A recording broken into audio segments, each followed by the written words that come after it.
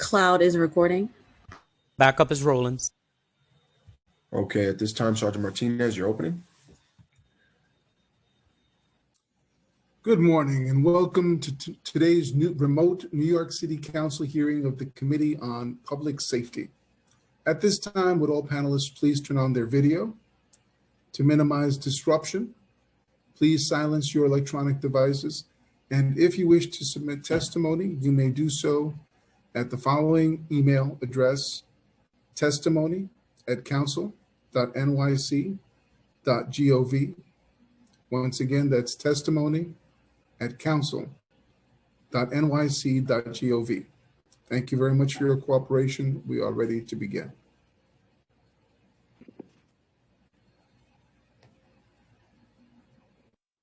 Good morning, and thank you for joining today's virtual hearing of the Public Safety Committee. I'm Councilmember Adrienne Adams, Chair of the Public Safety Committee. I'd like to acknowledge that we are joined by my colleagues, Council Members Cabrera, Menchaca, Riley, and I see Councilmember Powers as well. And I'm sure many others will be joining momentarily. Last June, Governor Cuomo issued an executive order requiring that every city in New York engage their residents and develop a plan to reform policing by April 1st, or possibly risk losing billions of dollars in state funding. The order was prompted by the mass demonstrations that took place in New York City and around the world after George Floyd and Breonna Taylor were killed by police in 2020.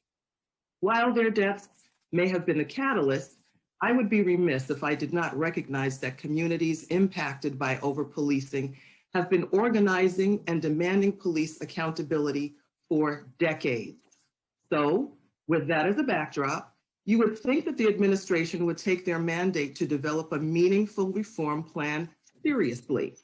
Instead, the administration dragged its feet for months and rushed through a half-hearted community engagement process. I hope that the hearing this committee held last month would have spurred them into real action. Instead, here we are today, roughly 6 weeks away from the April 1st deadline, and New Yorkers have yet to see a draft of the administration's plan. For this reason, the council has stepped in and introduced an initial slate of a dozen reforms that would make structural changes, increase transparency, and reduce the NYPD's footprint. At today's hearing, the Public Safety Committee will consider Intro 2209, which I sponsored. This bill will require that the police commissioner be confirmed by the council through the advice and consent process and reduce the police commissioner's term from 5 years to 4 years. I introduced this bill because New Yorkers deserve a police commissioner who has a zero-tolerance policy when it comes to officer misconduct. The current practice of simply docking vacation days when an officer's actions or inaction causes harm is a slap in the face to the victim, their families, and to their communities. Take, for example, the tragic death of Tony Wells, whose mother Elizabeth is here with us today. Tony, a young woman who desperately sought help but was ultimately strangled by her abusive partner because the NYPD officers assigned to the call never even got out of their patrol car. These officers clearly failed to uphold their most basic duty, and because of that, a bright young woman was viciously murdered.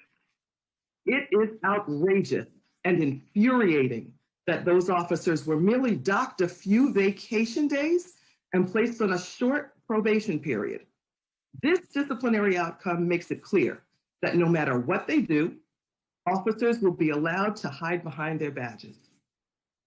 Requiring that the council confirm the police commissioner can help ensure that anyone who fills that role is committed to real reform and accountability. Yes, accountability from day one. The committee will also hear Intro 1671, which I sponsored. This bill would require the NYPD to report quarterly on traffic and checkpoint stops, including information on how many of those stops resulted in arrests or a summons being issued. The reporting requirement would allow us to clearly see if the NYPD is unfairly targeting certain communities for disparate enforcement. The committee is hearing several other bills, which I will only mention briefly because I know that my colleagues will want to speak to the details in just a moment. Intro 2220, sponsored by Council Member Steve Levin, would eliminate qualified immunity for police officers.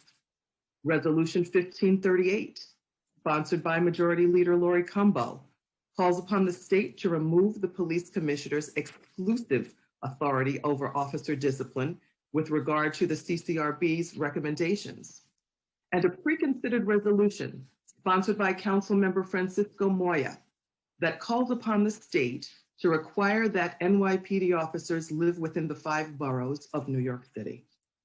We're very proud of this police reform legislation package and have already received great recommendations from advocates on ways to make them even stronger. Today, we look forward to continuing that conversation with them, with members of the public, and with representatives from the administration. With that, I will now let each sponsor speak briefly about their bill.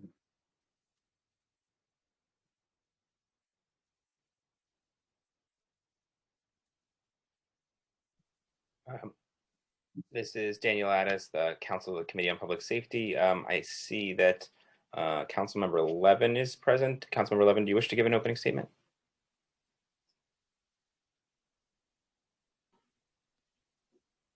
I do. Thank you very much. I want to thank our chair for bringing this package of legislation to this hearing. I think that this is a very important series of bills to be hearing today, and I think that this represents many months of work by council and council staff to address the systemic issues that that we've been seeing for far too long in our country and in our city. And honestly, it's never the most opportune time to do reform. We don't deny that we've seen a spike in murders in the last year. We don't deny that we've seen a spike in shootings in the last year. And that's very concerning, and we need to be working with every strategy that we can to address it. But it's important that we carry through with our commitment to do reform, and that's what these bills are doing. After the budget fight of this past summer, when the parallel crises of COVID and its economic fallout collided with the racial justice reckoning following the death of George Floyd, I took a lot of criticism and tried to examine the ways in which the City Council could address some of the accountability issues with the NYPD and see if we could begin to repair the relationship between police and community. I think that with this package of reforms, and I'm very proud to be sponsoring the legislation to remove the defense of qualified immunity for police officers, we can make some progress in restoring that vital piece of public trust. The need for this reform keeps repeating itself in the headlines. In Rochester earlier this year, officers pepper sprayed a 9-year-old girl having a mental health crisis.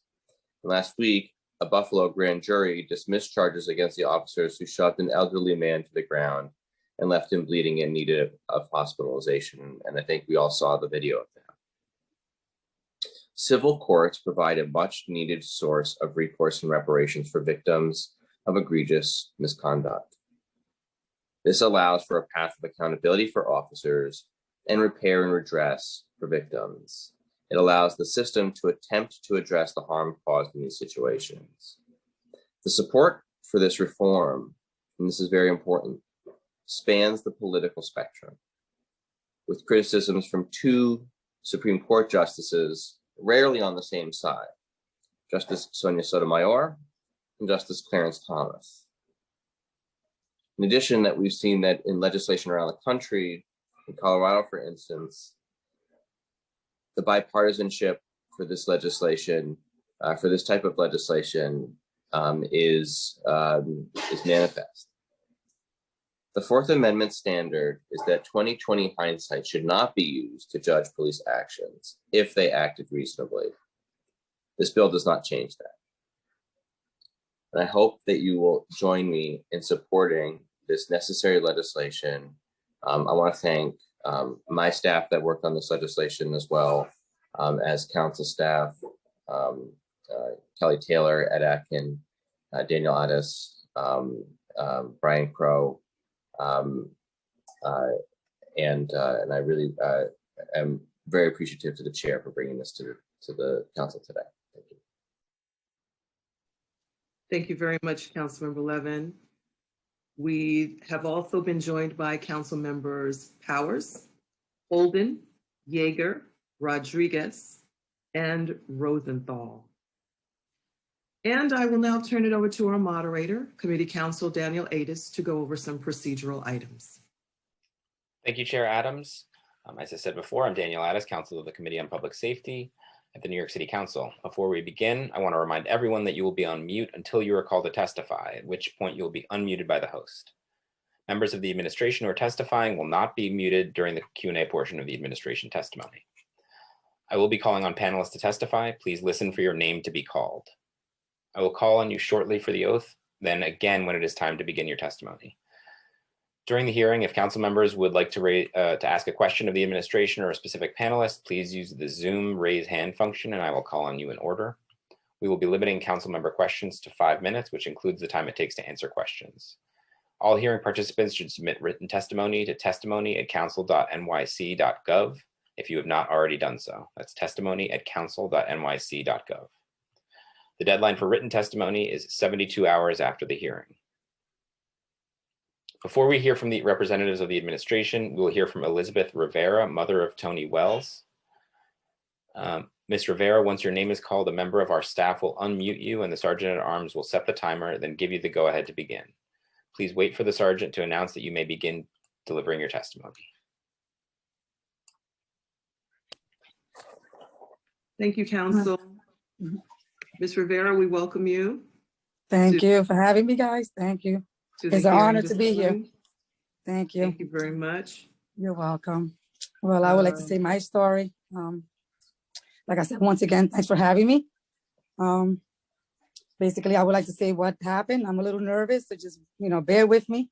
My nerves are bad. So as many of you might not know, on December 27th, my daughter, Tony Wells, made a call to 911 for help. Excuse me, guys. Asking, saying that her husband was acting weird and she feared for her life. A second call was made by the neighbor saying Tony was screaming, saying he's gonna kill me. 2 NYPD officers were dispatched to do a wellness check. However, officers Wing Hung Lu and Wei Whale Jaber refused to get out of their car because it was simply too cold. As an hour later, a third call was made to go into to Tony's home, where her body was found, discovered unresponsive, with one and a half year old daughter crying over her lifeless body. As a mother, I'm sad, I'm hurt, I'm angry, because my daughter made a call, because she feared for her life and she was scared. She waited for help. She wanted to be rescued, and it was never sent to her. It's more difficult and more hurtful to know that these 2 officers who was sent to check on my Tony made a selfish decision to stay in their car, one that cost her life. Tony was a mother and a great daughter. Excuse me, guys. Sorry. It's just sad, and it's a disgrace that these 2 are allowed to keep their jobs after being found guilty by the department to do failure to do police action and failure to properly investigate while responding to a call. As a result of the negligence, my daughter was murdered by her husband while her daughter watched the selfish decision, they left my granddaughter traumatized without a mother, a family that's broken, and a woman's life that was lost forever. As officers, you make an oath to protect and serve. However, my daughter was not protected. Those officers failed to do. Oh God, I just can't, guys. I'm so sorry. Ms. Rivera, thank you. I know how difficult this is. I'm sorry, guys. I'm sorry. I'm trying to finish, but it's like, oof.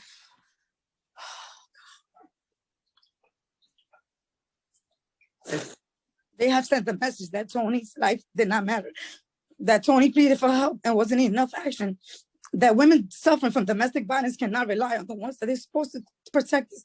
You have made this message very clear that our lives and are not worthy. And it's okay. It's not okay. And we would not stop until justice is served. I'm so sorry, yes. I tried my best. I appreciate it. Thank you, Ms. Rivera. Thank you for being here this morning. Thank you. And I'm so sorry. I try to do my best, but it's like, oh gosh, like my emotions are taking over. Understood. I think my only question for you is, has anyone at NYPD ever expressed remorse? No remorse, even after she was, we have heard about the tragedy. We went to the precinct. It's like basically all the officers turned their backs. Nobody was sympathetic. Nobody came out and say their condolences to us. Like I never seen a precinct so cold, to be honest. Like not one officer said nothing to us. It's just as a disgrace. Like you said, it's a slap in the face. This is how I'm seeing it.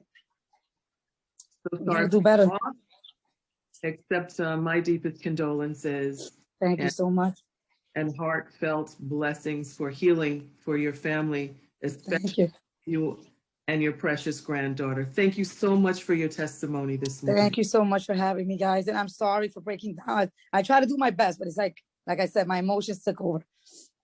You did just fine. Thank you. Okay, I'd like to acknowledge that we've also been joined by Councilmember Brannan. Okay, I'm going to hand it over to Committee Counsel at this time. Thank you, Chair. Next, we will hear from representatives of the administration. The panelists to give testimony will be the Chief Strategy Officer for the Office of First Deputy Mayor, Chelsea Davis, Chief of Staff for the Mayor's Office of Criminal Justice, Marco Soler, Chief of Patrol for the New York City Police Department, Juanita Holmes, Executive Director for Strategic Initiatives for the New York City Police Department, Elizabeth Dates, Assistant Deputy Commissioner for Legal Matters for the New York City Police Department, Oleg Chernovsky, Managing Attorney of the Legislative Affairs Unit for the New York City Police Department, Michael Clark. Before we begin testimony, I will administer the oath. To all members of the administration who will be offering testimony or will be available for questions, please raise your right hands. I will read the oath in the order that I just read your names, then call on you each individually for a response. Do you swear or affirm to tell the truth, the whole truth, and nothing but the truth before this committee and respond honestly to council member questions? Chelsea Davis. Yes, I do. Marco Soler. Yes, I do. Chief Juanita Holmes. I do. Elizabeth Dates. I do. Deputy Commissioner Chernovsky. I do. And Michael Clark. I do. Thank you. Now I invite representatives of the First Deputy Mayor's Office to begin their testimony. Good morning, Chair Adams, members of the Public Safety Committee. My name is Chelsea Davis. I am the Chief Strategy Officer in the Office of the First Deputy Mayor. I'm joined by Marco Soler from the Mayor's Office of Criminal Justice, as well as colleagues from the New York City Police Department, including Juanita Holmes, Chief of Patrol, Oleg Chernovsky, Assistant Deputy Commissioner for Legal Matters, Elizabeth Dates, Executive Director of Strategic Initiatives, and Michael Clark, Managing Attorney of the Legislative Affairs Unit. Thank you for inviting us today to discuss this topic. Creating a shared vision of public safety and rebuilding mutual trust between police and the people they serve requires substantial outreach and engagement. While a preliminary plan is required by Executive Order 203 will be released in the coming days, we know that one plan alone will not address long-standing concerns raised by communities that have historically borne the brunt of over-policing. We must and we will continue to seek public input and work to ensure that policing reflects the needs of communities long past the April 1st deadline to submit this reform plan. We understand that police must earn their legitimacy in the eyes of those that they serve. Solidifying and strengthening new forms of engagement is central to how we created this plan. It's a central aspect of the plan moving forward. The mayor has already announced some reforms, including for the first time ever, giving communities a voice in choosing their precinct commanders. We will empower panels of residents to interview the department's proposed candidates for commander in their local precinct. These panels will advise on the best person to serve them and produce annual performance reviews of the precinct commander, holding commanders accountable to the community. Advocates, communities, and NYPD members themselves spoke about their strong desire for officers to do a better job understanding the culture of the communities they serve. In response, we announced that this spring we will expand the People's Police Academy, a community-led training program for local precinct personnel. In addition, whenever an officer starts working in a new precinct, they will undergo an intensive course, including field training, meeting with community leaders, service providers, small businesses, and youth organizers. Embedding community engagement into training will help ensure that residents have a voice in determining what public safety means to them and looks like in their neighborhood. It's vital that we create a community-wide response to one of our most serious public safety challenges, gun violence. We will launch the New York City Joint Force to End Gun Violence, which will be comprised of NYPD members, secure violence groups, district attorneys, the Mayor's Office of Criminal Justice, other city agencies, and community-based organizations. This group will focus on the small number of people who drive most of the gun violence in our city by concentrating on the 100 blocks that have the highest numbers of shootings, as well as disproportionate numbers of 311 and 911 calls. Community stakeholders and advocates have emphasized the pressing need for greater police accountability. The Dinkins Plan is a core component of our efforts and will significantly increase accountability by expanding the oversight and investigative authority of the Civilian Complaint Review Board, CCRB. The Dinkins Plan expands the information the CCRB can access and the range of issues it can investigate. The Dinkins Plan also establishes the Patrol Guide Review Committee, which will use lessons learned from individual cases to drive policy reforms. In the single largest structural change since CCRB was formed, the Dinkins Plan will also consolidate the Commission to Combat Police Corruption and the Office of the Inspector General of the NYPD with the CCRB. This historic reform will allow the CCRB to initiate investigations and will grant timely access to body-worn camera footage, as well as full access to officers' disciplinary and employment histories for substantiated cases. The plan will also give CCRB the authority to investigate individual instances of alleged bias-based policing misconduct. With expanded access to information and combined authority, the newly strengthened CCRB can do more to effectively hold officers accountable and improve public trust.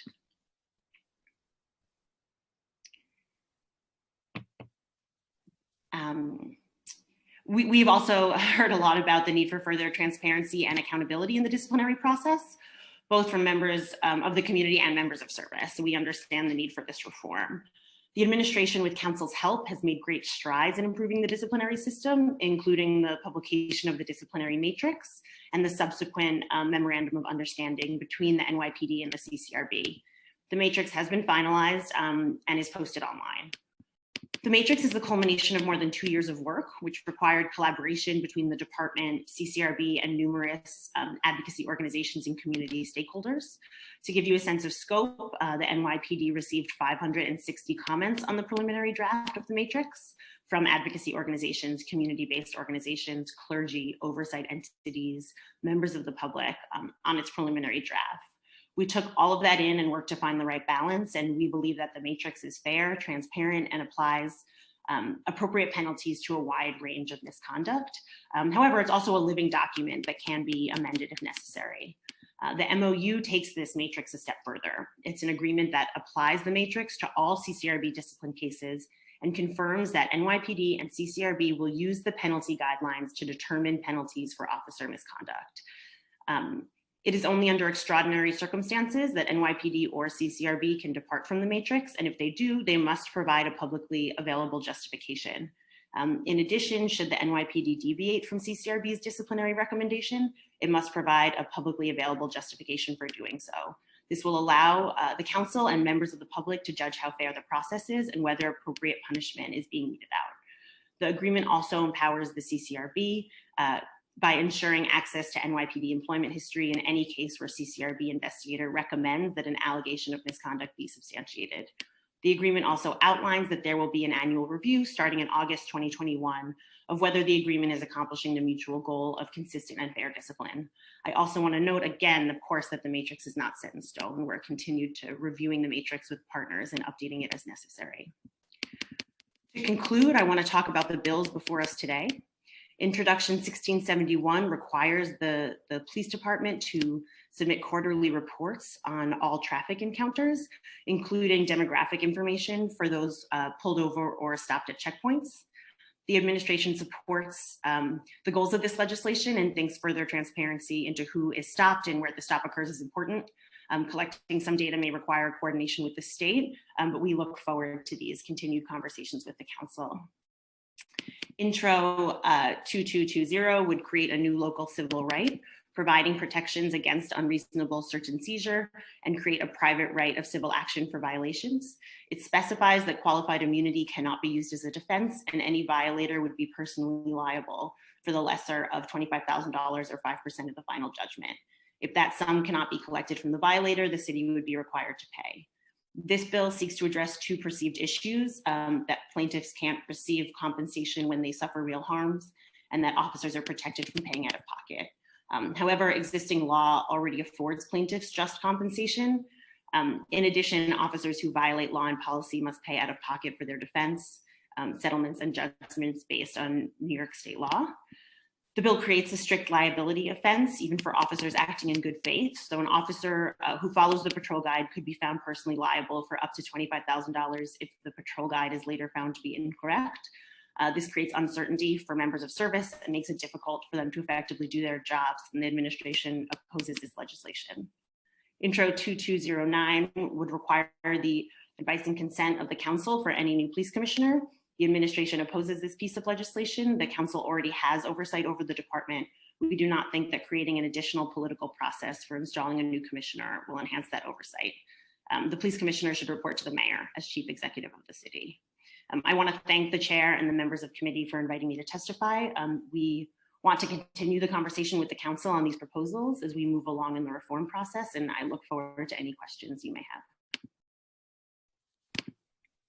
Thank you again, Ms. Davis, for being here with us. You're with us, and we really appreciate you and the work that you do, of course. Before I get into questions about the bill, though, I just really want to acknowledge that, once again, we're not joined by Commissioner Shea. He didn't come to our hearing after the protests, or our hearing in December on racism in the police department, or our hearing last month on police reform. So if he's not going to come to testify on legislation that directly impacts the commissioner, their disciplinary authority, and how they're appointed, am I correct in assuming that he doesn't plan to show up unless it's a budget hearing? I will let the police department speak to the commissioner's plans, but since we are here to talk about these bills and the mayor's reform plan and carrying out Executive Order 203 and generally improving public safety and policing, the mayor's office is leading this effort, and so that's why I'm here leading testimony today. Okay, fair enough. Wanted to get that on the record that once again, we are missing the commissioner for another very important hearing, specifically on police reform. Okay, so advice and consent, this is something that I'm sponsoring, this legislation on advice and consent. It's not a new concept. Right now, confirmation by the city council is required for the head of DOI, for the corporation council, and for the members of 9 different policy-making bodies, including the City Planning Commission, TLC, and the Board of Health. Does the mayor believe that his hands are tied when it came to those positions? Was the city harmed in any way? because those nominees were required to come before the council for a vote? So I'll thank you for that question. I'll start by saying that we, of course, agree that improving accountability is key to reform. It's key to building confidence amongst the public and members of service. We don't think that advising consent would meaningfully improve accountability because the council already has oversight over the department. We don't think that this additional political process for installing a new commissioner would enhance that oversight. And the police commissioner should report to the mayor. In terms of Corporation Council and DOI and some of the other commissions that you mentioned, the Corporation Council represents the city, including the city council. So we think it makes sense for that position to have additional layers of approval. In terms of some of the other commissions that you named, there are members that are appointed by council.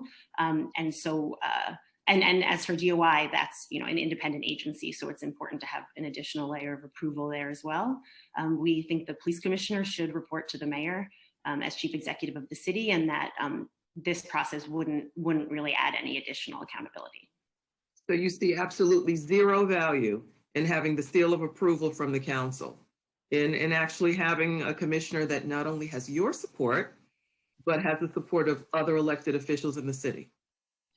We certainly understand that having trust, confidence, legitimacy of the police commissioner is important for the council and certainly for the public as well as all the members of service. We don't think that advising consent is the most meaningful way to improve that accountability or that confidence. In 2019, did the mayor's appointees to the Charter Revision Commission support requiring advice and consent of the Corporation Council? I'm not sure. I don't know if Marcos or anyone at the police department knows. I can get back to you with that answer. Does anyone on the NYPD side know the answer to that? In 2019, did the mayor's appointees to the Charter Revision Commission support requiring advice and consent of the Corporation Council? No? I'm aware. We can certainly look into it and get back to you. Yeah, we'll let you know. Okay, so Ms. Davis, if this bill does pass the council, it would still need to go before the voters in November before it takes effect. So I'm still curious as to what the harm would be in letting the public weigh in on this. I think it's important that we focus on some of the, as part of this plan, on some things that we think will have a really genuinely big impact on improving accountability. I don't know if I can speak to the specific harms of this, but we don't think that this would meaningfully improve accountability in the way it's intended. And we think that the police commissioner should report to the mayor, and that the other positions where there's a confirmation or advising consent process are different kinds of roles. I think I'm going to turn to the NYPD for this particular question that I have in mind. It has to do with my bill on vehicle stops. Studies have shown that nationally, Black drivers are more likely to be targeted in traffic stops. Do you think that the data would show that in New York City, this is any different? So good morning, Madam Chair. Good morning. How are you? Good. First, I'd like to publicly, if you don't mind, apologize to Ms. Rivera for what she had to go through. I could not imagine a more traumatic ordeal than losing a child. And, I returned to the department December 31st, 2020. And I formerly was the chief of domestic violence. And it was, I can honestly say, dear to my heart. I was very passionate about it. So the mere thought that no one apologetically responded to Ms. Rivera, it's mind-boggling. But I just wanted to start with that. Chief Holmes, what do you think about the punishment that was not administered for that crime? Well, I know now the punishment is different. I think what was in place now has been expanded upon. And in addition to that, the failure to what they were charged with, the failure to properly respond, the failure to properly investigate, now has been, the penalty is increased. In addition to that, any aggravating factors will be looked at with a different eye. So I can sit here and say wholeheartedly, I'm happy to see that's in place now as far as the matrix, as far as discipline. I don't have the particular full nature of the crime. Like I said, I wasn't here, and it first came to my attention last week, as a matter of fact, I guess when the penalties were substantiated. But I know moving along in the future, you will see full transparency, and there'll be a difference, I think, as far as penalties are concerned. But with that, speaking about the traffic stats, currently now, as it stands, the moving summonses do not capture race. They capture actually what's on the driver's license, which is date of birth, gender, name, things of that nature. But I don't see a problem with us reporting on that. In order to achieve that, I do think maybe like we did with the criminal court summonses, how we had to go back and have the risk added. It's probably something that we would have to do with the state. Other than that, we would be probably led to creating some sort of form, then training, then another database, which is something, I don't know if that's something we want to do, especially when it's capturing race and gender. But we do have stats, specific stats when it comes to enforcement that we can report to, but it's really gender-based, precinct-based, area-based, sector-based, but really doesn't capture race as it stands now. Do you think that legislation like this is going to benefit the NYPD? I think it does. It will benefit the NYPD. And I'd also like to acknowledge that we've been joined by Councilmember Deutsch. I think I'm going to go to my colleagues at this time. I'm going to come back for another round, though. Thank you. Council? First up, we're going to turn to the sponsors of the legislation. I see Councilmember Levin is the sponsor that's currently here. Councilmember Levin, would you like to begin? Thank you very much, Committee Council. So I want to thank members of the administration for testifying. I guess my first question would be around police discipline. And this could go for any member of the administration. So the New York Times reported late last year that there are, in instances of serious misconduct involving the CCRB, that the police commissioner diverts from the recommended sanctions 71% of the time. So 7 times out of 10, the process at CCRB, or I imagine also in administrative trials, goes forward with an investigation, a prosecution, sometimes even a settlement, although I understand that this issue was addressed in this MOU. But 71% of the time that happens. That's status quo.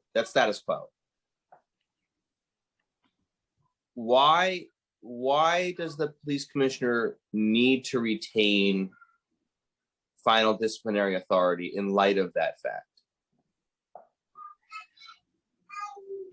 I want to thank you for bringing this up, especially this issue of concurrence. I'll speak to that, and then I'll come back to the question of final disciplinary authority, because I think concurrence between CCRB and NYPD in terms of convictions and penalties is extremely important for public trust and confidence in the oversight system, which is necessary for accountability.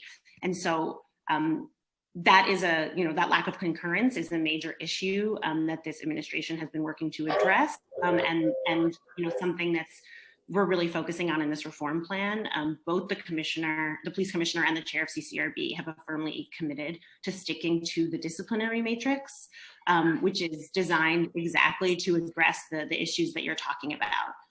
So any and all deviations from the matrix, which should be extremely rare, will be made public, including an explanation directly from the police commissioner as to the basis for that deviation. All changes to the matrix itself will be made public. there'll be no question that the council and the public will be able to continually examine adherence and remediate. If I may, to interrupt, I'm sorry, but if it's supposed to be extremely rare, as you say, I mean, there's a big difference between extremely rare and 71%. That's a world apart. That's not even on the same planet. And so you can forgive, I imagine, the skepticism that an MOU, which is non-legally binding, that can be dissolved at any time or amended at any time, unilaterally, by the administration, essentially dissolves at the end of this year with a new administration. I just don't understand what's the argument against saying, why not have an independent body have final disciplinary authority? Why should it remain? What's the affirmative case for it remaining with the commissioner as opposed to an independent body? Why does the commissioner need that authority? Why does the commissioner even want that authority? So I want to answer this question, but I first want to clarify that the statistics that you're citing are from before this matrix was put into effect, and we agree that this is a huge concern, which is why we worked with council to. But the matrix doesn't actually. The matrix itself does not address concurrence. It's the matrix. The CCRB could recommend one discipline within the matrix, and the commissioner could divert from within the matrix. So the matrix is good. It was our idea. We passed legislation to make you do the matrix. Sorry, it's not. Wasn't the administration's? The administration didn't do it on their own. They did it as per legislation. So I'm gonna describe a little bit more for clarity what the MOU does in relation to the matrix, and then I'll answer your question about ultimate discretion. So I want to be clear that we agree that this concern about concurrence is extremely important, and that's why we are also looking forward to from now on utilizing this matrix. NYPD and CCRB signed this MOU, which is like a written legal agreement regarding the implementation of the matrix. It applies to all CCRB discipline cases. Time expired. They would use the guidelines to determine penalties for misconduct, and that only under extraordinary circumstances can they depart.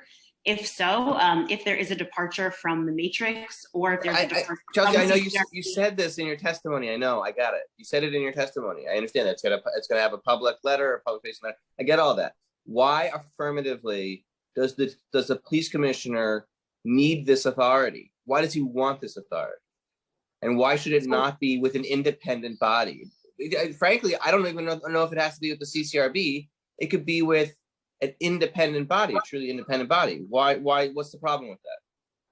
So I do think that there's kind of a natural inclination to look to the top when we're looking to implement reform. We want to do that in every area, but not all problems related to discipline are a function of the police commissioner. So we need to focus on consistency, transparency, just and fair penalties throughout the whole process. I don't want to talk about it in more detail, but the matrix and the MOU are really huge steps in that direction. And why have they diverted 71% of the time? I mean, past this prologue, so it's great to hear that there's the matrix that we made you guys do last year with legislation. So I get that, but why is there a diversion rate of 71%? Because you're extremely rare. I would think that's like 2-3%, not 71%. And that's absolutely the goal, and that's why the MOU. But why is it? Why has it been at 71%? So, council member, let me jump in here. So, a couple of points. One is when you talk about the divergence rate and the consistency rate, that does fluctuate. I know you're gravitating towards the 71, but that's not a comprehensive 71. It doesn't mean it's based on the charges, right? So the police commissioner can agree on certain charges in a case and could disagree on another charge in a case. What the discipline matrix does is uses historic penalties opened it up for public comment. We worked with Member Donovan Richards, who introduced the bill. This bill, he raised the issue with the blue ribbon panel that we impaneled to take a look at our discipline process.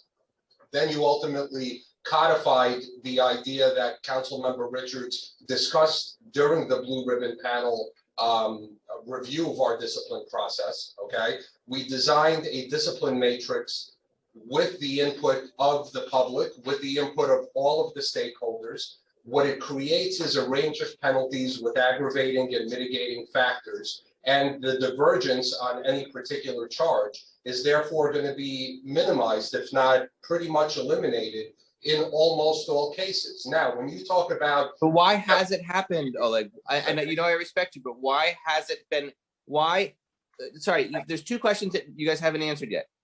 First off, why was it at 71%? Second question is, I appreciate it, but why should the police commissioner retain this authority? Why? What's the affirmative case for Councilmember, that? I'll speak to the last question, and then we can go back to PD to talk more about concurrence.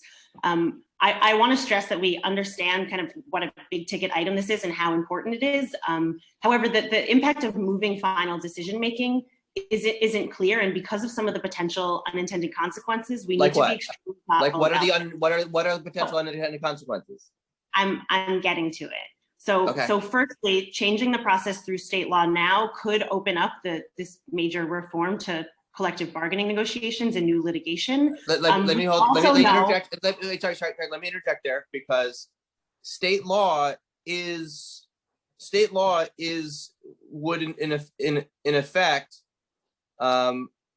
could preclude a collective bargaining. The collective bargaining is assured under existing for public employees is as per state law.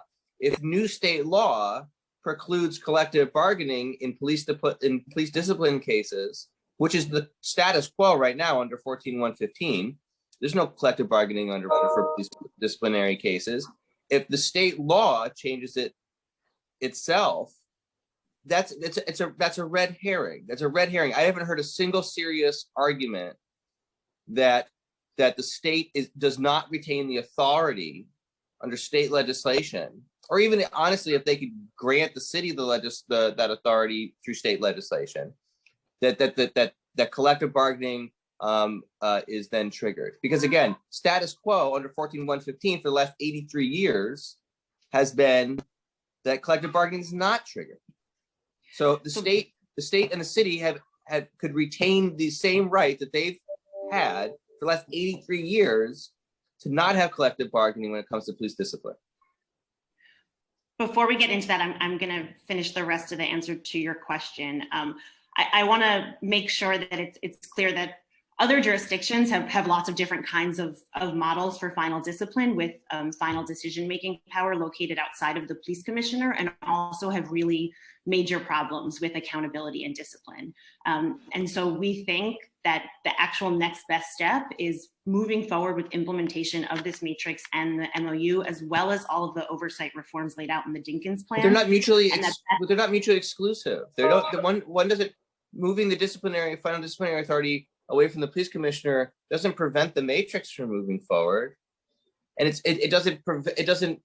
Like, what's the harm? Explain the harm, other than this nebulous potential collective bargaining that we don't think is actually a real issue. Aside from that, what's the harm? There really is no perfect model, and other jurisdictions that have this different kind of authority still have really, really big problems. And so who's saying that we're perfect? No, I'm not saying that we're perfect. We strive towards perfection. We never attain it. We never attain it. We're fallible. But what I don't understand, what is the downside? What is the downside other than this kind of straw man argument about collective bargaining? Councilmember, if I may chime back in. What you have is a system that's set up now that has input from an independent body, which is CCRB, that does an investigation of a complaint, that makes recommendations based on board members that are appointed by the council, the mayor, and the public advocate. Yeah. Make recommendations The recommendations ultimately will go to the police commissioner inside of the department that has experience in policing and evaluates those recommendations. Those recommendations have been, I would say, fine-tuned now through a matrix that basically should bring all of us into alignment. But ultimately, it's the agency head having control over the personnel in their organization, which every organization effectively has. I mean, I'm not necessarily sure of any example where your personnel and your staff is the removal or the disciplining of your staff is dictated by somebody else. For example, even in the city council, you don't outsource the discipline of council members to an outside body. You do it in-house through your ethics committee, correct? That's true. Yeah. Yeah. Right. Would you be okay? Fine. I'm not sure. I'm not sure it's quite analogous. Can I ask? Council member, I think police commissioner authority means that police commissioner authority means that the police commissioner is accountable, and we think that the matrix, the MOU, and police commissioner accountability are the best ways to improve this. Accountable to whom? Accountable to the mayor? Certainly not to the council. We can't fire him. We can't even question him, frankly. So we haven't questioned him since June. Anyway, the need to me. I mean, I've worked with both of you for a long time. I respect both of you. It seems it is. I've seen no argument for why I just haven't heard an argument about why affirmatively, except for what you said, Oleg, about keeping discipline within having the discretion to discipline members. And I don't think anyone's saying that the police commissioner can't discipline members, but having the final authority to divert from the findings of a CCRB investigative body or an administrative trial judge, which I mean, it's not like the mayor's been the mayor for 7 years and a month and a half. So, that's a long time. So to say that the discipline, this is this problem we've been addressing, you haven't been addressing it. 71% is not that's the vast majority. That's over 2/3 of the time. So anyway, without the context that we talked about, I don't think is right. But the other point that should be recognized is the difference that happened over the last, I would say, year and a half is 50A was repealed. Right now, with the end of this litigation, that's probably going to be upon us soon. There's going to be a lot of transparency into the discipline. But what does that have to do with the disciplinary authority? It has nothing to do with disciplinary authority. Excuse me. It would give transparency into the process that didn't exist for decades and decades. Two, there's been a matrix put forward with public input that gives everybody, both police officers and the public, insight into how the disciplinary process works, not only the outcome. So now there are presumptive penalties. We know what the aggravating and mitigating factors are. The public knows what they are. These are groundbreaking, massive changes to a process that's existed the same way for decades. What you're saying is, let's not wait to see how all of this is going to work, because you're saying yourself that it is us that passed this discipline matrix law, right? But you're not waiting to see if this works. You just want to go and abandon it and throw it aside and say, I'm out of here in 11 months. I'm out of here in less than 11 months. We've been waiting 7 years. We don't. I don't. That's not. I don't see any other than a theoretical control of the agency by within the chain of command argument. I don't see an argument against it. I'm gonna pass. I know my colleagues have questions, so I'll come back on the second round. I think that's okay. Thank you, Councilmember Levin. Next up is going to be Councilmember Rosenthal, followed by Councilmember Holden. Time starts now. Great. Thank you so much. Thank you so much for this hearing, Chair Adams. Really appreciate that. And I really want to also say to Ms. Rivera that my heart goes out to you. There are no words, but absolutely you deserve every ounce of respect for what you're doing, for what you've been through, what you've had to handle. So you're a very brave, very strong woman, and I'm really impressed. Thank you. I want to ask a different set of questions that really go to the heart of what happened to Tony Wells. And that is talking about the crime victim treatment CVAPs that were at the precinct itself. And I'm curious to know if the CVAPs were involved at all around Ms. Wells' case. I appreciate that you bringing this up. The Crime Victim Assistance Program is certainly something that's extremely important, that we're always looking to improve and make sure that we can work with community organizations and give people services. I'll let PD speak to this specific case. So I can't speak specifically because I really don't have that information, whether or not they were involved. Should they have been? Absolutely. All victims of crime, including the surviving victims, like Ms. Rivera, should have been contacted and services offered. But I apologize, I can't get that information. But I currently today, as it stands, don't have that information. I mean, what's heartbreaking is that you wouldn't think to ask that question yourself. I apologize for not asking that question, but I didn't get the information. With all due respect, and knowing that you're new to this job, so I really am not holding you personally accountable, but it's... You can, because I'm not new to the department. I've been here 30-somewhat years. But like I spoke earlier to Madam Chair, I was recently briefed on this as recent as Friday. I was not aware of it, and I apologize. I was not here for a year. So even when I heard about it, it was surprising to me. But I will have that information. And no, I'm accountable. I'm accountable. I'm responsible. I know the job. Thank you very much. And I can't tell you how much I respect you. And I'm interrupting only because I'm on a clock. So it's no disrespect meant, Chief. And honestly, thank goodness for you. I hope you stay. I hope you continue to get a warm welcome from Commissioner Shea. And I hope to see more people who have the dedication just like you in the top level positions. You are the breath of fresh air. So what I'm getting to, given the fact that no one around the table, even the people who were briefed, never thought to ask this question, never got the answer, it really goes to the heart of independent review, independent investigations.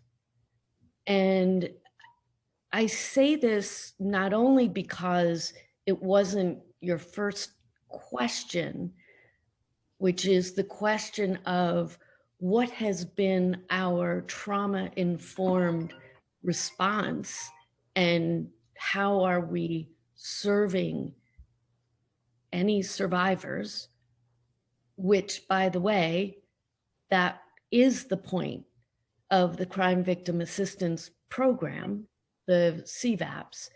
You have 2 in every precinct, and their job is to do exactly that.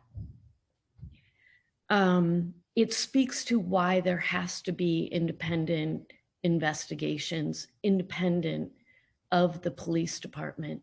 My time is running up, but I'm gonna just remind everyone that I say this based on the 2018 DOI report, where there was honest, thank you, if I could just finish, Chair, half a minute, where there was an honest review with honest information that has to this day, even with legislation passed, been fundamentally disregarded.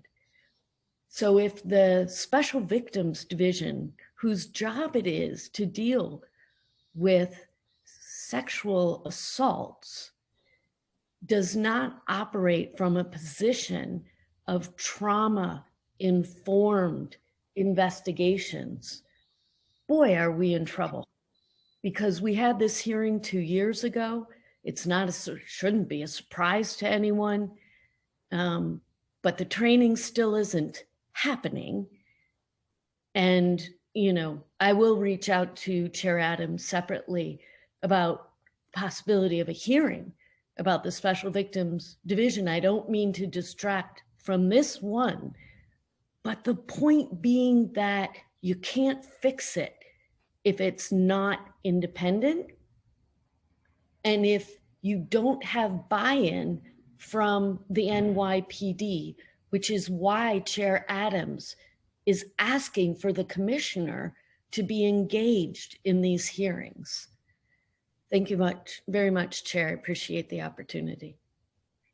Just to respond, I really want to thank you for those comments. And just broadly, I want to reiterate that we have been working really closely with PD, you know, in general and as part of this reform process with the Office to End Domestic and Gender-Based Violence to make sure that their community partners, that the people they work with in the community are involved and that we're hearing their voices. And I also want to reiterate our agreement and support that external independent oversight is extremely important. And that's why we've announced the Dinkins plan, as well as implementing the DOI's recommendation to consolidate oversight, which we think will have a really large role in improving accountability. I'm going to let Councilmember Rosenthal throw in here one more time. And I'm also going to acknowledge that we've been joined by Councilmember Gibson. Last point, but every single day there are attacks on women. And I have never heard out of the mayor's mouth, let alone the commissioner's mouth, that we need to take trauma-informed, we need to have trauma-informed solutions. We're sending out a letter today to the mayor in response to the fact that in the Victor Rivera case, where we came to light last week that he sexually assaulted 10 women, we have not heard a peep out of the mayor's mouth about reaching out to the victims and asking them what they need and connecting them to survivor groups. This is why we have a problem.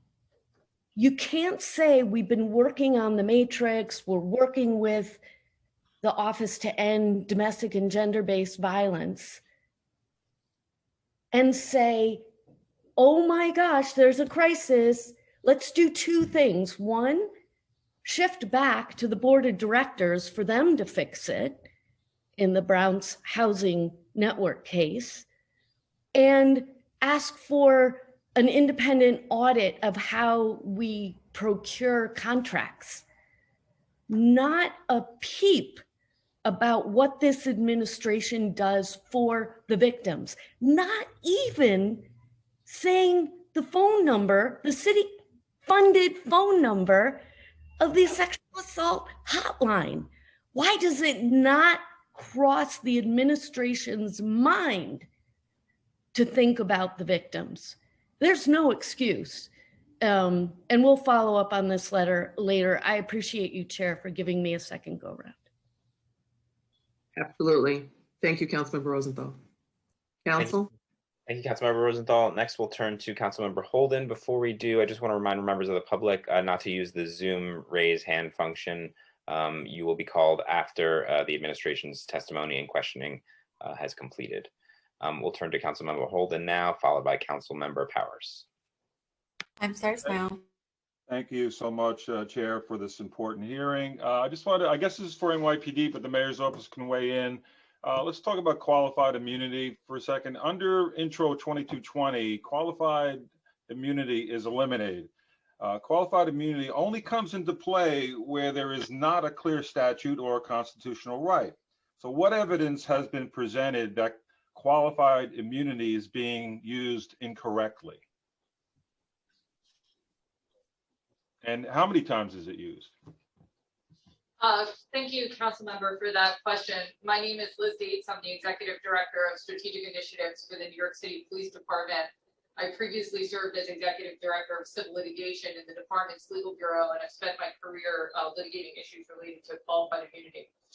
I can provide some data regarding the use of qualified immunity in New York State. Under a Reuters study, qualified immunity defenses were raised in the Second Circuit raised and granted in the Second Circuit on 25 total appeals between 2005 and 2019, which is less than 2 cases per year. I could also say that under a study done by Joanna Schwartz at Yale University, she examined 1,183 28 USC 1983 cases brought in federal court involving police action. Only 38 or 3.9% of those cases were dismissed because of the qualified immunity defense at summary judgment or on a motion to dismiss. So qualified immunity is a defense that has very limited applicability on a limited number of federal claims brought in federal court. So it's not really, it's not a huge issue. And this is what I don't understand the whole concept of trying to punish officers who think they're doing their job. So these are the concerns I have. So I'll ask NYPD, what concerns do you have that this policy will only accelerate retirements? Considering the number of retirements we had in 2020. I think, council member, I'll say it this way, that this bill is a very huge issue for its impact on public safety and our ability to recruit and train police officers. So imagine that the way this bill is written, and I know Council Member Levin used Colorado as a model. Mind you, Colorado's state laws are different than New York state laws, so the gaps that they were filling are not necessarily the gaps that we had here. But what this bill would do is would create a $25,000 liability, personal liability, not only for the police officer, but for every police officer at the scene that failed to intervene when the police officer acted in accordance with the law.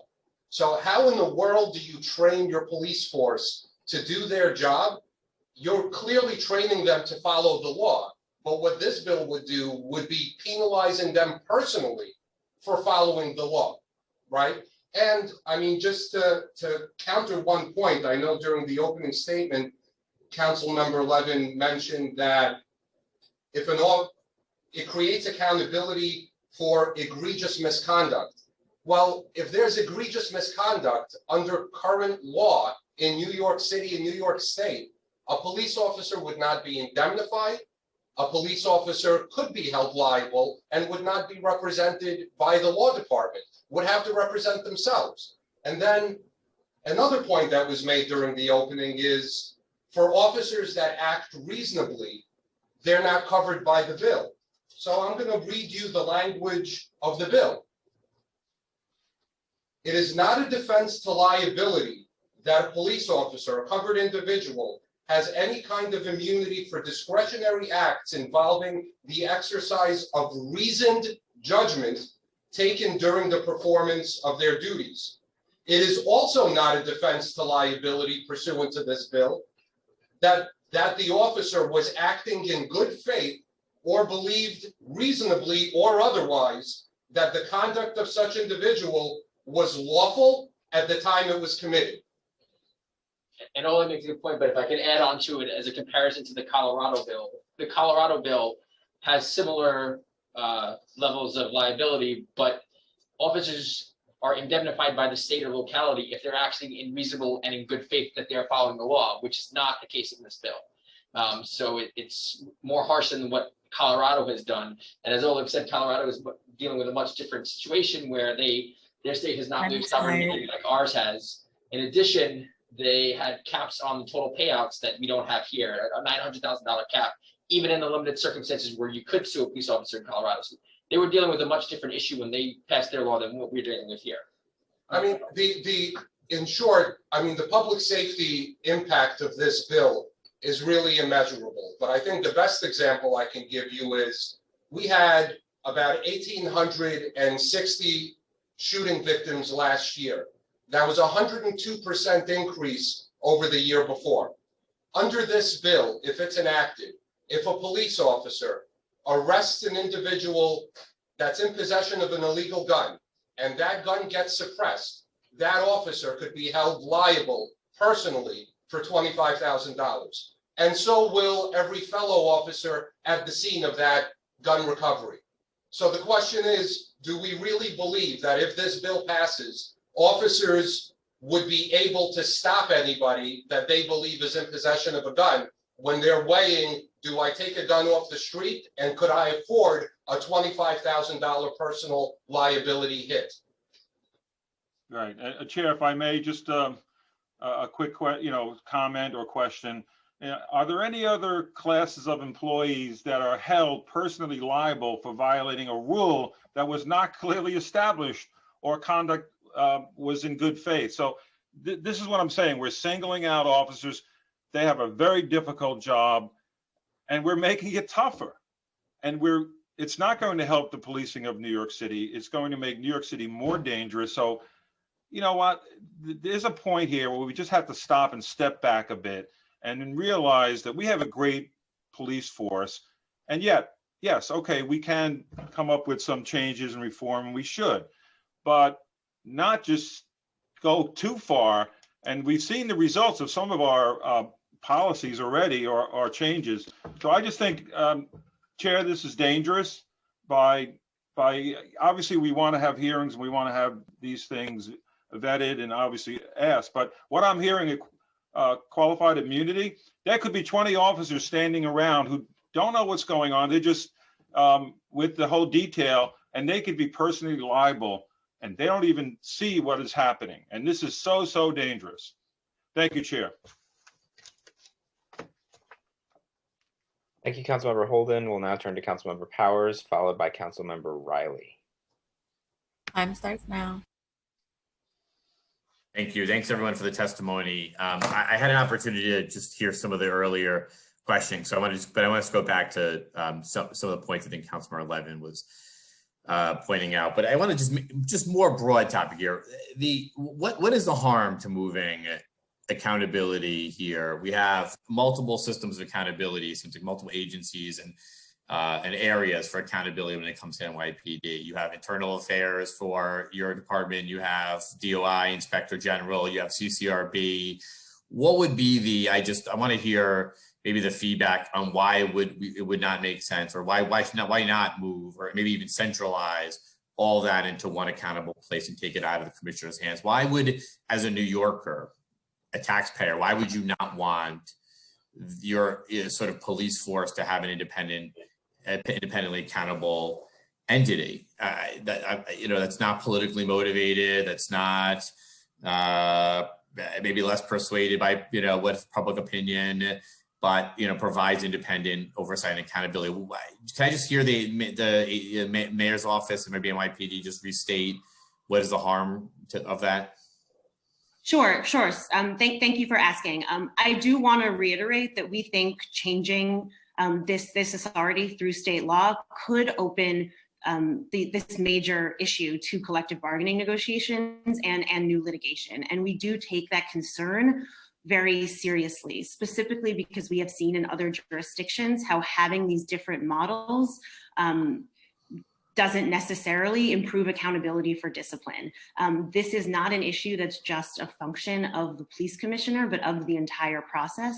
And that's what we want to be focused on. Okay, so let me I'm sorry to interrupt you, just for limited time here. Do you think accountability is going to get worse if you shift it away from the commissioner to an independent, or is that what you're saying? Do you think it's going to get worse? I think there's the potential for a lot of unintended consequences, which just means we have to be extremely thoughtful and deliberative about this. And we also have to make sure that we actually see whether the reforms that we've put in place, which we think are major steps forward, are working. I think, as Oleg said before, there is certainly going to be a level of transparency into this process that we have never seen that will have really big impacts. You also mentioned a lot about general structures of oversight, and I would like the opportunity to have Marco Soler from the Mayor's Office of Criminal Justice speak to how important it's going to be to consolidate the oversight entities and why we think that also is going to have such a positive impact for accountability. Marcos? Right. So right now, what we have, as you know well, is a system with 3 different entities and 3 different things. One investigates, one basically audits, the other does some monitoring in the police department. We think it's a time to move from individual instances of misconduct to have systemic reviews of the department. I think that is the area where we have done less as an administration, as a city, and the consolidation process that we think is going to be obviously thoughtfully thought about with different partners. It tried to precisely address that issue, how we bring greater levels of accountability that not only focus on individual misconduct, but greater areas where we see systemic problems in the department. That is the emphasis on consolidation, and that's going to be the emphasis in bringing greater accountability into this process by having, as you say, a one independent entity that can look across different parts of the department from different perspectives. Okay, look, I'm going to move on to other questions. I think it's just so crystal clear to me that having independent and clear,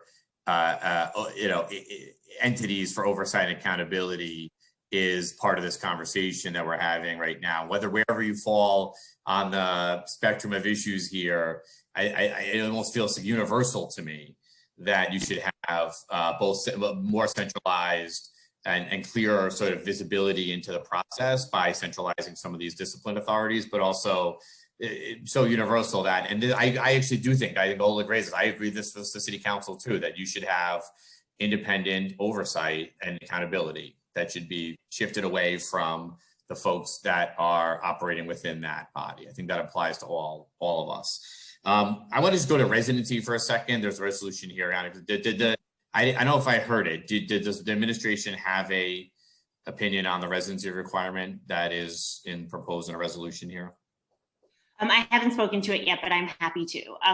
This is a really important issue. We're certainly still reviewing related to residency.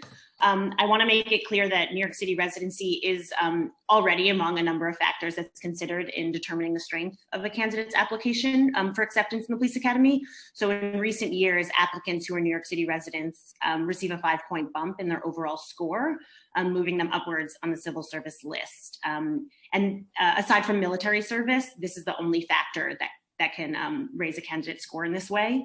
But I also, want to point out that the goal behind a residency requirement is ensuring that we have a police force that's representative of the communities that it serves. We want to focus our reform plan on this goal in a much more holistic way than just residency.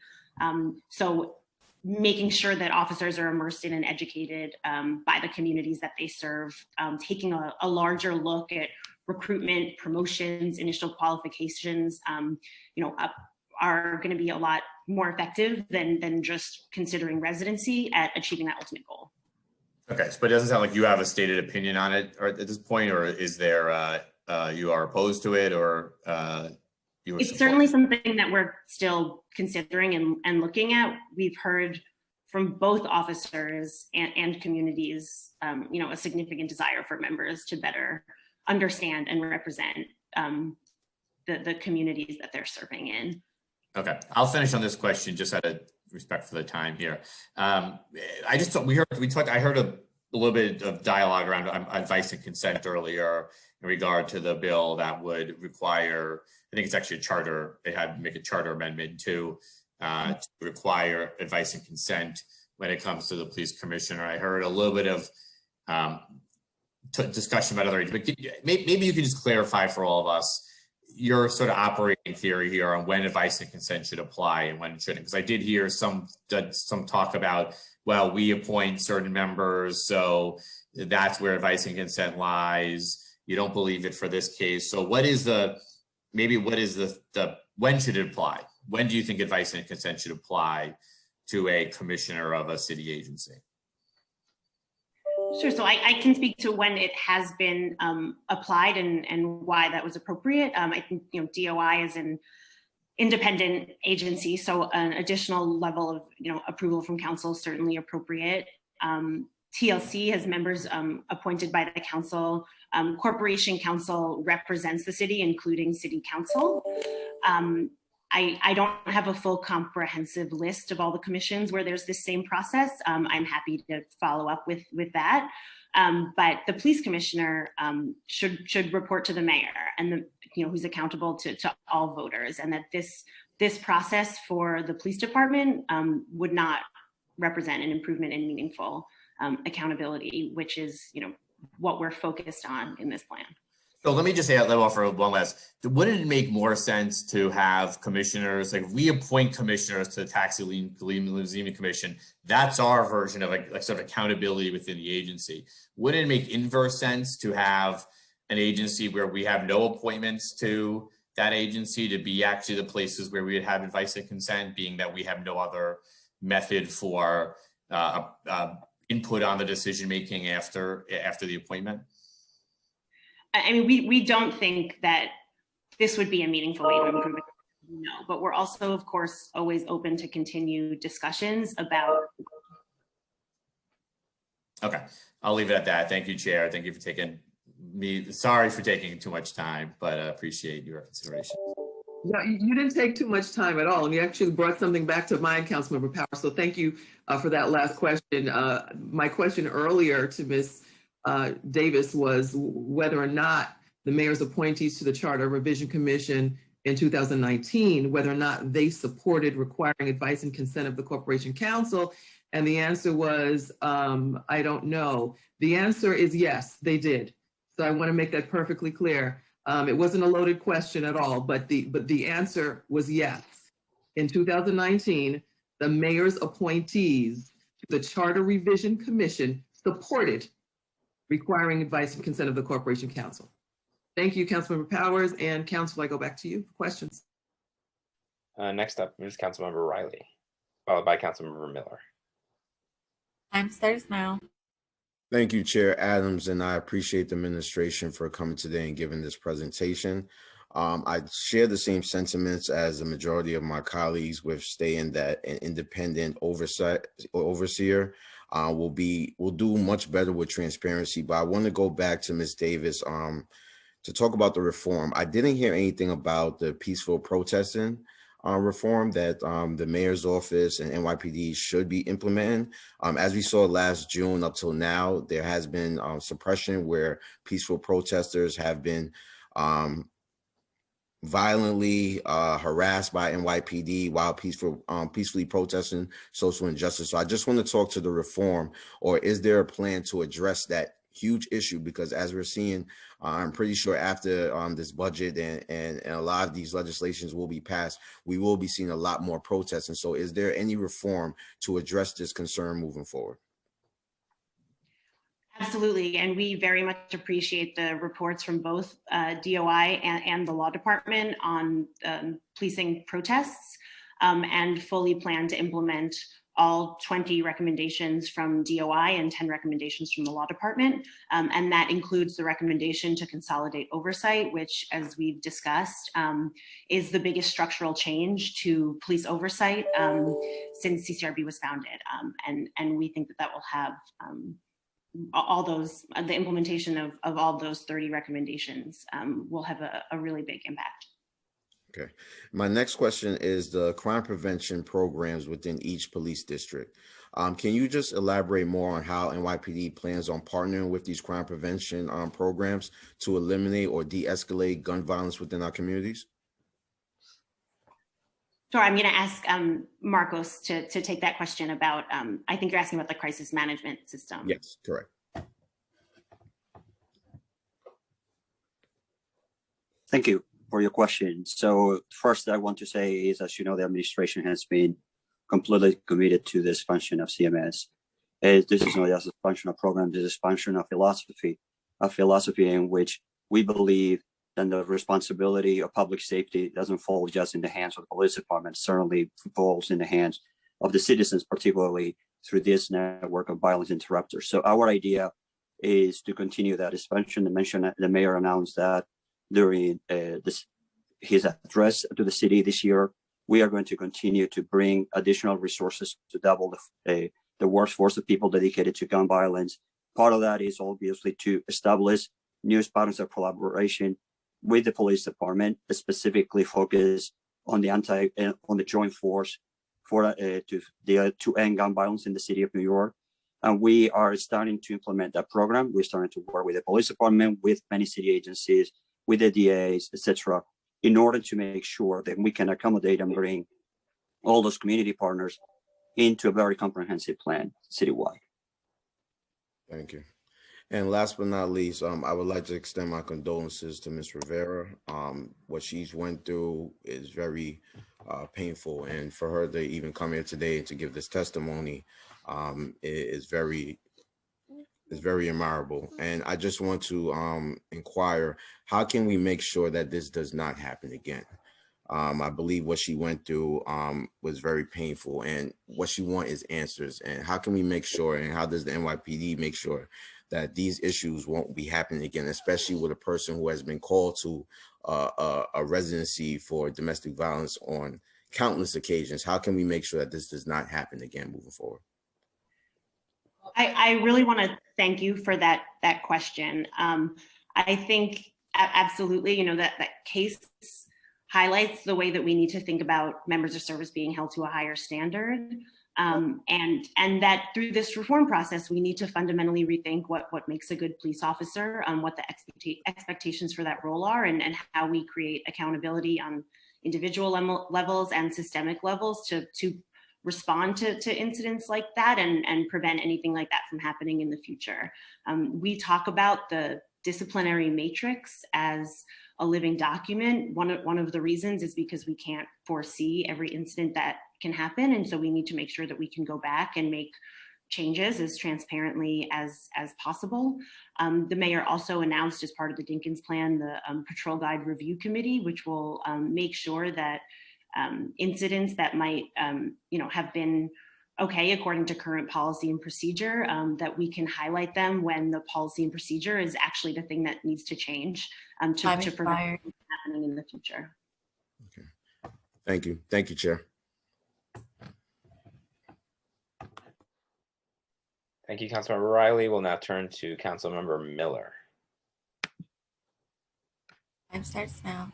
Thank you, Madam Chair. I apologize for missing the testimony, and which is pivotal to any contributions that I could make, but some of the things that we've discussed internally over the past year as relates to police reform that stands out. In particular, the police commissioner being the final arbiter of discipline within the department. Would the administration agrees that the police commissioner is responsible for upholding the integrity of the department?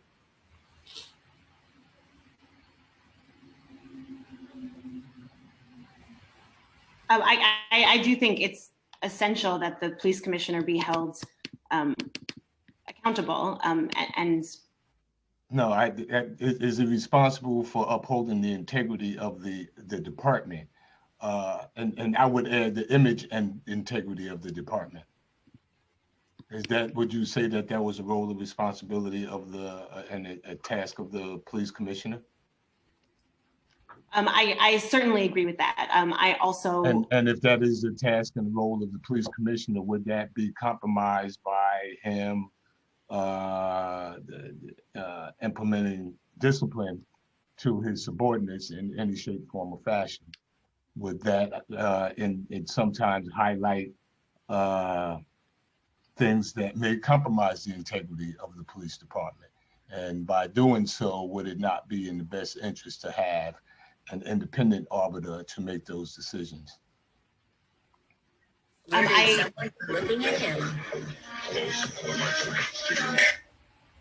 I don't think I don't think that the best way to make the decision is external to the department. I think we have to be sure that consistency and transparency and fair penalties are happen throughout the entire discipline process. I get that, but that wasn't the question that I asked. I said, did that potentially undermine the integrity of the process by having someone engaged, or someone who was charged with maintaining the integrity and the image of the department being the sole arbiter? I'm not sure. So that was the question, and you could mold that and answer it. But the second part would be, because you mentioned collective bargaining. In my experience, the independent arbiters were selected by during contract negotiations between the union and management, that they collectively decided on an independent arbiter based on experiences in a particular industry and other dynamics that would be related that folks thought that might make him not just him or her not just qualified arbiter, but one that would be fair and for both parties. Could you expound on what would be different from that from a labor perspective that would not be permissible, because it was kind of eluded that collective bargaining would not allow for this and some of the other intros that we're discussing today to happen?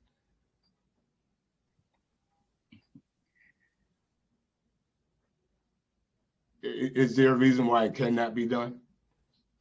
Because you intimated that because of collective bargaining was impossible. I would submit the exact opposite, that it is a process of terms and conditions of employment. In my experience as a president and a business agent, we selected along with management as part of the collective bargaining process an independent arbiter. What would be different, and why of all the industries, of all the agencies, of all the professions, would this be different? Sure. I'm going to ask the police department to speak to this question because of their expertise over their collective bargaining process. Yeah, so council member, if I may, I think the issue is, and I answered it in response to, I think it was council member Levin's question, that ultimately the goal is to create a process, right, that is transparent, that has stakeholders both within the department that have significant expertise in policing and could evaluate a police officer's actions through that lens. But equally as important is the external stakeholders that can review the case independently and that could offer their insight and their recommendations, give them to the police commissioner, who ultimately is in control of the agency. Just like with all due respect, that hasn't happened in the past. Excuse me? In all due respect, that hasn't happened in the past. None of the majority of the recommendations around discipline from CCRB and others have not been consistent with discipline that had ultimately been dispensed by the police commissioner. Well, I think, council member, we're in a different place now, right? And I think we could all agree on that. You know, we had, and this is a process that works for other folks. The question is, why wouldn't it work for the police department? And there are other police agencies that certainly, law enforcement agencies that use independent arbiters. In fact, the NYPD is an anomaly, even in this region, in doing so in this manner. Well, you were asking for our opinion on this move, removing the police. What makes us so different from other municipalities, other law enforcement agencies, even within this own municipality? Sir, I think If I may, I think a lot of the jurisdictions around the state and around the country that use an independent arbiter that are selected by a combination of, as you said, union and management have come under heavy criticism because those arbitrators predominantly side with the officer and impose substantially less or no discipline than what is reflected by the will of the community and the Could you work be that is done by specific? the matrix. Could you be specific? Because that's the same situation that we're seeing now with the police commissioner being the final arbiter. That's kind of arbitrary to throw out there to say that Rochester or Buffalo or Connecticut or somewhere. Like, could you be specific and just saying that is happening industry wide? Just to answer your point, I know the example that you're using is this is what's been done. And I think that discounts what's being done now, right? So but it hadn't worked. It hadn't worked up to that.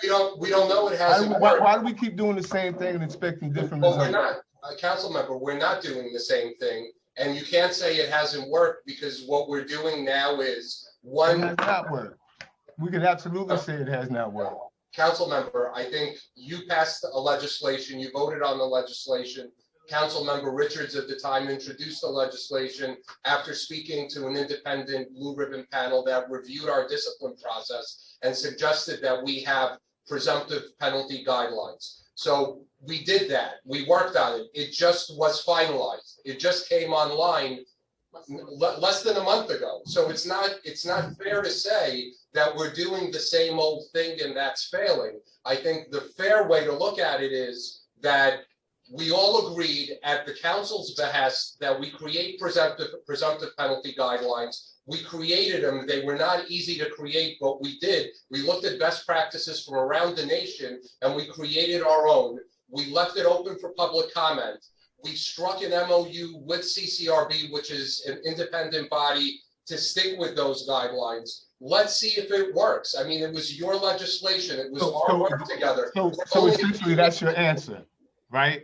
Essentially that's your answer, because that's a much better answer than what we were doing in the past works, because clearly what we were doing in the past did not work. Clearly the police commissioner having the authority as an independent arbiter was not oftentimes consistent with that represented by CCRB and others, and that also there was not the existing transparency that we're talking about now.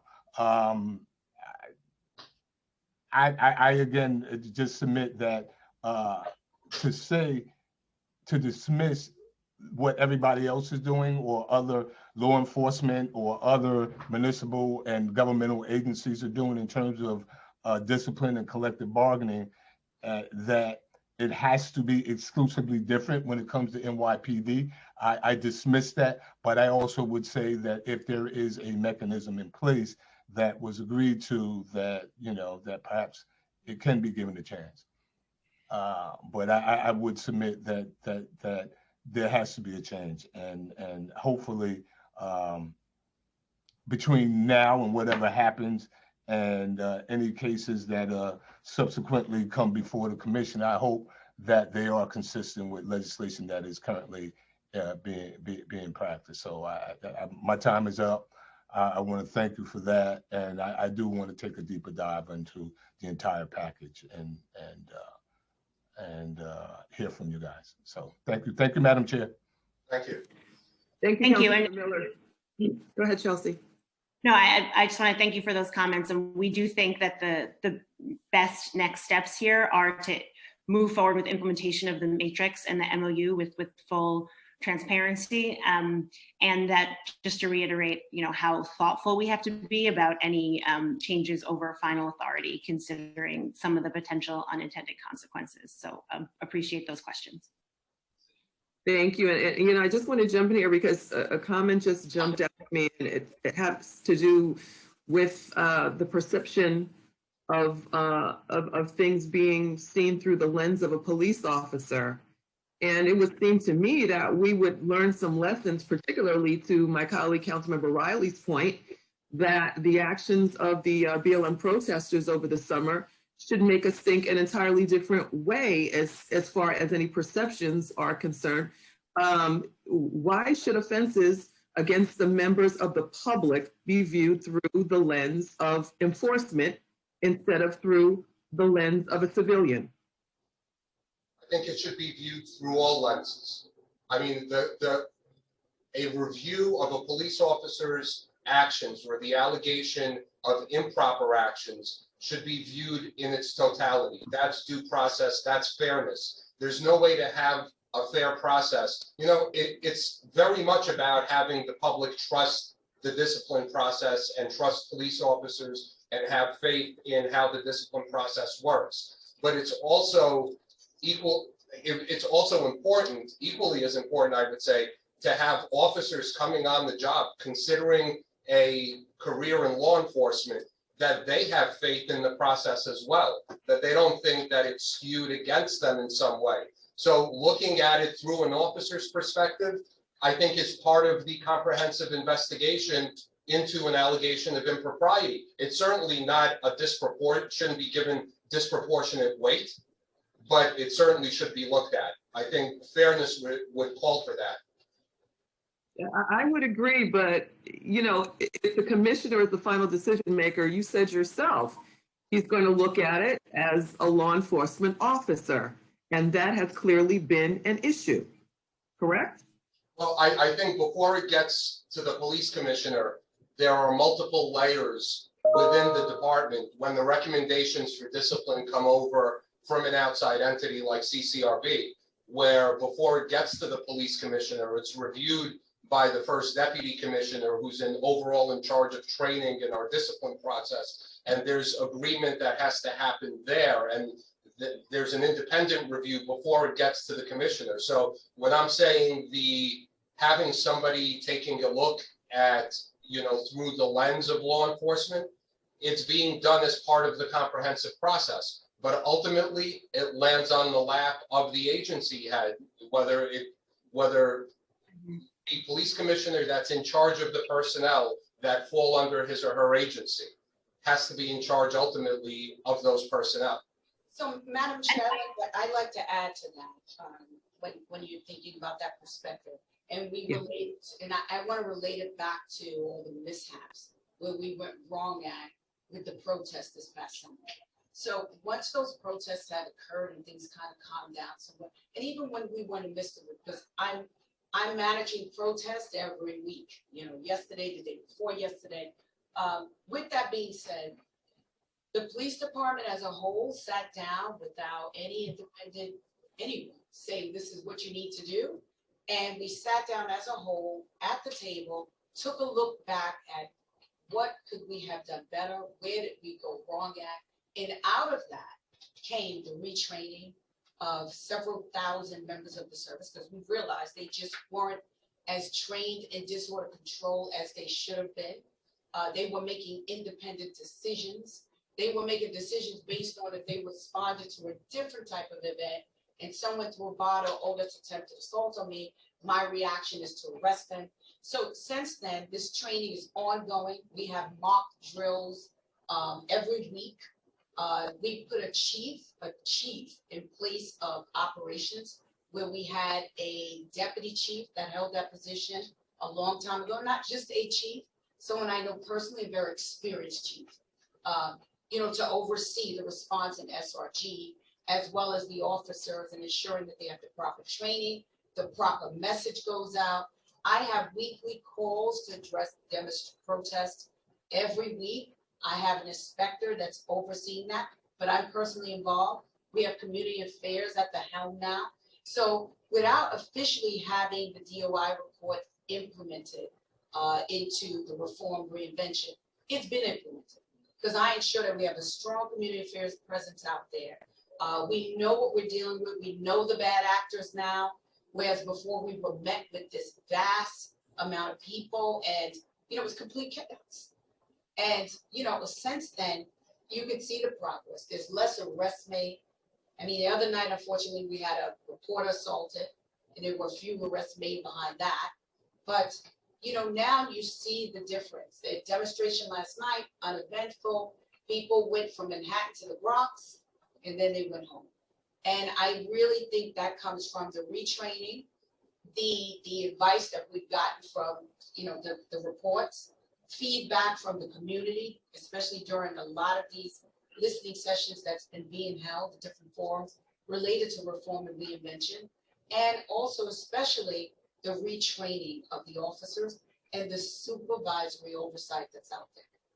So I truly believe that moving forward, it can only get better because structure and systems are in place. I just think it needed that structure regarding demonstrations and protests, which we deal with all the time, but never something of that magnitude. And the young job that it is, ensuring that 4 hours of training in disorder control was not enough. And that's what they were receiving in the police academy. So that has since changed. And I think you'll feel and see the change with that. And if I may add a little bit about the disciplinary matrix, we did put it out for public comment and we did work with CCRB. So the civilian view of discipline is baked into the guidelines that we now have to use going forward, right? So that has helped the PC, helped this department figure out what is appropriate penalties for a wide variety of misconduct. And we made some changes to our discipline matrix based on that feedback. And as Chelsea said, it's a living document. We'll continue getting feedback and updating it and making it as strong as possible. Thank you. I'm going to go back to council. I believe that my colleagues have more questions. Thank you. Yes, we have Councilmember Deutsch, and then I believe we're on the second rounds. Councilmember Deutsch. Time starts now. Thank you very much. Good afternoon. Good afternoon, everyone. Almost afternoon. But first, I want to speak about the residency issue that was brought up with the resolution. So firstly, I heard from the NYPD that they're looking into possibly making a change. I think that's what I understood of looking to see if the officers should live in New York City. Just not too long ago, we had a majority of New York City Council members asking for fair market pay for officers. So I disagree with the fact that officers that live in New York City should only be allowed to be a New York City officer, because we all know that the cost of living for an officer with a very low starting salary compared to other states is not feasible for that individual who protects us 24/7. And when you have an officer who becomes a cop and is a resident of New York City and then gets married and has a family, it's probably almost impossible for that officer to live in New York City with the cost of living. And to prove it, that majority of the city council did ask for fair market pay. And if we get that fair market pay, then it's a discussion to talk about, because no one should have to struggle how the next meal will be put on the table. So I just wanted to bring that point up. Secondly, I just wanted to mention that, we're talking about now how to take away the discretion from the police commissioner, give it to an independent agency and oversight. Well, while I agree that if we're going to, I have many issues, and as well as my colleagues have issues in the district where I have traffic intersections that kill people literally every single week, every single month. And when I reach out to the Department of Transportation and they don't make those intersections safe, right? I wish that there was an independent agency that has oversight on that commissioner. When I'm trying to stop a congregant homeless shelter in my district because there's not enough mental health services for the people, the homeless community living there, where we have just seen a person who was homeless with a mental health issue stab people on our trains. I wish that there was oversight on the commissioner of HRA, of DHS, who will be an independent person or agency to have oversight on that commissioner. But let's not single out one agency, because we have many issues with all the agencies where people's lives depend on it. So if we're going to do something, let's do it to every single agency across the board. Let's not single out one agency where we're taking away that power from that commissioner. I, as a council member, I have oversight of my office. My colleagues have oversight in their offices. So why is the NYPD different than anyone else? But while I agree that maybe we should have an independent agency to have oversight, let's do this across the board, not just single out the NYPD. And that's where I disagree. And another thing I wanted to mention is that we have passed police reform bills over the last 6 years, and I served in the Public Safety Committee. Now, I respect my colleagues, I respect the work that they do, but what I disagree with is that we have bills that we have passed in the City Council where we have regressed. For example, the diaphragm bill, we have regressed where we're tying officers' hands from doing their jobs. I gave up my car to take a train 2 years ago. I am terrified now to take a train. I am terrified to take a train. So before we go into other police reform bills and keeping all those previous bills that we have put in place, right? We shouldn't work by piecemeal. We shouldn't say, okay, we're gonna put 2 bills today. Okay, they don't work. Let's put another 2 bills in tomorrow or next month. Let's put another 2 bills in. We constantly pass police reform bills and we see that New Yorkers are not happy. They are not happy. They don't feel safe. So before we continue with more police reform bills and holding the NYPD or other agencies accountable, let's repeal some of those bills. Let's repeal the diaphragm bill, which is not working. To many police reform individuals across the, they came out. Kevin McCall came out against the diaphragm. I need another 2 minutes. And I think that before we continue and before we hold the NYPD and single them out and hold them accountable, let's look at the full picture because we as elected officials, we owe it to New Yorkers. And finally, I want to make one more point. My colleague, Councilmember Riley, mentioned about the peaceful protesters. And I agree. When peaceful protesters go out in the streets, and I have joined them, that we need to have oversight, we need to have police reform, we need to have training, we need to have sensitivity training. Everyone needs to be held accountable when there are peaceful protesters out on the streets. Why aren't my colleagues speaking about the non-peaceful protesters, such as what we had this past Friday night? And if we're going to hold the NYPD accountable, let's hold ourselves accountable on the non-peaceful protesters. Thank you very much. Okay, we're going to go back to Councilmember Levin, and I'll just ask any other council members who would like to come back for a second round to please use the Zoom raise hand function. Councilmember Levin. Time starts Thank now. you very much. Thank you very much. And so my first question, I'm going to pivot to the intro that I've introduced around qualified immunity, because I know this was discussed before, but I wasn't part of that discussion. So I want to read into the record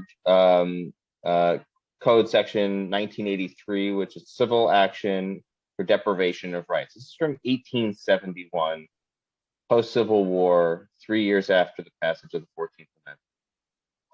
Every person who, under color of any statute, ordinance, regulation, custom, or usage of any state or territory or the District of Columbia subjects or causes to be subjected any citizen of the United States or other person within the jurisdiction thereof to the deprivation of any rights, privileges, or immunities secured by the Constitution and laws shall be liable to the person injured in an action at law, suit, in equity, or other proper proceeding for redress, except that in any action brought against a judicial officer for an act or omission taken of such officer's judicial capacity, injunctive relief shall be granted unless a declaratory decree was violated or declaratory relief was unavailable.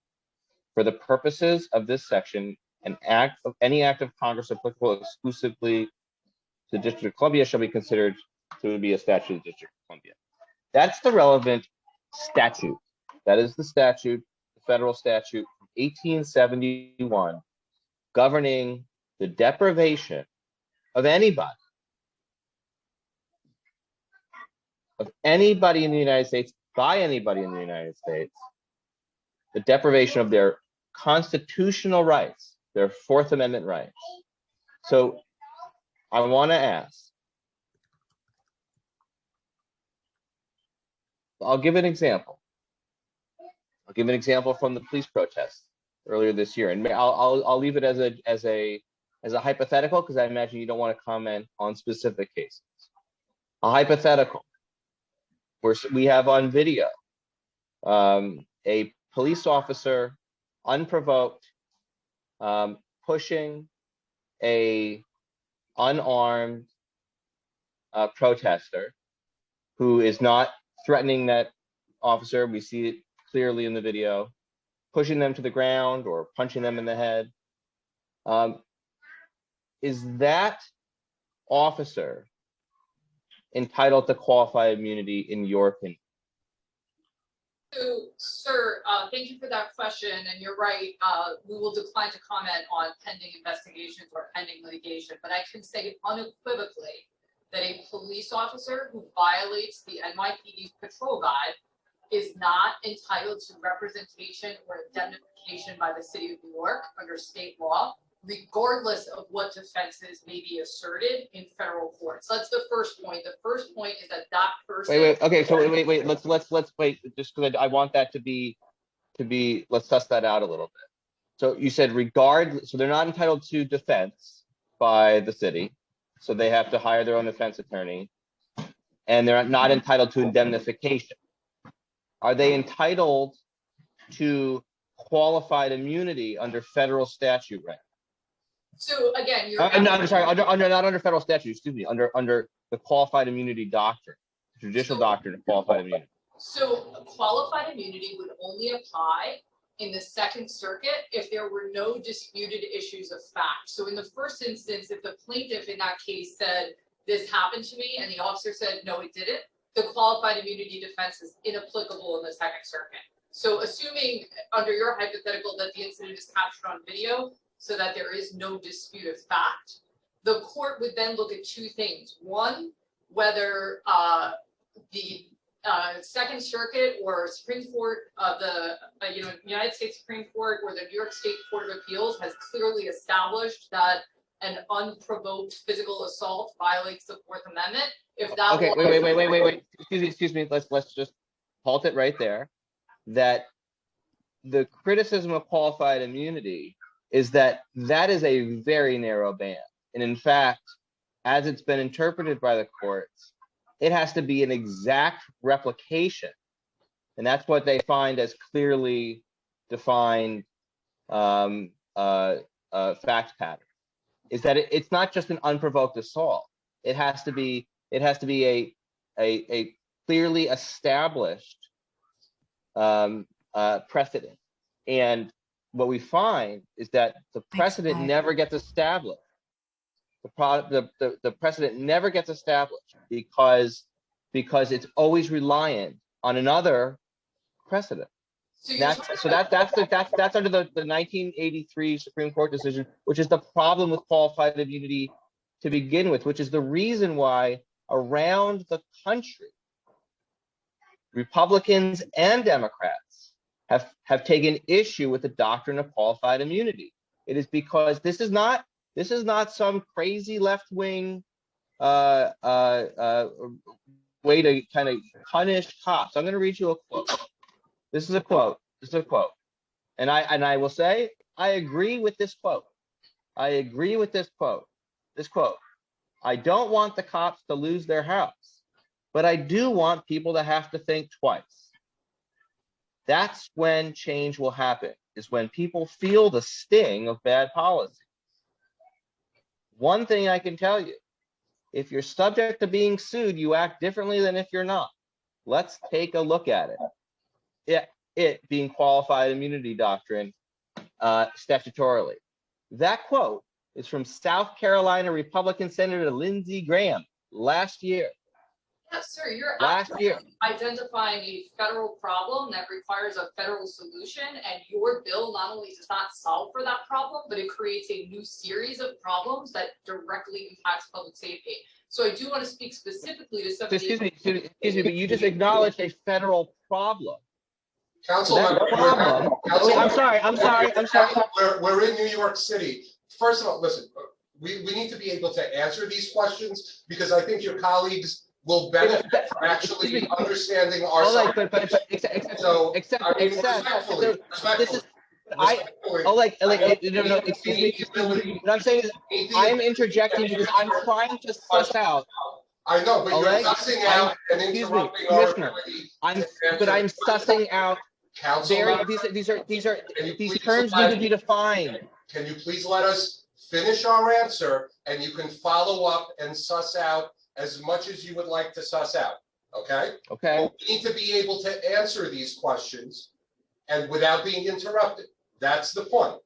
So okay, then do me a favor and don't repeat the same answer 15 times like the last round of we're questions. not repeating the same answer 15 times. We're making points that clearly weren't visited in drafting this legislation. We certainly weren't consulted or asked for input. This certainly was not an inclusive process before this bill was introduced, yet you've introduced this bill, okay? You've acknowledged that the city is having a homicide spike, is having a shooting spike, and this bill directly impacts the homicide and shooting rate in this city, because what you are doing in this bill, based on the way this bill is drafted, is penalizing police officers for acting lawfully and penalizing every other police officer at the scene for not intervening when their colleague is acting lawfully. That's what this bill does. Now, if you want to talk about the problems in the federal statute, it's not penalizing.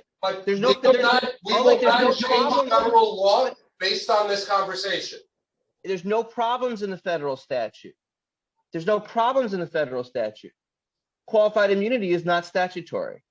Qualified immunity is a judicial doctrine interpreting the federal statute that goes back 130 years. So is 50 years. absolute prosecutorial immunity is the same way, and I appreciate your concern, sir. I know a lot of it is driven and makes reference to the Cato Institute piece and the quotes from Justice Scalia and Justice Thomas. I think, going back to revisit the emergence of the doctrine of qualified immunity and the judicial history, as you put it, behind that doctrine is important, and again, part of a broader conversation about federal law.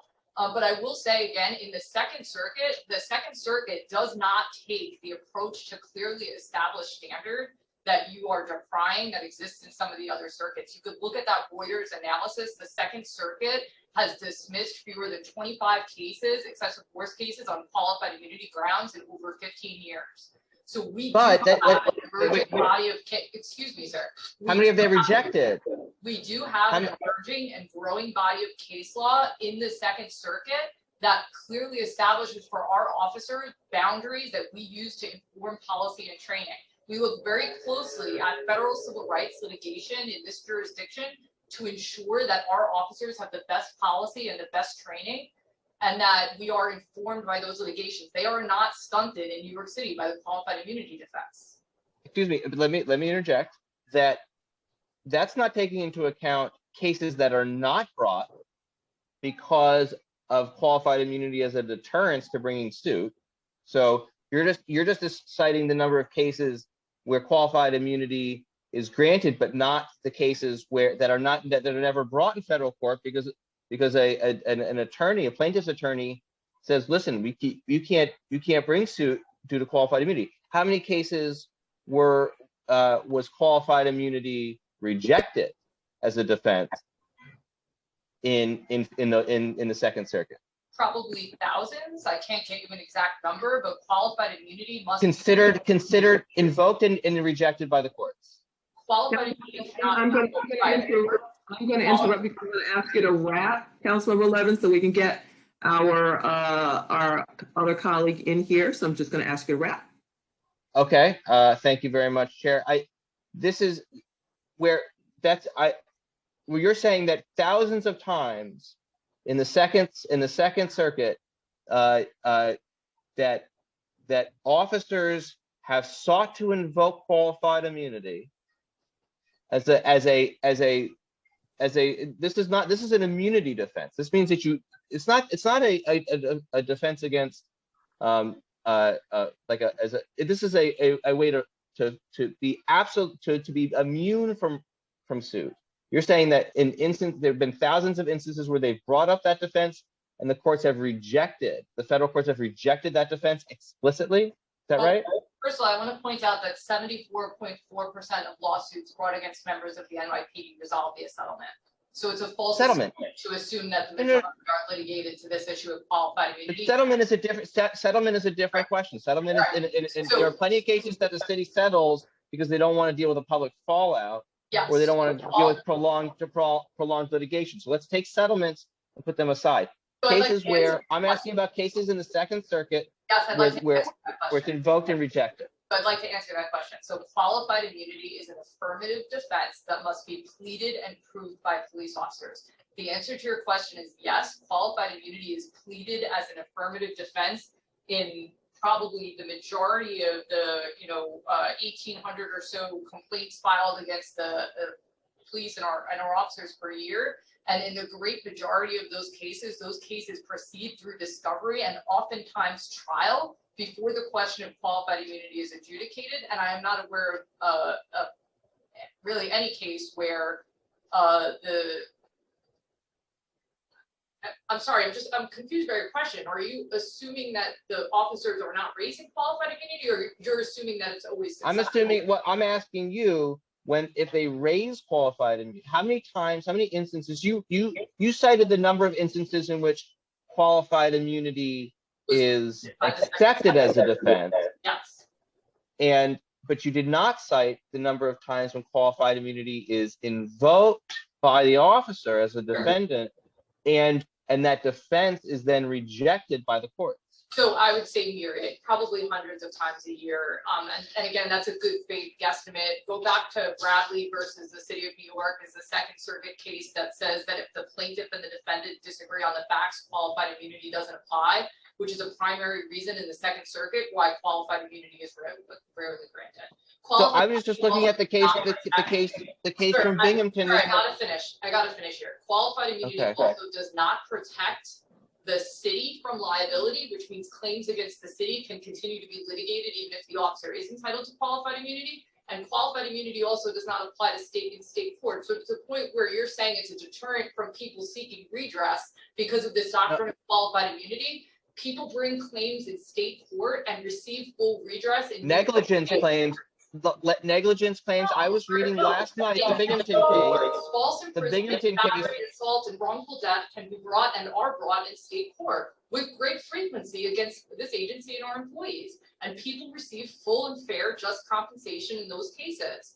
So it's from the city, but the officers themselves are immune from any liability.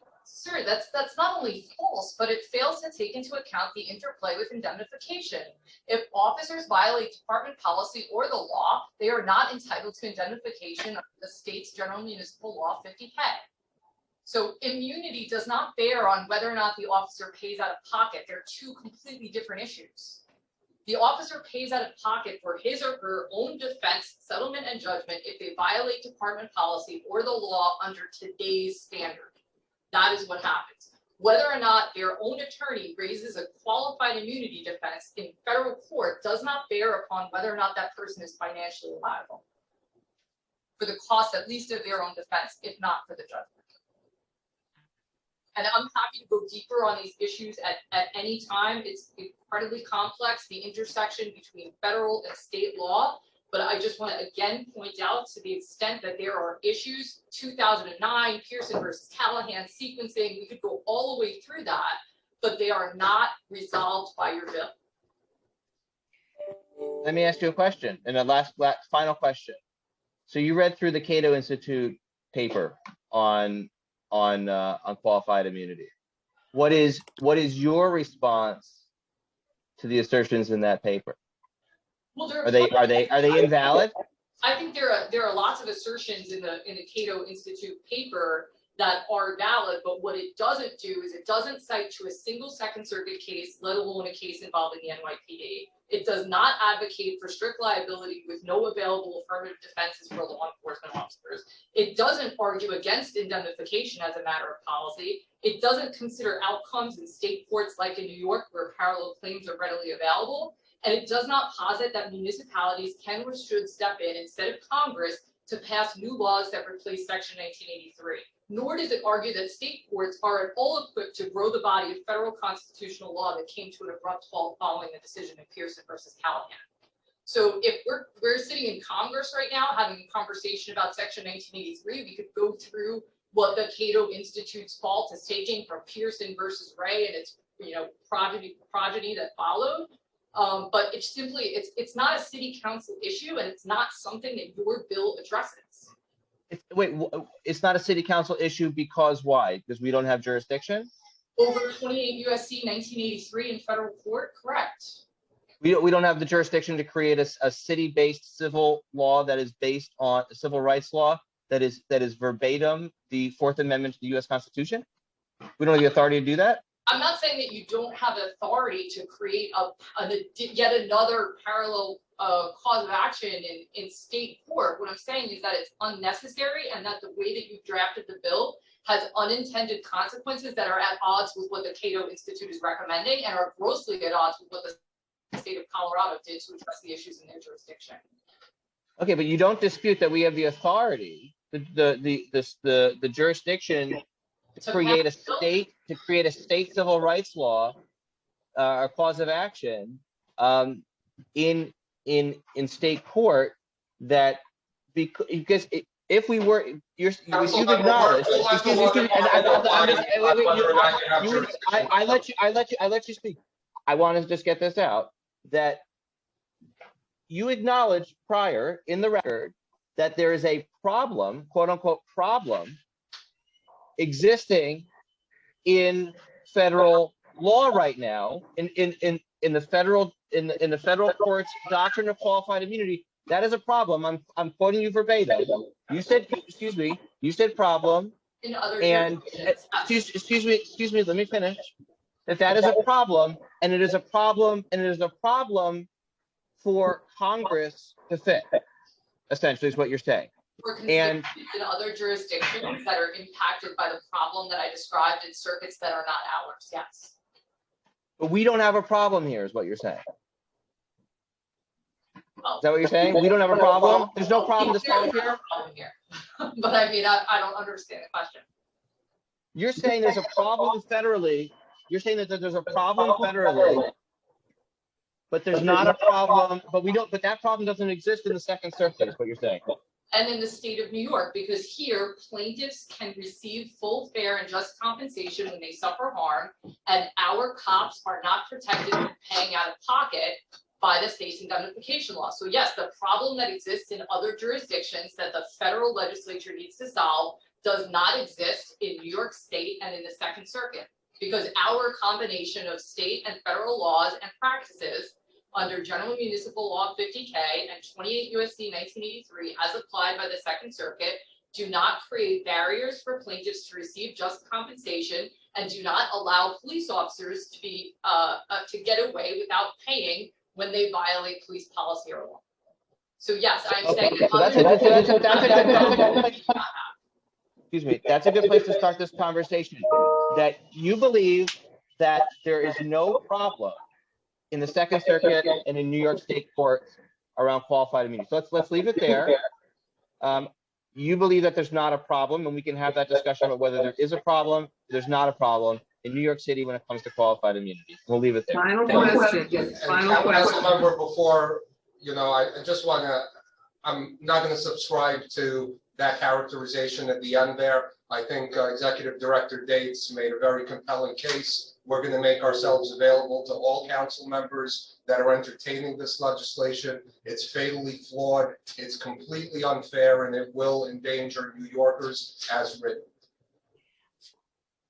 I also just want to clarify, especially for many that don't have obviously the breadth of expertise on this issue that Liz has, that We absolutely do think there should be liability for reasonable action. What we're trying to avoid is having someone be punished for something that they couldn't have known was a problem. If someone's actions are illegal, there are state and federal remedies. Officers who engage in activity that violates procedure are not indemnified by the city, are liable in state and federal court.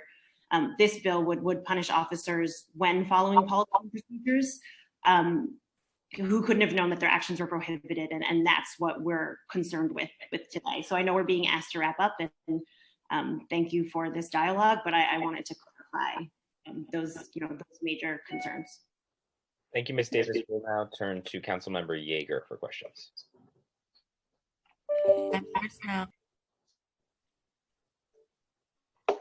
Thank you. Good afternoon.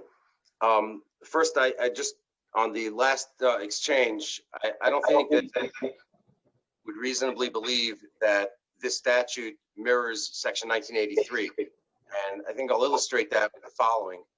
I'm going to read from Section 8-804 of this introduction. It is also not a defense to liability pursuant to this chapter that the covered individual was acting in good faith or reasonably or otherwise, that the conduct of such individual was lawful at the time it was committed.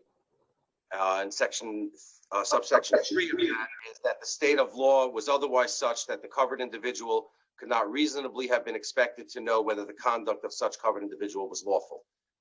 So with that background, and Section 1983 is very clear that it comes into play when the Constitution and the jurisprudence of the Fifth Amendment, Fourth Amendment constitutional protections are violated. So with that in play, I'd like to ask NYPD and the mayor's office the following hypothetical. A Parks Department employee is on the bucket of his truck pruning a tree, and halfway through cutting the branch, picks up his cell phone to respond to a text from a family member, and the branch comes down and crashes on something or their property. Is there a law in this city that holds that Parks Department personally liable to the plaintiff in a lawsuit? Sir, I'm not sure I can answer that question on behalf of the city's law department or the Parks Department. I simply don't know the answer to that. I do not believe that there's any law in the city that holds city employees personally liable without coverage by General Municipal Law 50K. That is my understanding. Okay, I'm going to give you, with that, let me give you another scenario. 911 call comes through, and the caller says that they hear blood-curdling screams coming from a home. It sounds like somebody's being stabbed. 2 officers are dispatched, they show up at the door, and sure enough, they hear exactly that. They call for backup, and in the meantime, the screams keep on going. They knock on the door, they ring the bell, there's no answer. They look at each other and they decide that they're going to go through the door to save a life. They walk in, and in the front room is Nightmare on Elm Street playing at full volume. And then they look around, right in the corner is a guy sitting at a desk and counting out 400 envelopes of heroin. They arrest him for possession of drugs with intent to sell, and a judge decides, in Queens County criminal term, that the exigent circumstances exceptions to the Fourth Amendment didn't exist. So the evidence is out. So the defendant goes free. Under this statute, correct me if I'm wrong, the defendant now has a claim against the city of New York and up to a $25,000 claim against 2 officers individually.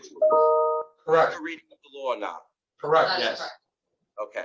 So now, having brought this down, and I know that sometimes I go for the hyperbole to make the point, but how frequently in this city is evidence thrown out, not because it was unlawfully obtained, not because it was without warrant, but because a reasonable officer in the circumstances of these 2 officers, in the mind of the particular judge who was hearing the case at that point, on a close call, 50.1 to 49.9 sides in favor of the Constitution and says the search is out, the evidence is out, The stop is out.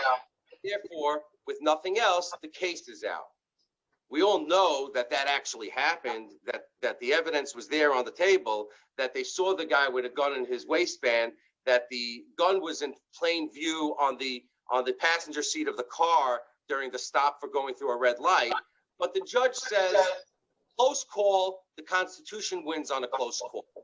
On all of these cases, the officer is personally on the hook, notwithstanding, and again, reading from this proposed bill, that the individual was acting in good faith, believed that the conduct was lawful at the time it was committed, and that the state of law was such that the individual could not reasonably have been expected to know whether the conduct of such individual was lawful. And the city council is proposing a legislation that would ask officers to make that judgment call before they go into an apartment that they hear blood-curdling screams. They turn to each other and say, why is this our problem? When they stop a guy for going through a red light and they see the handgun, they say, you know what, you go. Why? It's not, is that worth our public safety in anyone's estimation? We're talking now about a scenario where it's very clear that crime is up in this city. It's very clear. We're coming through a weekend where a guy stabbed 4 people, murdered 2 of them, 17 days after he was in police custody for felony assault. I didn't put him back out on the street. The police didn't decide that he's going to go back out on the street. He was in police custody. If a judge had put him away for the public safety, 2 people would be alive today. 2 others would not have heinous injuries.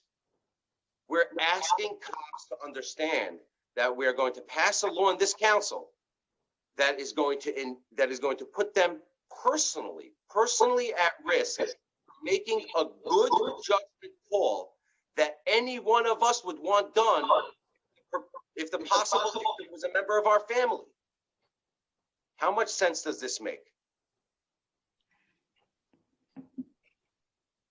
It's not a question, by the way. I understand the notion that we've gone through in the last couple of months here in this council and the national conversation as well about police and their relationships with communities. And it's a particular balancing act because obviously police are faced with enormous powers. They can stop somebody against their will. I see somebody doing something I don't like, I can't tell them to stop. I can tell them to stop. They don't have to listen to me. The police have the ability to take away somebody's freedom. In New York, the number of people, the number of entities or professions that have the ability to do that are limited to the police, a psychiatrist, and a judge. Nobody else can do that. Firefighter can't do that. Nobody else can do that. It's in that light, it makes sense for us to look at situations and scenarios where individually there's been a police officer who may have not acted properly individually. But this idea in New York City that we have 35,000 cops and the people need protection from the police, we have to really stop doing that. That's not true. It's not true. I'm a lifelong New Yorker. I lived in this city my entire life. I know, yes, Steve, you can laugh if you want. I know you're also a lifelong New Yorker. You're muted. I know. If we were in the chambers, we'd be going back and forth and enjoying it. The idea that the cops are our enemy and that the city's legislator, the city's legislature is perpetuating this as a falsehood to the public is so wrong, so unacceptable. We really need to do a little bit better. There are things we can do to make our communities have better relationships. The city council has done that. The city council did it in the last session by requiring the right to know law, by requiring that police officers identify themselves, hand over a business card. There are things this council has done that in some people's estimation made sense and some people's estimation didn't make sense. But on balance, we are getting to a better place than we had in the past. But this idea that the 35,000 members of New York City Police Department are the enemies of the people is such an outrage. And just because you don't use those words doesn't mean that's not what you're saying. And we're doing this in this council for the last couple of months. I'm not really sure that there's a good public policy reason to do it, but we are doing it. I don't really, beyond the question that I had for the city, I don't really have any more questions, but I've listened to this morning. I've listened to the debate on this, and I think that we can take a step back and really think about whether or not, for example, a right of private action against an individual cop who makes a good judgment call is really the best thing we can do to promote public safety in New York City. The question of whether or not the city council should have advice and consent on the police commissioner is a fair question. And we do have advice and consent on some commissioners. I would argue that this city council, this particular city council, this session of the council in which I am privileged to serve, ought not have that privilege. It doesn't mean that the council as an entity, as a body, as a legislature, shouldn't have consent. But I would also suggest that there are a lot of commissioners in this city, and their jobs are very important to a lot of places in the city. For example, the Department of Transportation, I'd like to have an opinion on who the commissioner ought to be. The school's chancellor, and I know that we can't legislate that in the city, but the school's chancellor is a very important job. And I don't think there's any member of this council that doesn't think we should have the right to opine on who the school's chancellor ought to be. The corrections commissioner, the fire commissioner, these are all very important jobs. And it's one department that we're making this proposal for, one department, police commissioner, as if somehow the police commissioner is the enemy of the people, but the 51 of us are going to stand up and protect the people from the police commissioner. It's disgusting. You're going to say that you didn't say that and it's okay. This is not targeted to any particular member. It's targeted to the conversation. And with that, Madam Chair, thank you for giving me the extra time. I appreciate it, and I yield back. Thank you, Councilmember Baker. I see no other council member hands raised, so I'll turn it back to the chair for the final question. If any other council members do wish to ask any more questions, please use the Zoom hand raise function.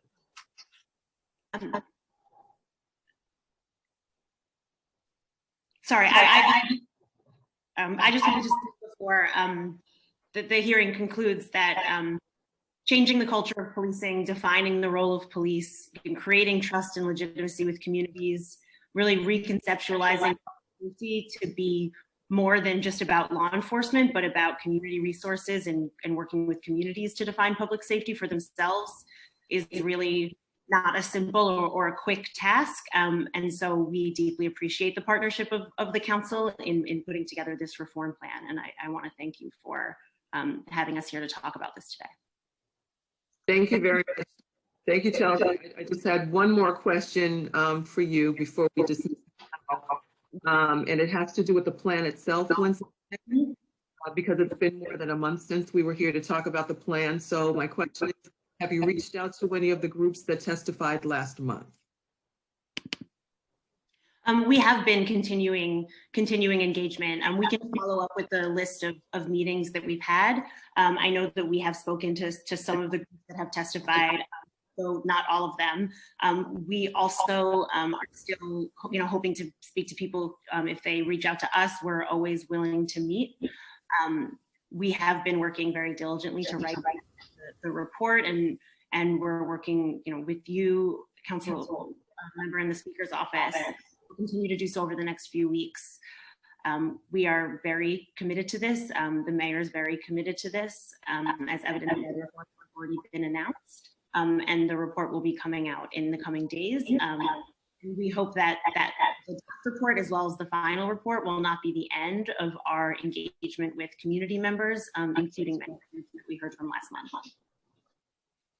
Okay, thank you very much. Thank you, the first panel. We've been on for a while, and really, I just wanted to say this because I think that it's important. This is the purpose of hearing. This is the purpose of legislative hearing. So the robust conversation and debate that goes on during hearings is necessary. It's necessary that we are transparent in our hearings. It's necessary that we allow all sides to get their sides known to the public so that we know there are no surprises. No one can say that we didn't hear this in the hearing Everybody has an opportunity to speak, and while we know that the public, your input is important, and we look forward to your testimony, our advocates, everyone, we look forward to your testimony. But the testimony between the agencies and the council is critical to getting information and debate, honest debate on the table when it comes to legislation of the City Council. So with that, I thank you, panel, for being here today. Thank you for your testimony this morning. And council, I will defer to you at this point. Thank you, Chair. The next panelist to give testimony, and thank you to the administration. The next panelist will be another member of the administration, the Chair of the Civilian Complaint Review Board, Frederick Davey. Before we begin testimony, I will administer the oath. Hi, can you hear me okay? Yes, I was just about to check in with you. If you may, please raise your right hand. I will read the oath and then call on you for a response. Do you swear to affirm do you swear or affirm to tell the truth, the whole truth, and nothing but the truth before this committee, and to respond honestly to council member questions? Yes, I do. Thank you. You may begin your testimony. Thank you. And thank you all. Thank you, Chair Adams, and thanks to the rest of the council members for inviting me to testify today on behalf of the Civilian Complaint Review Board. I'm testifying in support of the resolution calling on New York State Legislature to pass legislation that gives CCRB final authority over discipline in CCRB cases. As stated in the resolution, allowing the CCRB to impose discipline in certain cases would be a concrete step in increasing accountability and public trust in the city's commitment to hold officers accountable when they commit misconduct. Over the past month, the CCRB has adopted the NYPD matrix, signed an MOU with the NYPD, ensuring CCRB's access to officer employment history in substantiated cases, and committing the department to CCRB's recommendations except in extraordinary circumstances, adopted new rules allowing us to investigate cases of sexual misconduct and untruthful statements, and continued to fight for the release of all police disciplinary records after the repeal of 50A. City Hall and the mayor have encouraged these changes and others, including the mayor's announcement of the David Dinkins plan to expand and strengthen the CCRB. While all of these changes represent significant steps to improving transparency and greater accountability, I believe that granting the CCRB final authority to impose discipline in CCRB cases is a concrete change that can truly transform police accountability in New York City. Every investigation entails a thorough evaluation of the conduct in question, with the board ultimately scrutinizing the evidence to determine whether a member of the NYPD violated the law, the patrol guide, or both. However, New Yorkers continue to see examples of substantiated misconduct that ultimately resulted in little to no penalty from the NYPD. In an effort to change this dynamic, New Yorkers voted to change their charter and require the police commissioner to provide an explanation to the CCRB whenever the NYPD does not follow the board's disciplinary recommendations. Similarly, the newly adopted matrix and MOU also include provisions requiring the police commissioner to provide an explanation when the NYPD does not follow the agency's recommendations. However, even these steps in the right direction, and even with these steps in the right direction, many people in this city, and I count myself among them, believe final authority for CCRB cases resting with the CCRB is the only sure way to restore and maintain the public's trust in this disciplinary process. I've made this point to the police commissioner, to the mayor, and I make it here again today. I believe the proposed resolution calling on the state legislature to grant the CCRB final disciplinary authority would be the culmination of the initial steps taken by these other reforms. Absent legislative changes in Albany, I believe the city has done the extent of what it can to solve the problems that contribute to the lack of concurrence between the CCRB's recommendations and the department's final decisions. The disciplinary matrix published in January and the memorandum of understanding Commissioner Shea and I signed on February 4th are steps the city was able to take on its own. and were the right, significant, and even breakthrough steps to improve the NYPD's concurrence with the CCRB's recommendations. However, until we address the issue of the police commissioner's broad discretion over discipline in impartial, independent civilian investigations, these issues will persist regardless of the composition of the board, the city council, the police department, or city hall. It is my concern that until the issue of final disciplinary authority is dealt with, any additional efforts to improve police-community relations through oversight will falter, and we cannot let that happen. I want to thank all of you for having me here today to discuss this important issue.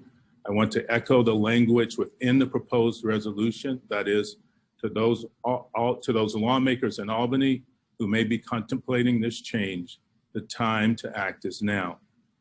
Complete the work begun by New York City's first and only Black mayor, a man I am proud to have worked for, the late Mayor David Dinkins, who created the Civilian Complaint Review Board as we know it. Complete that work, that is to provide the agency with binding disciplinary authority. I thank you. Thank you, Chair Davey. And we do have a few questions from several council members, so please do remain unmuted for now. I'll turn it over to the chair. Thank you, Council. Chair Davey, it's good to see you as always. Thank you for being here. I just had one question along the lines of what your testimony pretty much just stated. And I'll just say for the record, I am hopeful about the disciplinary matrix and MOU, although ultimately all doors still lead to final authority by the police commissioner. So I'm going to ask you this. In your tenure as chair of the CCRB, how often have you seen your decisions and the decisions of your body disregarded in lieu of the final decision by the police commissioner?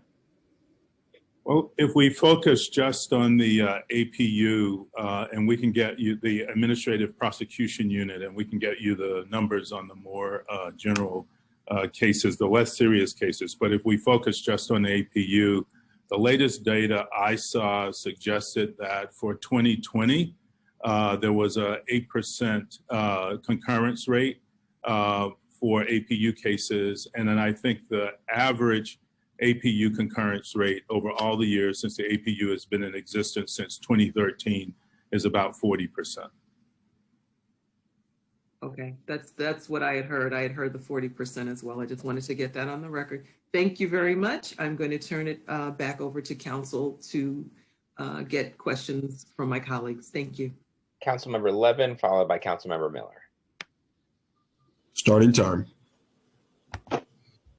Thank you, Council. I just want to thank Chair Davey for being here and testifying today, and for establishing the prerogative of the CCRB in this process, and for speaking out publicly on this issue in a way that might not necessarily be comfortable for him, but it's necessary. And so I greatly appreciate his candor and his willingness to speak on this issue publicly in a way that moves this conversation forward. And so I just really appreciate it. Thank you. Councilmember Miller. Starting time. Good afternoon, Mr. Chair. I have a question, and that is, what is the total number of cases that go on to be recommended for discipline? On average, I would say it's several thousand, but again, Councilmember, I'll have our staff get you those specific numbers right away. Okay, and in those numbers, would it identify the varying levels of discipline and infractions that have occurred? And could you aggregate them accordingly? Yes, we can provide that pretty quickly, I'm sure. Wow, How many cases did CCRB hear last year? That is a very good question. I'm gonna guess in the low thousands, but again, we'll get you that specific number. Okay, and what your investigators and those within your purview there, what do those numbers look like? I'm trying to get at where the level of investigation, the man hours included, and then ultimately, you know, how could you just speak to what that investigative process and what the process looks like, determining to get you to the point to suggest after determining guilt, what the level of discipline should be? Sure, it's a really involved process in that the agency gets a complaint. It is turned over to an investigator. Obviously, the investigator reaches out to the complainant. If the complainant is not the victim, the investigator will also reach out to the victim. The investigator will see if there are any witnesses, if there's any video or other evidence involved. As you know, the agency does have subpoena power, so it can subpoena evidence. Mm-hmm. All of that evidence is amassed. Victims are interviewed. Officers involved are interviewed. Then the investigator writes up what we call a closing report. That's obviously in consultation with their supervisors and the legal team at the CCRB. And then that information is shared with a panel made up of the members of the board, who then make a decision based on the evidence that has been amassed and the recommendations that come from the investigators. And our task is either to substantiate, unsubstantiate, exonerate, or find unfounded within our jurisdiction the information that comes before us, assign a penalty to it, which would now be governed by the matrix that we've all talked about and that's now being used. And then those recommendations, both in terms of the disposition of the cases and the penalties that are attached to them, go over to the department for the department's review, and then the police commissioner's final decision. Has there been any cases thus far that have met the criteria of the new matrix, and have you moved forward with those suggestions? And then further, in the interest of, oh, well, I do have a minute. And in the interest of time, is that the administration implied that that because of the police commissioner's experience, that that it uniquely qualified him to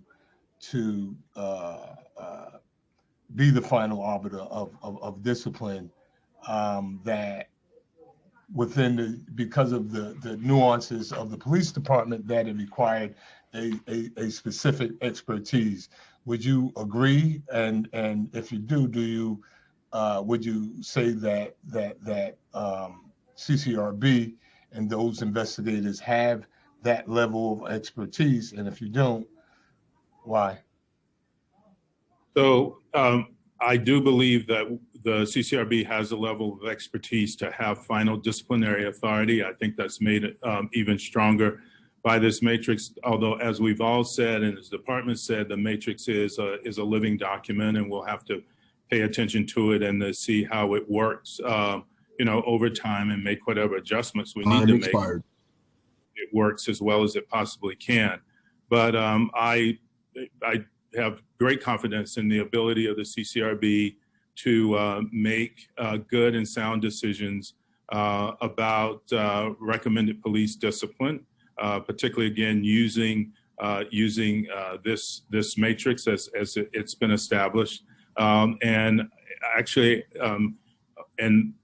under the MOU that we've signed with the police commissioner and the department, there would be no changes in CCRB's recommendations going forward, except under extraordinary circumstances. And I don't think there's anything in the past year that any decision that's been overturned that the CCRB has made that would qualify as an extraordinary circumstance. So the conclusion there is that the decisions that the CCRB made were logical and reasonable and defensible, justifiable decisions as an oversight body. I think that that would be acknowledged under this new arrangement. And so why wouldn't the agency then have final authority on its cases? Thank you so much. Thank you, Madam Chair. Thank you, Councilmember. Okay, I don't see any other council members that are using the hand raise function. Chair, I'm not sure if you have any more questions. I don't. Thank you. Sorry, you meant that, Chair. I'm sorry, Chair Adams. Just to Councilmember Miller's point, and this may help you out, Chair Davey, if there's anyone still here that heard Councilmember Miller's questions with regard to the statistics of the CCRB and can perhaps help with any of those numbers, if you can just state that now. If not, we will dismiss our chair for CCRB. So either Ms. Davis or any members of the NYPD, if you were listening to Councilmember Miller's questions, if you've got any response to when certain records would be released.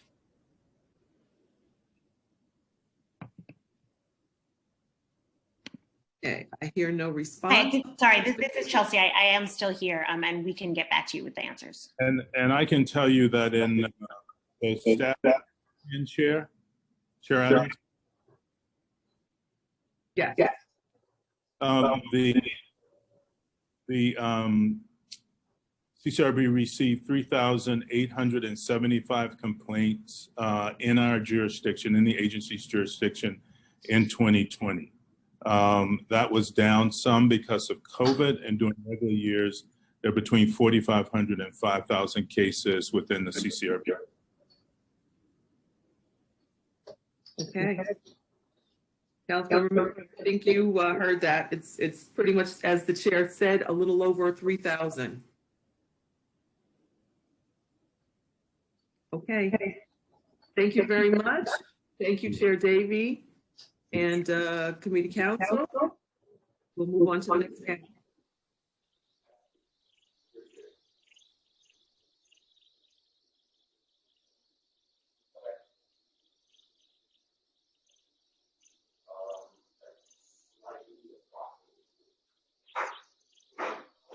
Council, you're muted.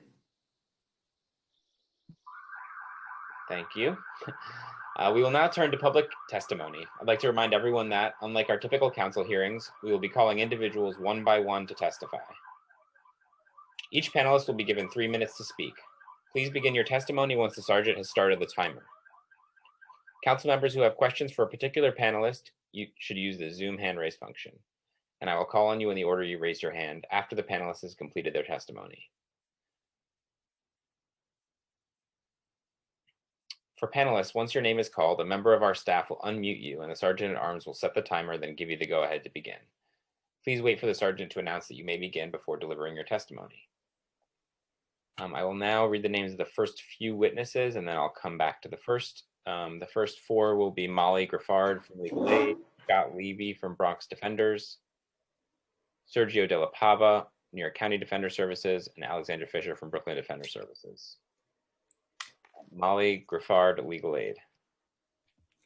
Starting time.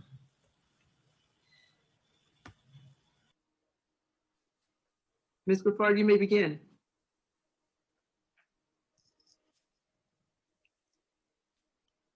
I apologize if I was just called. I had an issue with my headphones. Am I up? Yes, you are. You may begin. All right. So sorry about that. Thank you, Chair Adams and the Public Safety Committee and all other council members who have joined us today. My name is Molly Griffard. I'm a legal fellow with the Legal Aid Society's COP Accountability Project. We've submitted written testimony with our detailed positions and suggested amendments on each of the bills being considered today. And while we support some of the bills brought forth today, we must emphasize that these proposals do fall short of what is necessary to bring about the fundamental changes to policing that New Yorkers are demanding. Our Legal Aid Society clients come from some of the most over-policed and under-resourced communities in our city. Our clients regularly experience the worst of police misconduct, and I want to share one such example with you today. One summer night in 2018, Tomas Medina was listening to music with his friends in Washington Heights. Detective Fabio Nunez heard the music and approached. He quickly escalated the situation, putting Mr. Medina in a chokehold and tasing him 13 times. Almost 2 years ago, the CCRB investigated and substantiated the chokehold and taser abuse allegations against Nunez. However, the NYPD has yet to schedule a disciplinary trial or issue so much as a reprimand to Detective Nunez. Detective Nunez, in the meantime, has continued abusing civilians, accruing additional CCRB complaints, including yet another substantiated chokehold allegation. To the NYPD and de Blasio administration representatives here today, who have told us over and over again that we need to give the disciplinary matrix time to work. We'd like to see it. Show us that it works. Why are officers like Fabio Nunez, Wayne Isaacs, David Greco, and so many others notorious for abusing civilians still on the force? Schedule their trials. Follow through with terminating them. If they are going to claim additional reforms are not necessary, then show us that the system is fixed. Meanwhile, we welcome the council's efforts to increase police accountability. Something that Mr. Medina's case illustrates is sorely lacking. And this brings me to two very specific issues regarding the bills under consideration today that I'll highlight here, but otherwise our feedback is in our written testimony. First, on Councilmember Cumbo's resolution 1538 on NYPD discipline. We support the council calling upon Albany to take the necessary steps to remove the police commissioner's exclusive authority over police discipline. However, the council will be responsible for the next steps, and we encourage the council to consider options for moving not just final disciplinary determinations, but also adjudication to an independent non-NYPD agency. We cannot expect the NYPD disciplinary system to work when NYPD employees serve as judge and jury in all disciplinary trials, when they alone have the power to schedule trials. Thank you. May I wrap up? Thank you so much. And they alone have the power to schedule trials, and they serve as prosecutor in most cases, which also allows them to reach settlement agreements that aren't in keeping with the disciplinary matrix.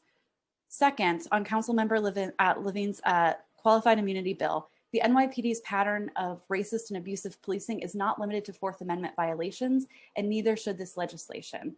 As currently drafted, the bill doesn't actually eliminate qualified immunity in important contexts like racial discrimination and assaults on protesters' rights. While this bill is clearly a step forward, we urge the council to expand the bill to truly eliminate qualified immunity for all civil rights violations. And thank you so much to the council for having us here today. I'm happy to take questions on our written testimony or testimony today. Thank you so much. Thank you for your testimony, Ms. Grifford. Thank you. Next up will be Scott Levy, followed by Sergio Della Pava. Starting time. Thank you. My name is Scott Levy, and I am Chief Policy Counsel at the Bronx Defenders. I want to echo the testimony of the Legal Aid Society and my fellow public defenders, and also just want to highlight how critical it is that we center the voices of impacted people in this conversation. I'm going to focus my testimony today on the legislation requiring comprehensive data collection on vehicle stops. Vehicle stops are some of the most common interactions New Yorkers have with the NYPD. And in 2020 alone, the NYPD issued over 500,000 moving violations. Many traffic stops don't end with a warning or a ticket though. Our clients are arrested, placed in handcuffs, their vehicles confiscated, and forced to come to court. Each stop creates the risk of family separation, job loss, housing instability, missed school, driver's license suspension, and police violence, such as in the tragic case of Allen Police. And every police interaction puts non-citizen New Yorkers at risk of negative immigration consequences and even deportation. The current data provided by the NYPD is inadequate and doesn't cover thousands of police contacts that don't result in a summons or arrest. It is critical that the city track all traffic stops, regardless of whether traffic summons is issued or an arrest is made.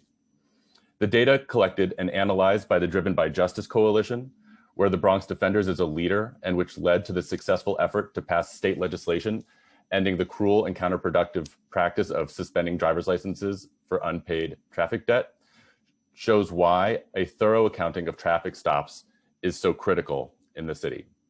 From 2015 to 2019, the Bronx Defenders represented close to 12,000 people charged with driving on a suspended license alone.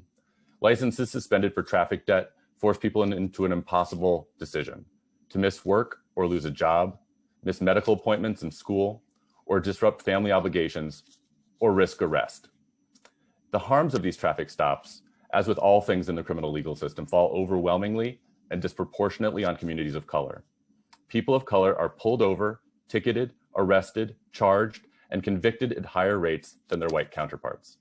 While 76% of drivers in New York City are white, 80% of people arrested for driving on a suspended license in New York City were Black or Latinx. In the city, the driver's license suspension rate in the zip codes with the highest concentration of people of color is 2.5 times higher than in the zip codes with the most concentrated white populations. The problem is particularly pronounced in the Bronx, where we practice, and which is home to many of the most severely impacted zip codes in the city. But we need to take a step back. The conversation today makes clear that the bills under consideration, while many of them are positive additions and important improvements, are insufficient to bring about the deep structural and transformative change that the NYPD truly needs. Data collection about traffic stops is important, but we need to dramatically reduce the footprint of policing and traffic stops and across the board, and make massive investments in our communities. Thank you. Thank you. Next up will be Sergio Della Pava, followed by Alexandra Fisher, followed by Jimmy Mager from Safe Horizon. Starting time. Good afternoon. I'm the legal director of New York County Defender Services, a public defender office in Manhattan. I want to thank you both for this hearing and for this opportunity to give the perspective of our client communities. We certainly welcome, and we'll give specific feedback on what's under consideration today in our written testimony, but I'd just rather take my oral opportunity here to speak about the general issues that are being brought up today. I think it's a welcome realization on our part that, we're starting to realize that policing in this country is broken. The number of people arrested, the number of people incarcerated, the amount of force, including deadly force, far outstrips what we see in other countries. And New York is no exception. Certainly we welcome the late coming reforms to New York that began, or at least are highlighted by the governor's executive order last year, by many of the things under consideration today, which we support. But there's also a sense, as somebody who's been on the ground for a quarter century in the criminal justice system of this city, that these are band-aids that aren't really going to address the overwhelming issue that New York finds itself in, which is the NYPD is a one-of-a-kind police department in this country. The NYPD's budget, for example, is about $5.5 billion a year. This is a budget that exceeds the state budget of 4 states in this country. New York NYPD is massive. It's 33,000 officers, about 18,000 other employees. They have great power. And I think a lot of what we're seeing today is what happens, a lot of the animosity that's being brought up, a lot of the opposition to these reforms is what happens when you challenge absolute power. And for the decades that I've been firsthand witness to it, that's what the NYPD has had, absolute power. I can tell you that I know there's a lot of discussion about public safety. You can't have public safety without the trust of the community. And in my experience in dealing with my clients, our office has probably dealt with 300,000 people charged with crimes in the city. The trust between the communities that are over-policed and the NYPD is negligible to zero. It really is. And when, from the perspective of a public defender, we are the adversary of the NYPD. We understand that. We are the ones who are charged with this sacred obligation to ensure that our clients' constitutional rights are not violated. And while we are, going up against this behemoth, we find our resources can't possibly compete with this entity in any way, in any meaningful way. So I ask you to remember as well and to start addressing. Thank you. I'll sum up real quickly. The special role that public defender offices play in our adversarial system and the need to properly fund them and give them the tools. Thank you. Thank you. Next up will be Alexandra Fisher. Time starts. My name is Alexandra Fisher, and I am a senior trial attorney with the criminal defense practice at Brooklyn Defender Services. I want to thank the Committee on Public Safety and Chair Adams for holding this hearing today. And I want to thank you for allowing Ms. Rivera to speak first. Thank you, Ms. Rivera. BDS fully supports the pre-considered proposals, and we echo the positions of advocates calling for a fully independent investigation and disciplinary process. When the police are not held accountable, victims of police misconduct, primarily Black and Brown New Yorkers, suffer twice. First, from the police practices inflicted upon them, and then again through the city's failure to deliver any semblance of accountability to their abusers. As defenders, we see officers with long histories of civil rights abuses continue to police the same streets, harm the same community members, and bring new cases for the prosecution. We also see these harms compounded by retaliatory actions taken by officers against people who lodge complaints against them or their colleagues, discouraging future victims from coming forward at all. This behavior is enabled in part due to the complicity of the police commissioner, who can and regularly does reject and downgrade CCRB and internal recommendations for disciplining officers. One analysis of CCRB released data found that 260 instances between 2014 and 2018 alone, the commissioner overruled, downgraded, or dismissed cases where serious misconduct by police was substantiated by the CCRB and charges were recommended. In 2019, the rate of agreement between the CCRB and NYPD was 51% for most cases, but in more serious cases of alleged misconduct, it was less than 32%. Individual officers engage in and perpetuate racism, bias, physical abuse, and the use of hate speech with the knowledge that the department will not hold them accountable. With confidence, the legal system is designed to prioritize them above their victims. Police misconduct persists at both an institutional and individual level, from the very top of NYPD's hierarchy to the very bottom. The police will always refuse to police themselves, and there are currently few meaningful legal protections for victims of their abuse. It is also important to remember that the modern NYPD has been reformed many times to negligible results. Removing the police commissioner's final authority over NYPD discipline is one step towards accountability. However, CCRB complaints and the commissioner involvement is only a fraction of the bigger picture of NYPD abuse, misconduct, impunity, and only one part of NYPD's disciplinary process, when there even is one. We must not allow this issue to be framed as one of needing to discipline a few police officers in individual cases. The culture of abusive policing, antipathy towards policed communities, and unaccountability are pervasive within the NYPD. We commend the City Council for taking important steps to remove disciplinary authority from NYPD, which has continued to make a mockery of the accountability process. These reforms, however, must not be seen as a substitute for working to shrink the scope of policing, reduce NYPD budgets, and invest in proven community solutions. Thank you for the opportunity, and I welcome any questions. Thank you for your testimony. Next up will be Jimmy Mager, followed from Safe Horizon, followed by Michael Sisitsky from Nightglue, followed by Andrew Case from Latino Justice. And I'll just remind any council members to use the Zoom hand raise function if they have any questions.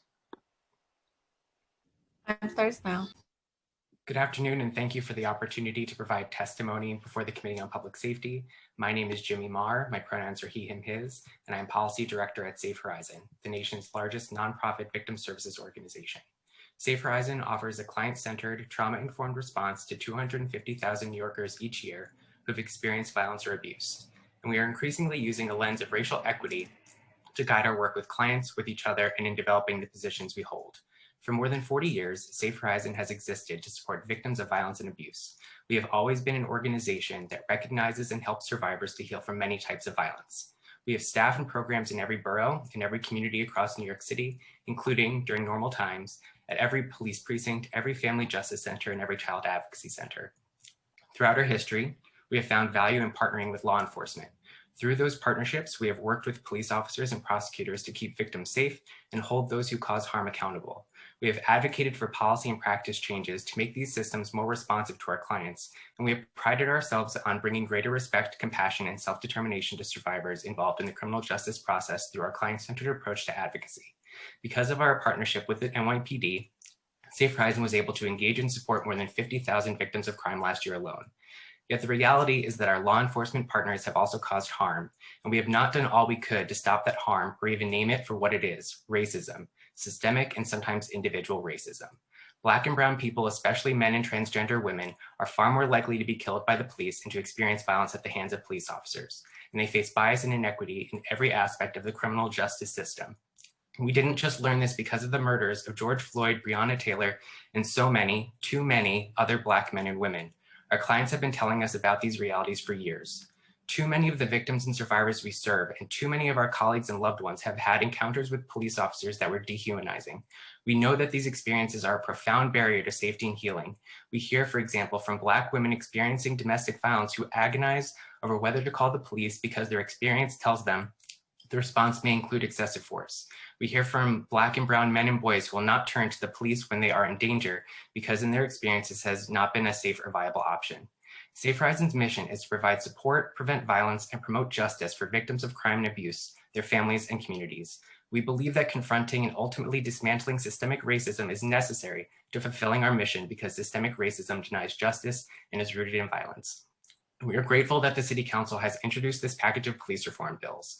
These bills are a promising start, and we agree with the spirit of this package of legislation. But the way we as a city operate must adapt and change to meet this moment.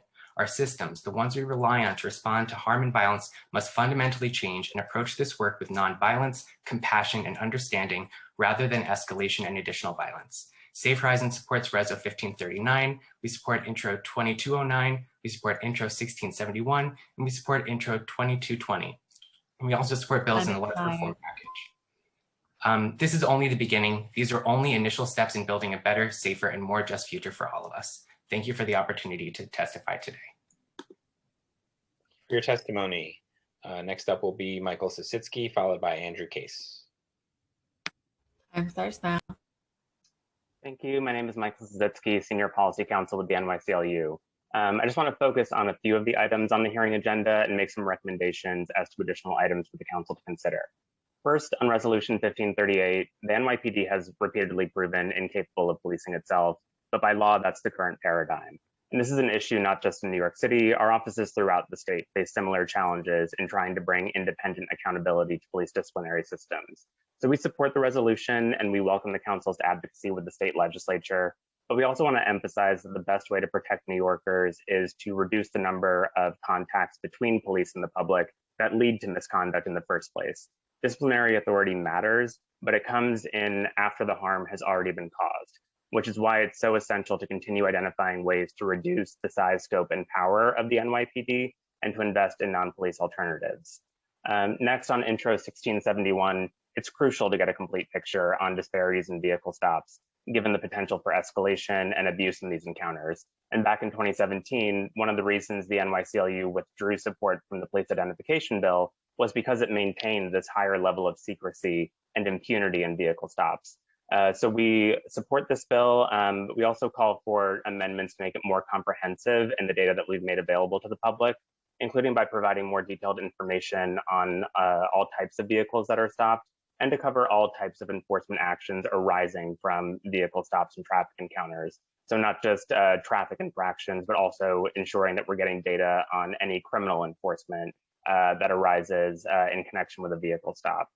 On Intro 2220, qualified immunity is a major obstacle in federal litigation to holding officers accountable. And while federal action is ultimately needed to fully address this issue, local measures like this can help by providing a separate channel for relief. But we also must ensure that they're broad enough to cover the full range of police abuse. As my colleague at Legal Aid noted, the NYPD violates much more than just the Fourth Amendment protections included in this bill, including 14th Amendment's guarantee of equal protection, the First Amendment's protections for protests, speech, things like recording police activities. So the bill should be equally comprehensive to take account of those violations. And we also note that even with the partial indemnification structure outlined here, the city still pays and taxpayers will remain on the hook for hundreds of millions of dollars each year in police misconduct cases.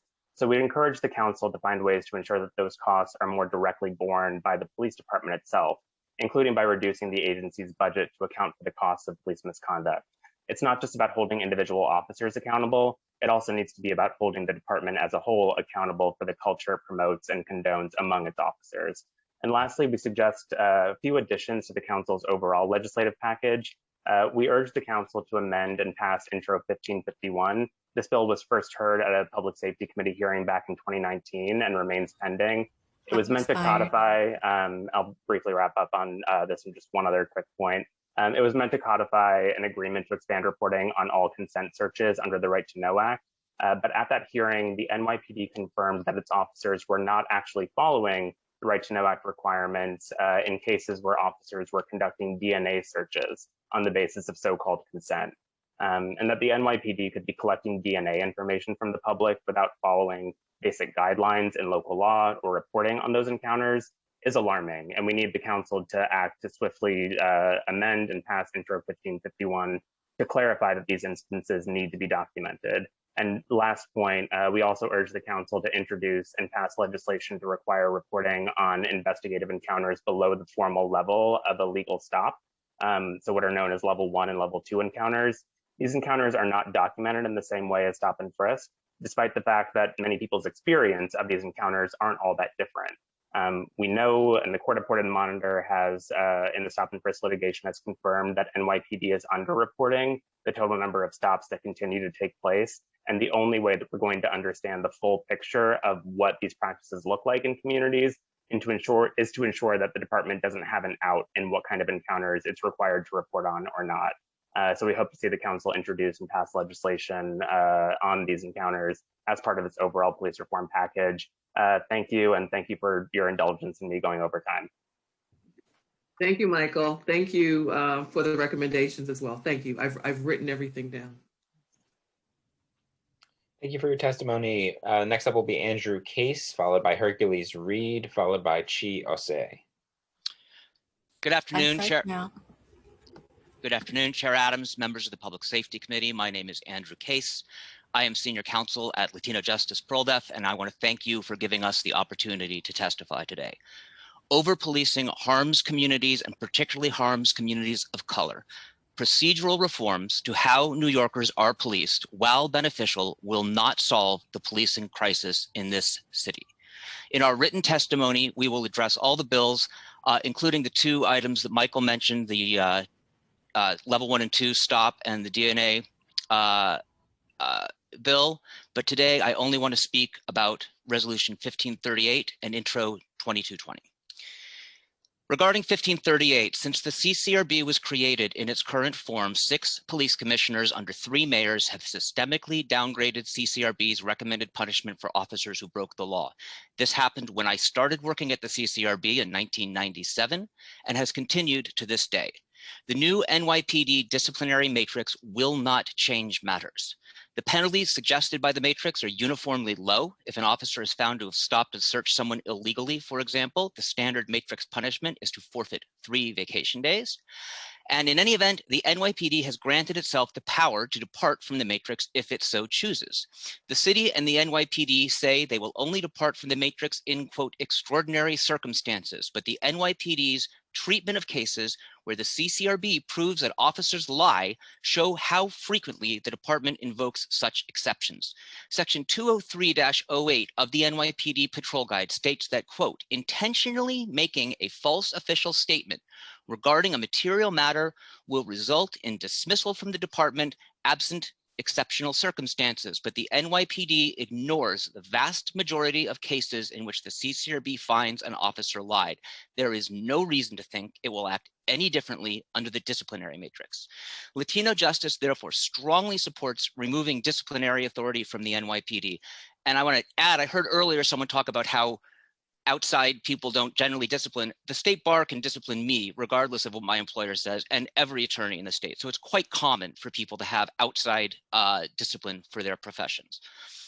The proposed resolutions, however, even if passed, will not solve the problem entirely. Even if the state legislature changes the law, the council must revise Administrative Code Section 14115, likely must amend Section 434 of the Charter for disciplinary authority to change hands. Latino Justice Pro-Defs calls upon the council to do so that authority may pass as soon as the state acts.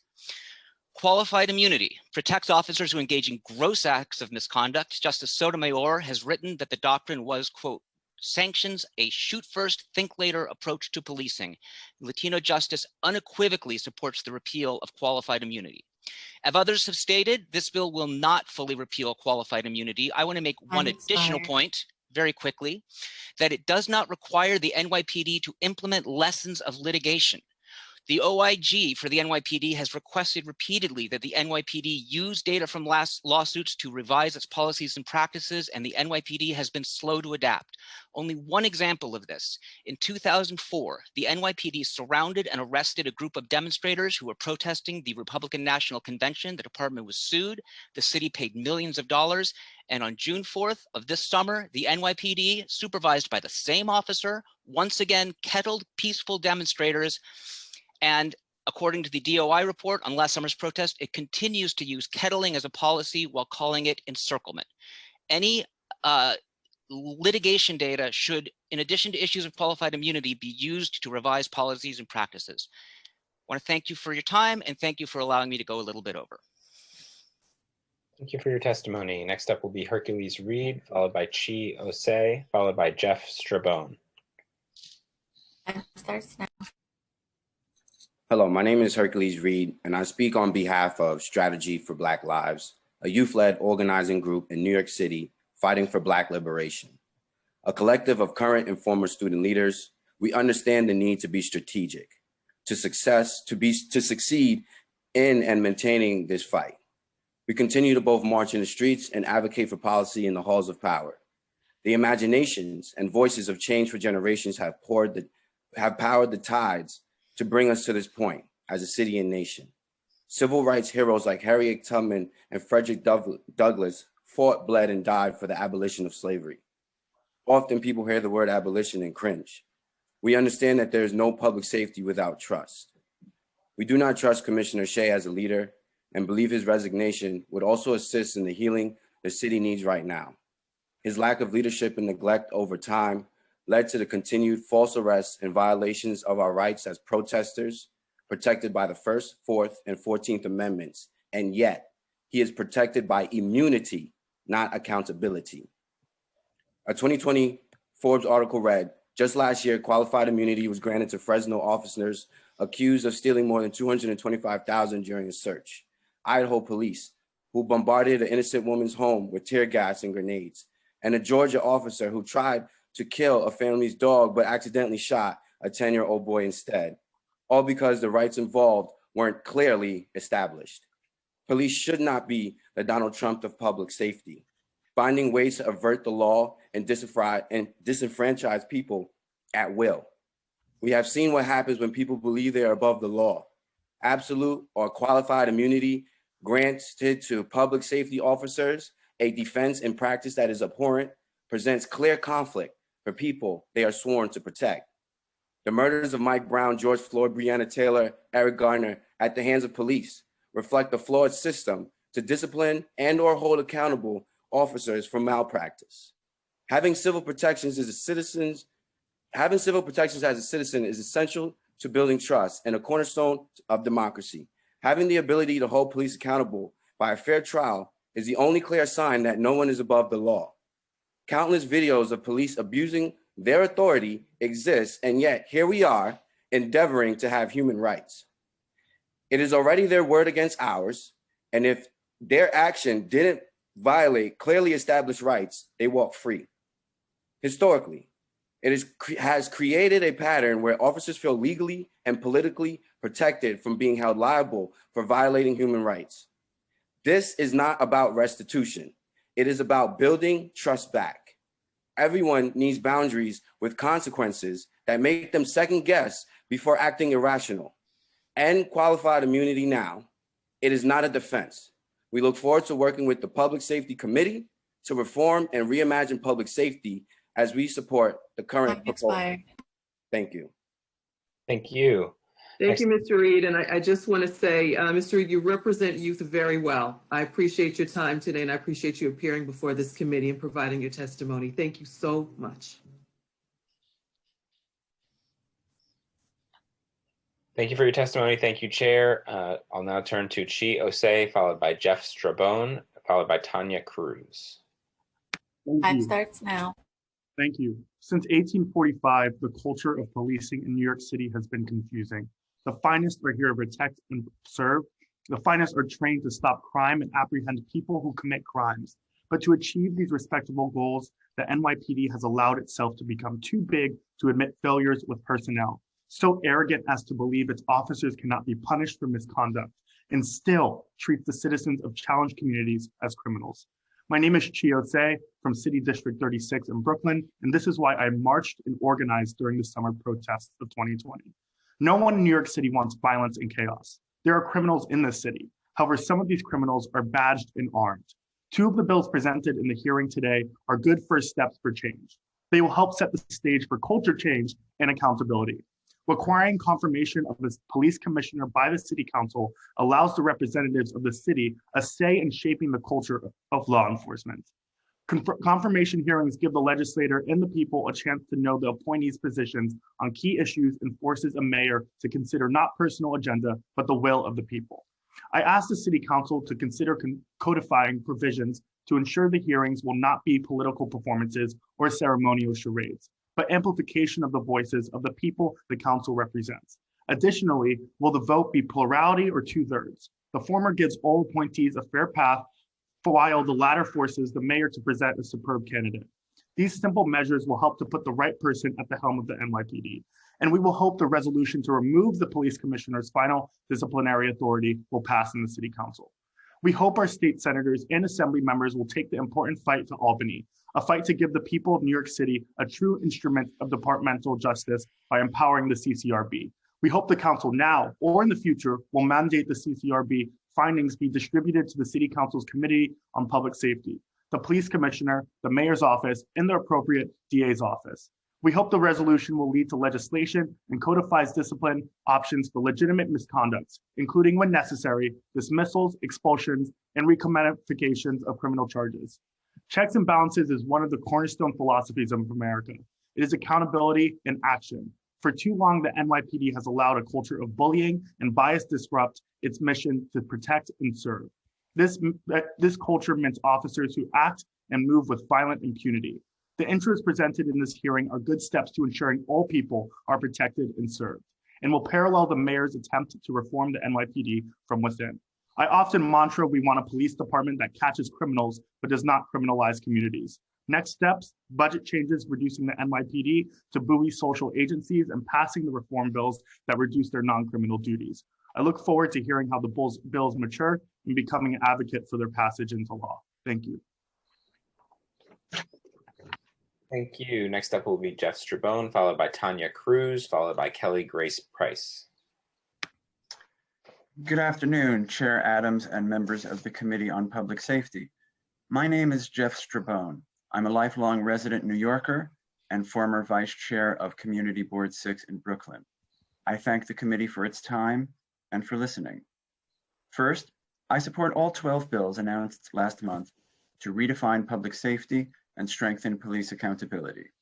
Because of time limits, I will focus on one bill, Resolution 1538, 2021, calling on the New York State Legislature to remove the New York City Police Commissioner's power to waive police discipline. To put it simply, I don't want Donald Trump to be our police commissioner. Trump abused the presidential pardon power. The last thing the city needs is a Commissioner Trump to pardon Officer Roger Stone and his buddies. I'm using colorful language, but I stand by the point. No commissioner should have pardon power. The power to pardon is a license to commit abuse and corruption. It's already hard enough for the CCRB to investigate police misconduct and decide on actual discipline. For the commissioner to then overrule the board in half the cases decided in 2019, only a 51% concurrence rate, according to the resolution, adds citywide insults to individual injury. And the concurrence rate is substantially lower for the most serious cases. Let adjudicated discipline stand. Let discipline be discipline. Please pass this resolution. Take the pardon power away from the office of the commissioner. Finally, I want to salute Ms. Rivera. Her strength today empowers all of us. Thank you, and thank you to the members of the committee. That concludes my testimony. Thank you for your testimony. Next up will be Tanya Cruz, followed by Kelly Grace Price and Sarah Sitzler. Time starts now.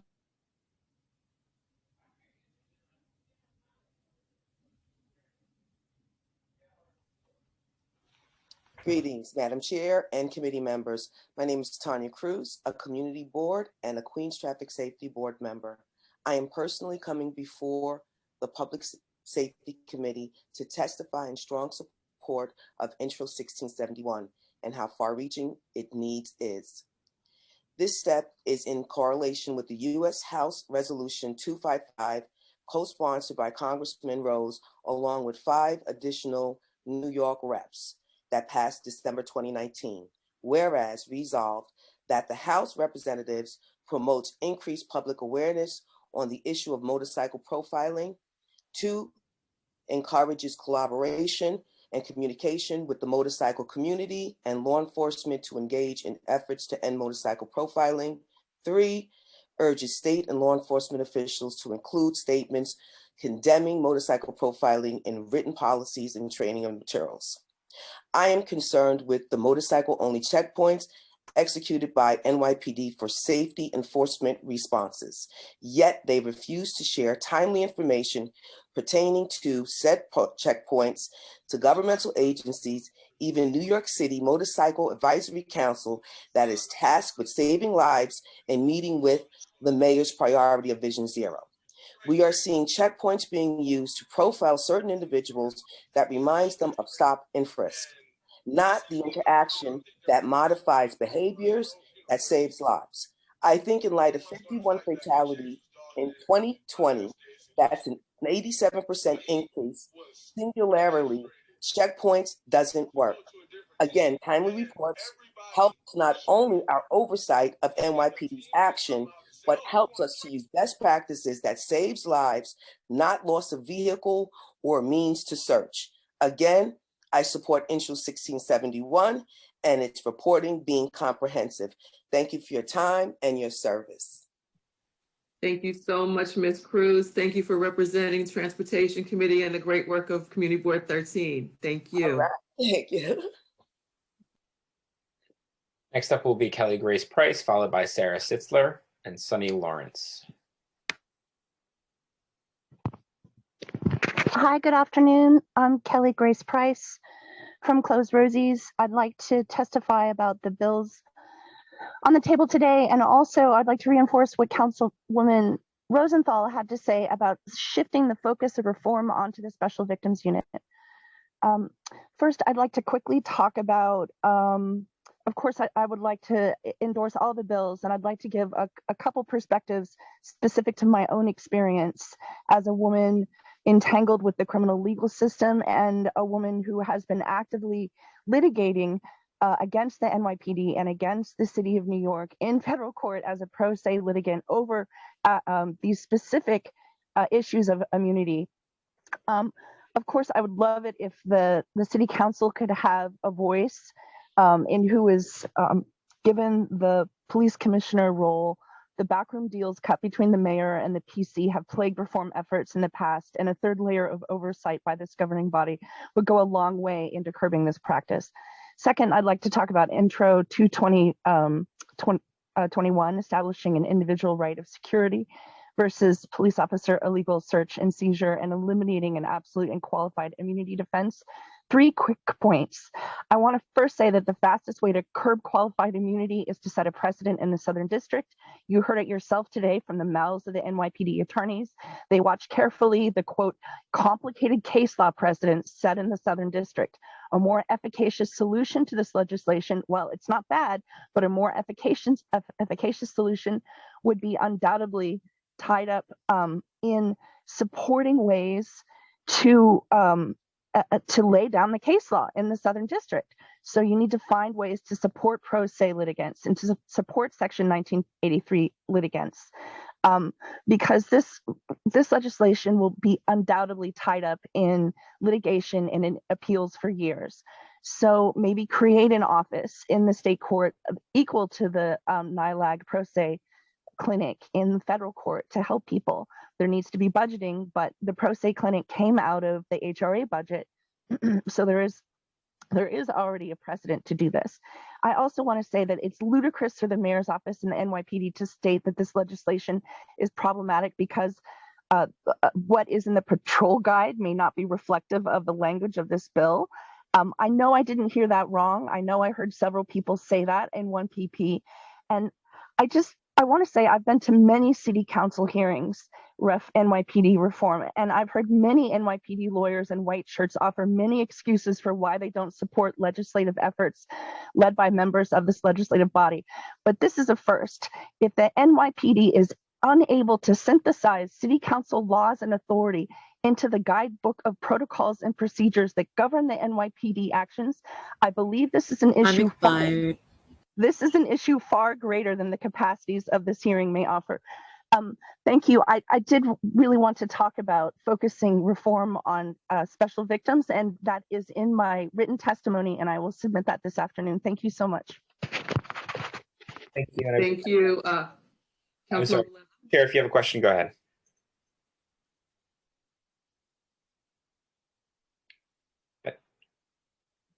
Question. I was yielding the floor to Councilmember Levin. His hand is raised. Member you.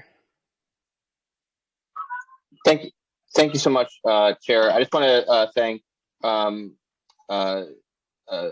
member of the public for their testimony on this, and a very thoughtful testimony. And I think we'll take it very much under advisement when moving forward on this legislation. It did remind me that there was a point that I did not raise with the administration that I would like to be in the record, which is that if there are aspects of the patrol guide that are violating people's Fourth Amendment rights, that would be shocking to me. So this argument that an officer could be following the patrol guide and the law, and somehow that would run afoul of people's constitutional rights does not seem. Then we'd have, as I agree with the individual that just testified, that that would, then we'd have bigger problems. Obviously, if the patrol guide gave, if the judiciary found that aspects of the patrol guide itself were violating people's Fourth Amendment rights, because as we know, there's plenty of attorneys at the police department working on the patrol guide to ensure that very thing does not happen. Thank you.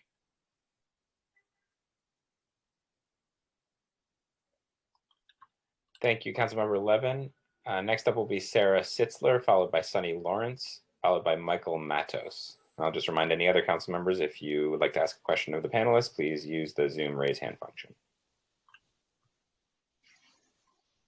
Hi, good afternoon. My name is Sarah Sitzler. I'm a resident of Brooklyn. I've resided in New York City since 2007, and I'm testifying today in support of all of the proposed legislation, but I'm going to focus on Resolution 1538. I also just want to acknowledge that the Commissioner's absence from this hearing speaks volumes, as well as all of the representatives and officers of the NYPD who are now absent or have their cameras turned off, as well as Ms. Davis. I don't know, maybe you're getting lunch, maybe you just aren't ready to listen to the public. That being said, the NYPD Commissioner can ultimately quash any disciplinary suggestions that the Civilian Complaint Review Board offers in order to protect officers from facing any repercussions for their misconduct. So as it stands, the CCRB appears to be more of a tool for political posturing than an agency with any tangible authority. And we really need the board to have real input and influence over cases of misconduct within the NYPD, because when there are little to no repercussions for misconduct, this just perpetuates a culture of lawlessness within the very agency responsible for upholding the law.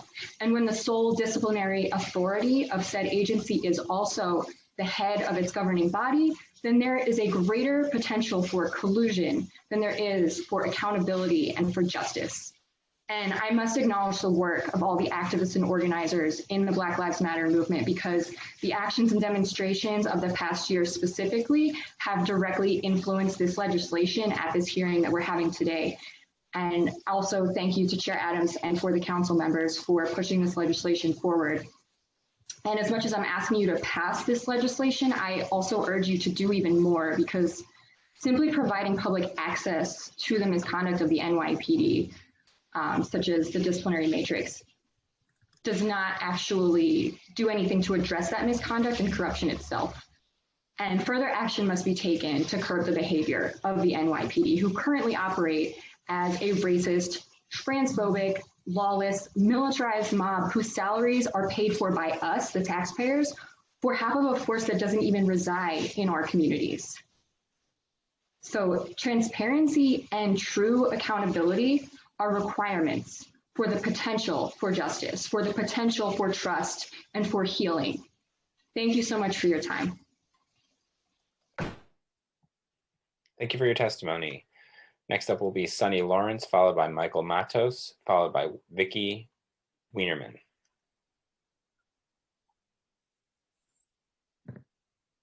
Can I start? Okay. Hi, everyone. Thank you for hearing my testimony here today. My name is Sunny, and I've lived in New York City for my whole life. I'm 25 years old, but in those 25 years, I've seen too many abuses from the NYPD to count. From racist stop and frisk searches to violence against peaceful protesters to the murders carried out against Eric Garner, Mohammed Ba, and many others. Just this morning in the New York Times, there was an article about how racist, ineffective policing led to innocent people being incarcerated. The reason that these abuses keep happening is because the NYPD protects itself. The policies currently in place ensure that there are no real consequences for abuses by police and no meaningful oversight or control of the NYPD by the people they serve. That is why I support all of the bills under discussion here today. These bills would require more transparency and accountability from the NYPD, making it harder for them to cover up abuses. They would require more oversight by the City Council, giving New Yorkers more control over who is policing them. They would also make it possible for officers who commit abuses to actually face consequences, which currently they are protected from by qualified immunity and the police commissioner's ability to waive discipline. Currently, those policies make officers feel entitled to mistreat the people of New York because they know they won't face consequences. We need officers to know that they will be liable for the harm they cause and not just protected by a well-funded boys club. We have to stop the largely unchecked abuses by the NYPD and make sure that there are actually systems in place to keep the NYPD accountable. Otherwise, they will continue to do what they have been doing, which is inflicting harm and violence on the people of New York. I want to take a moment to thank all of the activists from the Black Lives Matter movement, especially Riders for Black Lives, who have been doing the work of getting the information out about these hearings and organizing people to show up. I also want to thank Councilwoman Adams and Councilmember Levin, who are both advocating so passionately for these bills, and I really appreciate the work that you're doing. And I would feel very, neither of you are my council member, but I would feel very represented by you if you were. So thank you for your work. I'll yield the rest of my time. Thank you. Thank you for your testimony. Next up will be Michael Matos, followed by Vicky Wienerman, followed by Peter Horan. Good afternoon. My name is Michael Matos. I'm a resident of Bay Ridge, Brooklyn, a constituent of Councilman Brennan, and a veteran of the U.S. Coast Guard. I'd first like to thank you for the opportunity to address this committee in regards to matters of public safety. I'd like to begin by presenting an issue of dire urgency regarding the state of our public safety system as it currently operates. We have an incredible lack of accountability regarding acts of misconduct and gross negligence by officers of the NYPD. As it stands, matters of discipline remain under the exclusive authority of one individual. To balance this authority, we have the Civilian Complaint Review Board, compiled of appointees to provide oversight on complaints received, make recommendations in regard to courses of action. In theory, this sounds like an effective way of ensuring a fair and sufficient means of disciplinary procedure. But in reality, this is not the case. According to the CCRB's 2019 annual report, the police commissioner concurred with only 51% of recommendations made by the CCRB, with the most serious cases receiving a concurrence rate of 32%.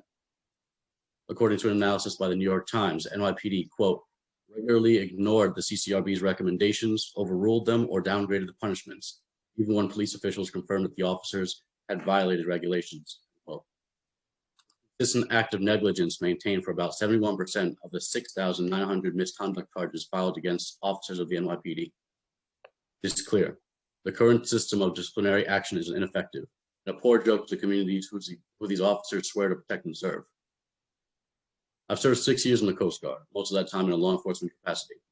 I've worked with morally sound and dedicated individuals from a variety of law enforcement agencies, servants of the public. The continued acts of misconduct, unprofessionalism, blatant disregard of public opinion, and a devastating lack of integrity by the officers of the NYPD disrespect the very oath they swear to uphold. This absence of accountability stains the legacy of the officers who have served with honor and selflessness. Leadership is about doing what is right, even in the most difficult of situations. Our police commissioner has forgotten. Resolve this exemption from responsibility, remove this exclusive authority from the police commissioner, and allow the CCRB to impose fair but necessary discipline on officers who defy their oath. Let me be clear. This alone will not instill public trust in the NYPD, but it is a step in the right direction. Public servants work for their communities, not the other way around. Thank you. Thank you. Next up will be Vicky Wienerman, followed by Peter Horan, followed by John Tufel. Hi, everybody. Thank you to everyone who has spoken before me, all the amazing activists who are so well spoken. I am very proud of you all for being so eloquent, unlike myself. I am a 64-year-old, my birthday's in 2 days, a 64-year-old woman, and I attend a lot of BLM protests, and I am astonished at the anger and the vehemence and the violence that the NYPD is constantly providing. I have seen, as you all have, young people, old people pulled off the streets. I don't need to go on about that, but I will say that I also am disappointed that Commissioner O'Shea could not be here today. I'm not sure what was way too important for him. I'm also not sure why the NYPD is maybe listening or not listening. They were here before, but they're not.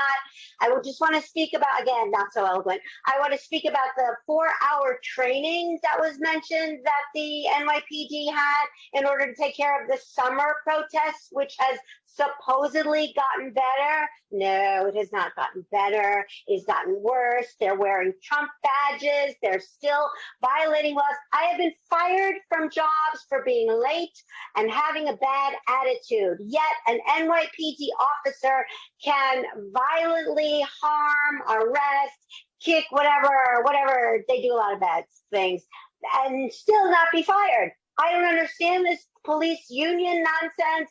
I am supportive of all these bills of reform and what else am I going to say? That's all. That's all. I'm pissed off. That's all. That's what I want to say. I'm pissed. Been fired from jobs for having a bad attitude and being late. I think the NYPD should be held accountable for their actions. This is Not good. I'm not going to curse because then you'll just say, oh, old lady with a bad mouth. But I yield the balance of my time. Thank you, everyone. You're not so old, Vicky Wienerman. I wish I was 65. I wish I was turning 65 on Thursday, and then I could get a vaccine. But no. So I will continue wear my mask, unlike many of the NYPD who do not wear masks. They wear bandanas. Bandanas are not masks, by the way. That's all. Thank you. Councilmember Levin, I see your hand. Time starts now.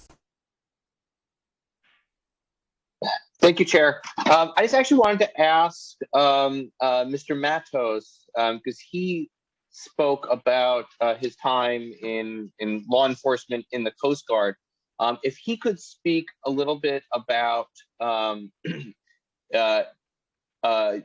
discipline structures in the military and how they differ from what we see in policing in our civilian police force. Thank you, Councilman. So I served 6 years in the Coast Guard. I did federal law enforcement. Discipline that I've seen in our system, we can be charged if we do mess up civilly, criminally, and against the UCMJ. We have no unions to protect us. We don't do any of that. We all know that when we go into the job. We make our training very specific and basically in the way of we all understand that we take this responsibility on ourselves. If we mess up, it's our problem, and we personally deal with it. We have the deal with accountability for it. We can be docked in pay. We can be reduced in grade. We can also be charged on court-martial and imprisoned. There's a lot more of what I see accountability on our side of the military than there is on the side of policing here in NYC. Is there issues around within the military? I mean, I guess there's always issues, but are there issues specifically? To be frank, there's an issue that we have in police departments around the country of the quote unquote blue wall of silence. That officers' loyalty to each other often trumps loyalty to the force in that sense, or to the truth. They don't want to rat each other out. I mean, that's a well-documented cultural aspect, including in the police department in New York City, going back to Serpico and before. So can you speak to just the culture of accountability? If a member of the Coast Guard sees another member of the Coast Guard engaging in conduct that unbecoming or prohibited conduct, what's the kind of culture within the service for that? Thank you. So of course, I can only speak on a personal level. I can't speak for the Coast Guard as a whole, but from my personal experience, from what I've seen, when people do mess up, you do have that kind of, it's required for us to act, regardless of any kind of, loyalty to have with other. Like, our loyalty is to the American people first and to the Constitution. So when things happen that we know are in the wrong, regardless of any kind of blue wall or anything, that doesn't, doesn't add up to us. Personally, if I see anyone that violates their oath or that does something wrong and stuff, there is no blue wall of silence. There's no kind of brothers in blue for me. If you personally violate your oath, you are no sibling. You betrayed the public trust, and I'm going to take the measures needed to make sure you're held accountable and to make sure the standard of us performing law enforcement within the Coast Guard is held to that high standard, so we can ensure that the public trusts us to do our jobs. Would you say that the same holds in federal law enforcement? Again, I'm sorry. Would you say that the same holds in federal law enforcement in the capacity you serve there? That I can't speak to, Councilman, just because I have only seen the Coast Guard. I apologize. Oh, I see. Okay. Thank you very much. I appreciate your answer. Thank you, Chair. My pleasure. Thank you for your service. Thank you for your testimony.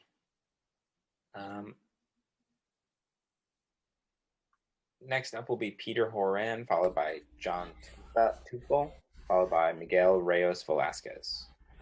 Time starts now. Good afternoon, committee members. My name is Peter Haran. My pronouns are he, him, and I'm a longtime resident of New York, currently living in District 40. Thank you for taking the time to listen to the public, and I appreciate those who spoke before me for their energy and their inspiration. I want to say that I support any and all bills put forward to increase police accountability. Specifically, I'd like to talk about my support for Resolution 1538. It makes no sense to me that the commissioner has this power at all. I come from a large family. I have 6 siblings, and with the way the system works now, it's the equivalent of asking my sister, the oldest, to have power of how the rest of the children are disciplined. The NYPD doesn't ask those they arrest how long they like to be in jail or how much of a fine they like to pay.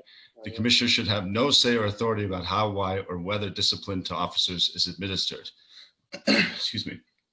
The argument made earlier in this forum by the NYPD about recovering illegal guns off the street can be summed up this way: if police aren't assured that they can do whatever they want, they won't do their jobs. And no other profession on earth can function under such backwards logic. The NYPD not only functions under this logic now, but does so while lethally armed. There seems to have been little to no discipline administered to officers who committed egregiously violent acts seen during the protesting last summer, including assaulting demonstrators, assaulting and arresting media and legal observers, stealing bicycles off protesters, and in one incident in late May, 2 NYPD vehicles running down protesters on camera. These are not opinions I'm stating, but the plain facts that have been reported and that are not in dispute. It's clear the commissioner feels that docking vacation days or assigning desk duty counts as sufficient discipline for incompetent officers. Clearly, this is not the case, as police misconduct continues to be a major and perhaps increasing problem in the NYPD. If the head of the Sergeants Union can tweet personal information about Chiara de Blasio and in fact compromising yet again the safety of a Black woman with virtual impunity, it's clear that even the city's highest office cannot be trusted to administer justice properly. Finally, I want to take this time to thank Councilmember Menchaca for voting against the police budget last year and for being an ally in this fight for accountability and public safety. I ask the committee pass this resolution to remove the pardon power from the office of the commissioner. Thank you. Thank you for your testimony. Next up will be John Tufo, followed by Miguel Reyes Velasquez, followed by Betty Maloney. Time starts now.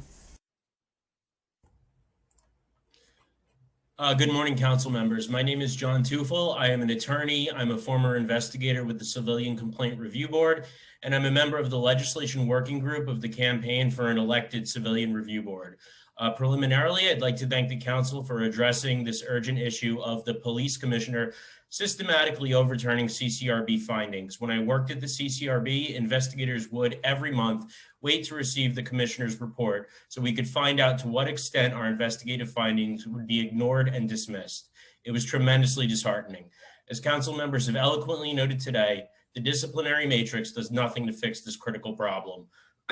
I'm speaking today to make the case that despite this proposed bill calling on the state to act, the city council's hands are not tied. Indeed, it is within the full legal authority of the city council to remove the commissioner's discretion regarding discipline and bind the commissioner to enacting disciplinary recommendations from a civilian review board. Civil Service Law Articles 75 and 76 generally govern public employee disciplinary procedures in New York. However, Civil Service Law 76-4 states that nothing contained in this chapter shall repeal or modify any local law or charter provision relating to the removal of employees. The state initially committed discipline to the commissioner when it enacted the New York City Charter and Administrative Code in the 19th century. As the New York City Charter and Administrative Code predate the enactment of Articles 75 and 76, police discipline in New York City is exempt from the procedures defined in the Civil Service Law, which has been upheld by the Court of Appeals in multiple cases.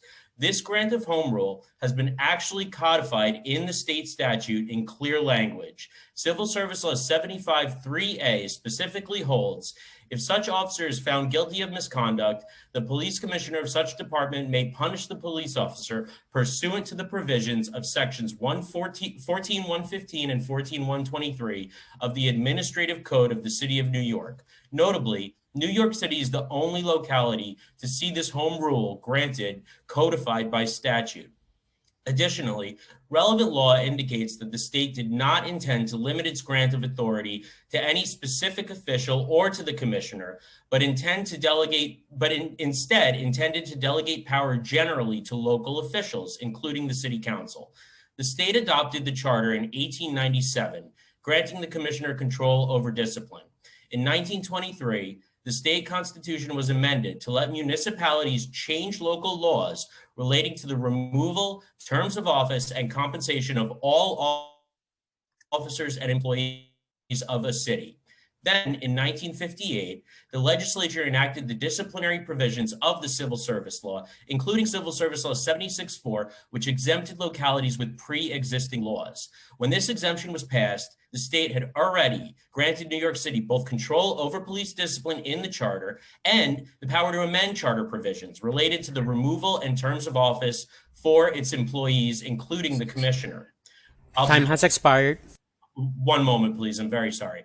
The legislature intended to allow New York City officials to amend charter provisions related to police discipline. In conclusion, the New York State legislature has exempted New York City from state laws regarding police discipline, and this grant of home rule to New York City has been codified in the Civil Service Law, both in Articles 75 and 76.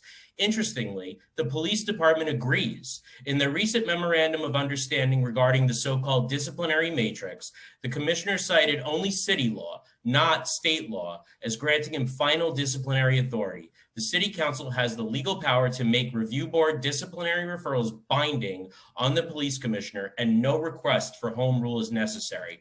I've submitted to the council a memorandum expanding on this issue and including citations to relevant statutes and case law. Thank you for your time. Thank you for your testimony. Next up will be Miguel. Council, I see Councilmember Deutsch has his hand raised. Thank you, Councilmember Deutsch, and then I believe also Councilmember Levin. Time starts now. Yeah, hi. I have a question for John. Yes, Councilmember. Yeah. So you formerly worked for the CCRB, correct? I did, yes. You did. So do you believe that the NYPD as an agency should exist here in New York City? Do I believe that the NYPD as an agency should exist in New York City? Not as it's currently constituted, but I would say yes, probably. So you would say yes. Why do you say yes? Well, I mean, the NYPD is a long-standing institution. To get rid of it entirely would require a massive overhaul of city law. I think right now what we're focusing on is reforming the most problematic aspects of the NYPD.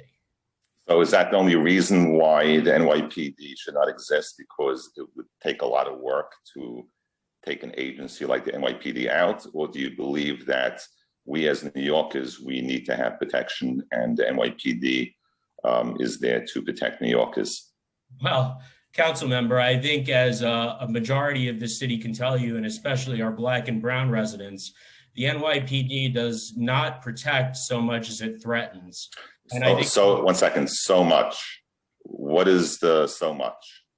Does the NYPD give New Yorkers some protection? I guess I'm a little confused as to how we got derailed from a legal discussion of why the police commissioner continuously overturns CCRB recommendations, 71% of the time, in fact.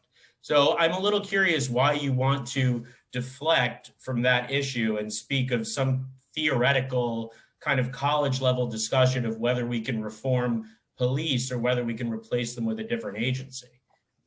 Because I've been on the hearing since the beginning and I like listening to people. I like to hear feedback from individuals and from advocates and from New Yorkers. And all I've been hearing all day from the testimonies is how bad the NYPD is and how terrible, and they're like the devils. And I have not heard now one single word from anyone testifying saying that, you know, something, there are good things about the NYPD. And when there is a discussion, we need to look at the positive and negative. So, you know, I haven't heard anything from anyone, and we keep on talking about accountability. But when you look at an agency and you talk about an agency in a negative way, especially someone who worked formerly for the CCRB, knows the ins and outs, it's when you have discussions, you should be hearing the positive, and then you could bring out the negative, and then we need to work together as New Yorkers is how we could reform the NYPD and make it better for, like you mentioned, the Black and brown community, but without having a sincere discussion and asking people that we need accountability, and we want New Yorkers to trust the men and women of the New York City Police Department. But if we're only speaking negative about an agency, even after any reform, how can we teach New Yorkers to have trust when all we're hearing today is in the testimony the negative? I haven't heard anything positive of all those cops who are out there 24/7 wearing bulletproof vests and putting their lives on the line, and many who don't come home. Well, they have families. They are all human beings, just like you and I. They're all human beings. Could I respond to that, council member? Yeah, I'd like to have an educated discussion.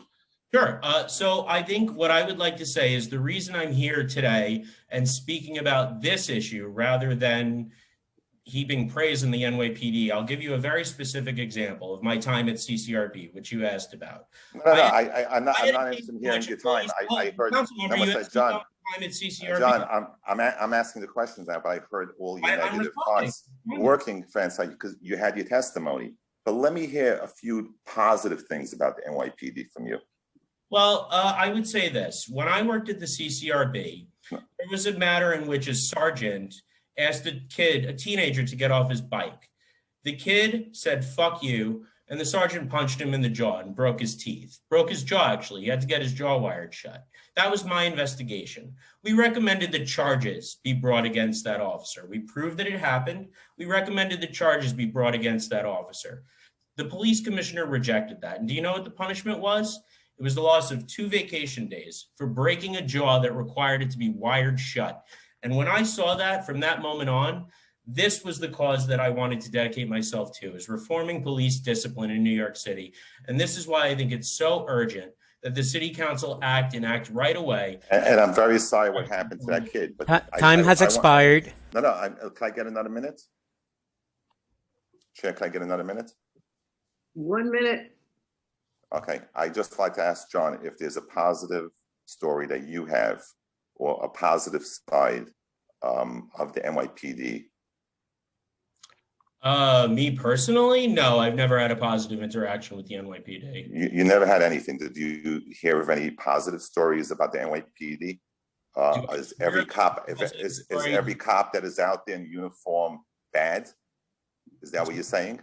Is every cop that's out there in uniform bad? I wouldn't want to make such a sweeping judgment. No, I would say that, I mean, in my own personal life, I had one interaction with the NYPD. It was years ago. They showed up at my house and took a statement after I was mugged, and then they never contacted me again. I'm not asking you about the negative stories, but formally working for the CCRB and being a New Yorker, right? Is there anything positive about the agency as a whole? Council member, respectfully, I'm not here to give you propaganda. Because you're here giving propaganda and you have an agenda. I'm here giving and so just come out and say, we don't want the NYPD. Just say it. Time has expired. Thank you very much. Councilmember Levin, do you have a question? Yes, thank you, Chair. I just want to first I'll stipulate that the vast majority of police officers in New York City are good people. I've known a lot of them over in my time in public life, and I've known a lot of really decent, good cops. So I'm not. I don't think anybody really is here to impugn the integrity of the vast majority of police officers. So, and that's certainly not been the thrust of legislation I've been involved in. I do want to just acknowledge John's help in researching this particular topic. John and I have been in conversation since the summer, specifically about the structure of accountability within the police department. So it's, just in terms of, I've had maybe a couple hours of conversation with John over the last 7 or 8 months, and it has been exclusively, I don't know, he hasn't trashed the NYPD to me. We've talked specifically about the statutory relationship between 14115, which is the city ad code, the history of the legislative history of 14115. The relationship between 14115 and Civil Service Law 75, the subsequent case history going up to the New York State Court of Appeals in the relationship between those two statutes, and how we could go about altering the final disciplinary authority. So in my conversations with John, going back to probably July of 2020, it's been exclusively about, not about, whether police are good or bad. I think that, again, I stipulate that there's, of the 35,000 police officers, the vast majority are good people and they're doing their job honorably, and are not out to deny anybody of their civil rights. Again, want to make sure it's in the record that, and I want to express my appreciation for again working through the legal questions around disciplinary authority.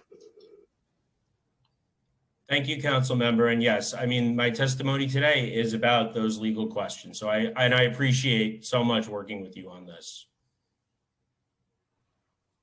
Thank you, Councilmember Levin, for that. I was going to chime in along the same lines. The purpose of our hearings is to discuss the merits of the legislation, as I said earlier, to get all dialogue out, both sides, agree, disagree, but this is what a hearing is for, to discuss the merits of legislation and to see where we go from here. So just for the record, I have family members who are members of the NYPD, and I'm very, very proud of them. I'm proud of the work that they do. However, that does not preclude my involvement in needing to reform, as they themselves realize and know that they must have reforms so that we can have accountability and so that we can get some semblance of trust, particularly in communities of color. So I wanted to put that on the record as well. John, thank you for your testimony. I will come back to council. Thank you. Thank you, council members. And thank you, Chair. Next up will be Miguel Rios Velasquez, followed by Betty Maloney, followed by Albert Fox Kahn. Time starts now. Thank you, council. Thank you, chair, and thank you to the committee. Following the previous discussion around the legal issues, I would like to add my testimony as a private citizen, resident of District 26, and just say that all of the interactions that I have had with the NYPD as a person of color have been negative. The council members, request for positive, illustrations and anecdotes, notwithstanding, I mean, if the vast majority of the interactions that the communities are sharing have been negative, that's what there is. And that's what the hearing and the legislation are aimed at improving, because those are systemic, they are the consequence of systemic decisions that have been made. And I fully support all of the legislations and second the voices of the advocates, including Griffith, Zizitsky, Tuffel, all the ones that have gone before, and urge the council to do more. Because what we have seen is, systemic abuse of power from the NYPD. It's not lost on me that the NYPD is, their cameras are off. Who knows if they're here?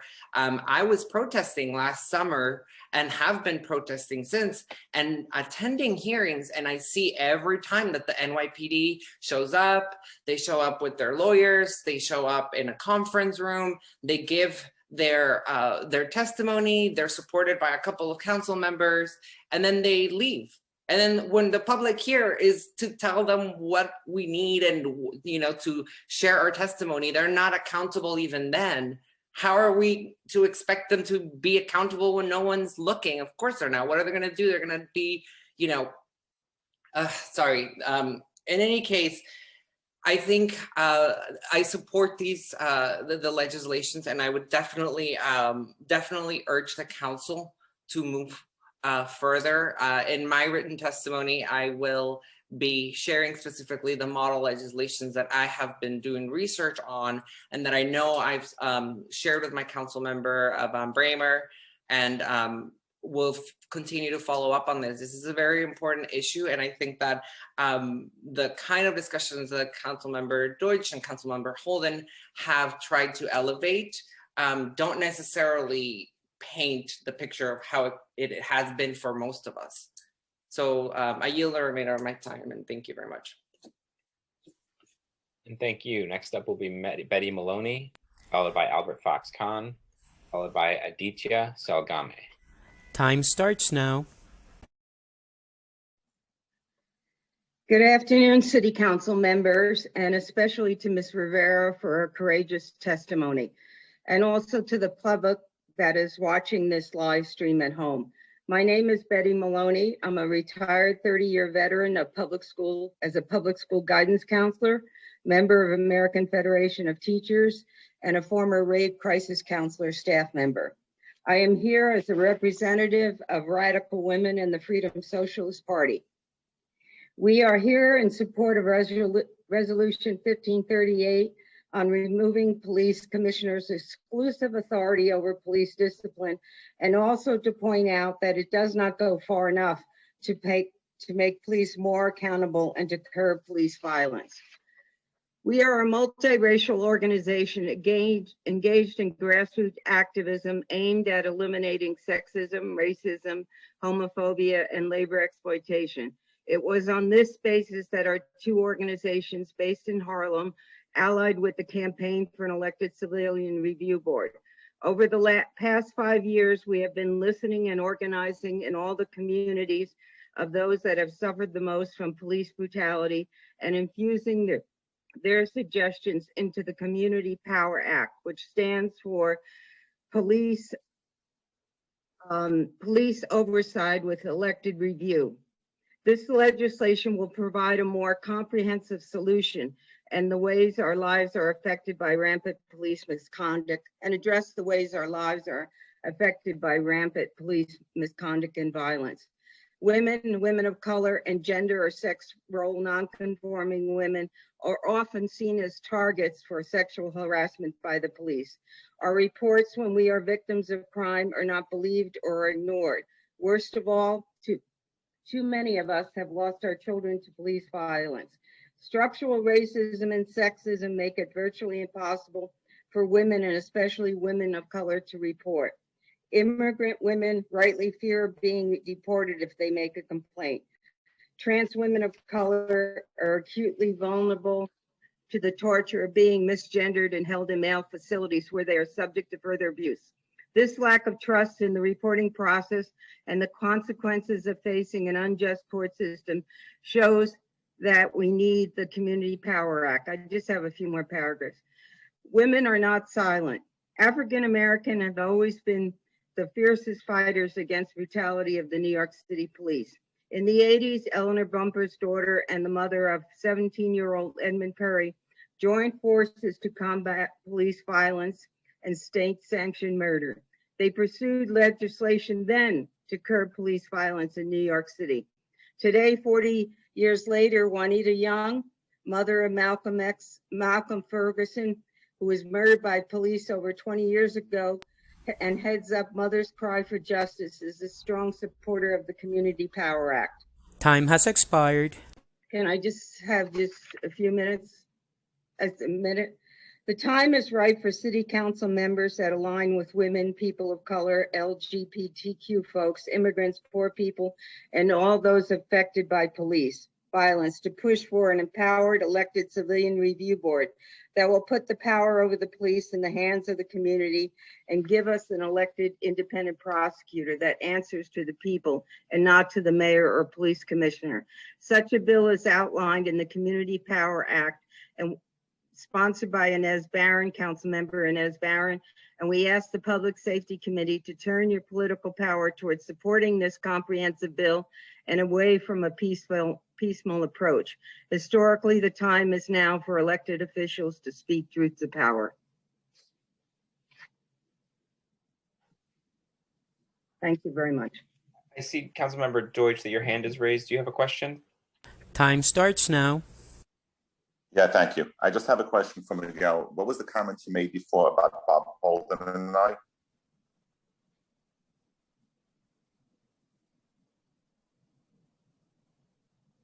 This is for Miguel. Yes, yes. Thank you, council member. I was referring to comments you made specifically. Like I know that council member, for example, council member Holden earlier during the hearing brought up that there might be an impact by the liability legislation in starting the prompting early retirements in the fourth. When we know that also last year, after there was a huge amount of overtime due to the over-policing of protests, there was a large wave of retirements from that from the police force. So it's just that one-sidism that I was noticing, that I was pointing out, that you brought up yourself as well earlier on, talking about how the police why can't we bring up positive things.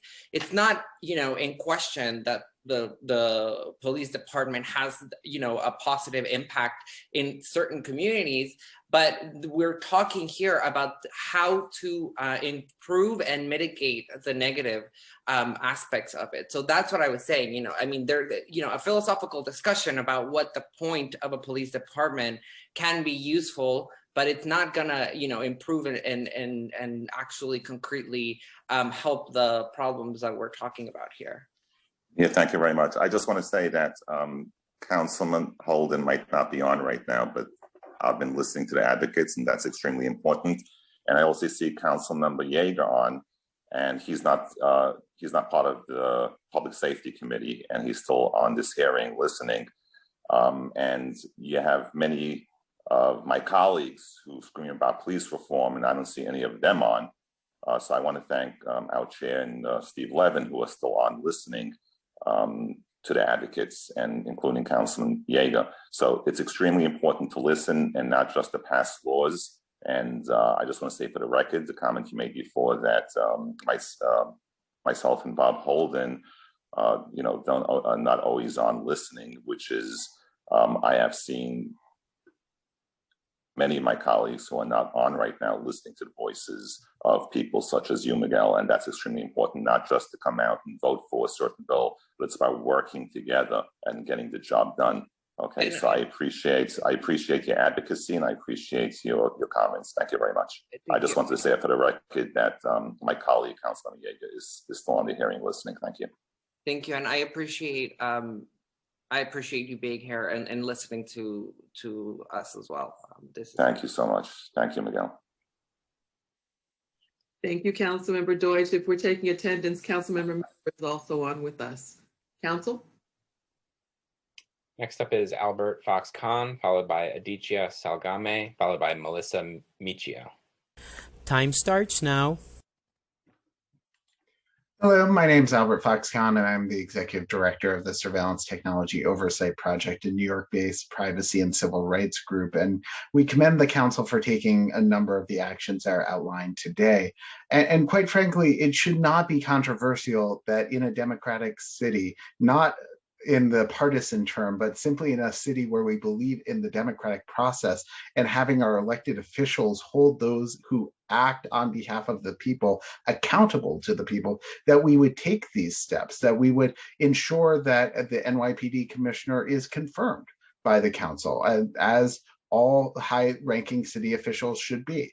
But beyond that, that we begin to actually address the decades-long need to ensure that our police accountability process, our discipline process, that the patrol guide is worth the paper it's printed on. We have so systemically ignored the rules that we put on paper that it's unclear what meaning they have for the vast majority of officers. It's unclear what rules we truly have in effect.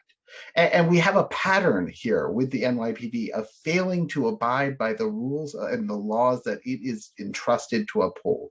And that to me is chilling. It's not just chilling because of the violence we have seen. It's not just chilling because of the ways that it impacts civil rights and the ways that it impacts so many over-police communities. It's chilling because it calls into question the very legitimacy and integrity of our form of government. And I think as a example of this, we can take the NYPD's attempts to circumvent and evade some of the legislation this very council has enacted in recent months and years. We've seen a spate of new laws go into effect trying to push back against documented police abuse, only for the PD to evade them.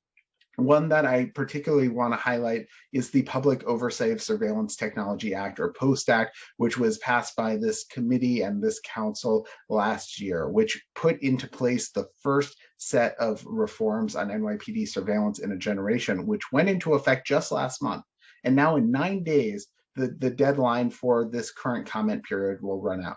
And part of why I'm flagging this is because the NYPD, rather than abiding by the law that this council passed, once again tried to hold itself out there as a force that only is entrusted to police itself.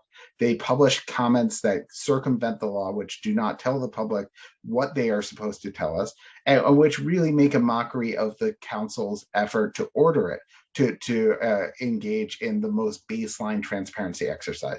This should not be partisan. This should not be polarizing. This should not be something which is dividing us along these lines. This should be the most fundamental commitment that any of us have as people who believe in this city and believe in the power of this form of government, that every agency, even our police agency, will be held accountable at the end of the day. Thank you so much for the opportunity to testify. Thank you for your testimony. Next up will be Aditya Salgame, followed by Melissa Michio, followed by Robert Malik. Time starts now. Thank you, Council, and thank you, Chair Adams, again for convening the hearing and for giving me the opportunity to testify. My name is Aditya. I'm speaking solely in the capacity of a longtime Manhattan resident. I'm not officially affiliated with any other advocacy organization, though I very much appreciate all of their perspectives offered here. I'd like to highlight just two terms I think that really crystallize what this issue means to me, and particularly why I support every bill on the table today. One is impunity and the other is trust. Impunity is something that I feel the NYPD operates with on a daily basis. And it's something that I, as a person of color and as a person who's participated in protests throughout the city over the last several months, have seen with my own two eyes. Impunity means seeing a protester shout a curse word at you and beating them with a baton without even considering what that means for reprimand later on. Impunity is the way that Commissioner Shea can publicly show his disdain for this process, for this democratic process, by refusing to show his face at any hearing on an important topic like this that concerns, as people have said, his very job itself. I'd like to point in particular to a point that Mr. Chernovsky made earlier, Oleg, from the NYPD, that I thought was made almost in a bit of bad faith. He said, with regard to the commissioner being approved by the council, why should that happen for the NYPD and not for another agency? He pointed to city council members. I'd ask you one question. Can a city council member shoot a man? Can a city council member beat someone up on the street? Can a city council member do something like that violates somebody's basic physical safety? Can a city council member threaten somebody's life? I don't think so, but the NYPD can, and that is why the NYPD must be treated as its own organization. That's why the NYPD must have authority that stems not from its own commissioner, but from the people who it serves. And the second point here is trust. I think I speak for many other New Yorkers, a majority in fact, who say that I don't trust the NYPD when it comes to dealing with my own personal safety. That comes from my own experience, and it comes from the vast wealth of data we have that show the abuses of power that continue to happen on a daily basis in this city. And one way to restore that trust is transparency. And how do we get transparency? One example is right here on the table, is having reports on every single traffic stop that happens. That's only one small way to get further transparency, but that's the sort of thing we need to be doing to build trust. Another thing I'd say is we don't trust Mayor de Blasio on the police issue. After what happened with his own daughter, we've seen how Mayor de Blasio is under the thumb of the PBA and the commissioner, and has refused to enact significant reform. as we can see from Chelsea Davis earlier today, totally unable to provide an affirmative reason why the commissioner should have the authority over punishment, why the commissioner should not be approved by the council. Another example, I was protesting with the Black Lives Matter movement over this summer. Sorry if I could have one more minute.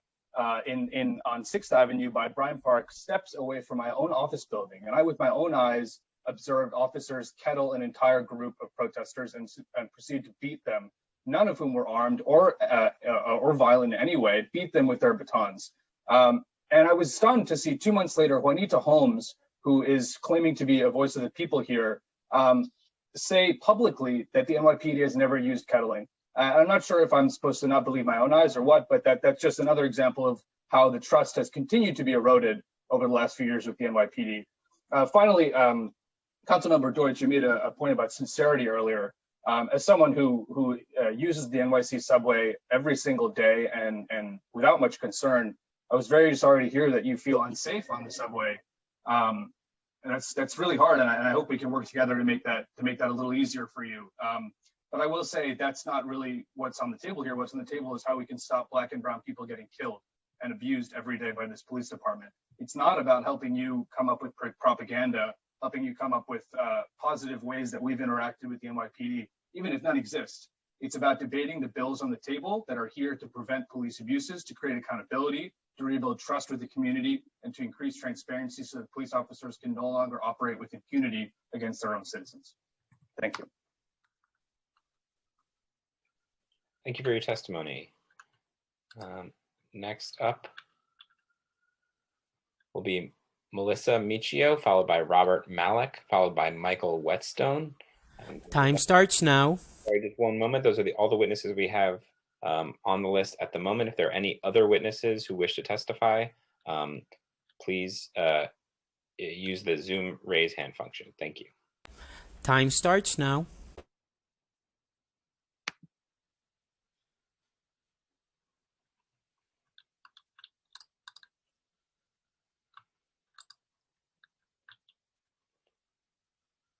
Melissa Michio.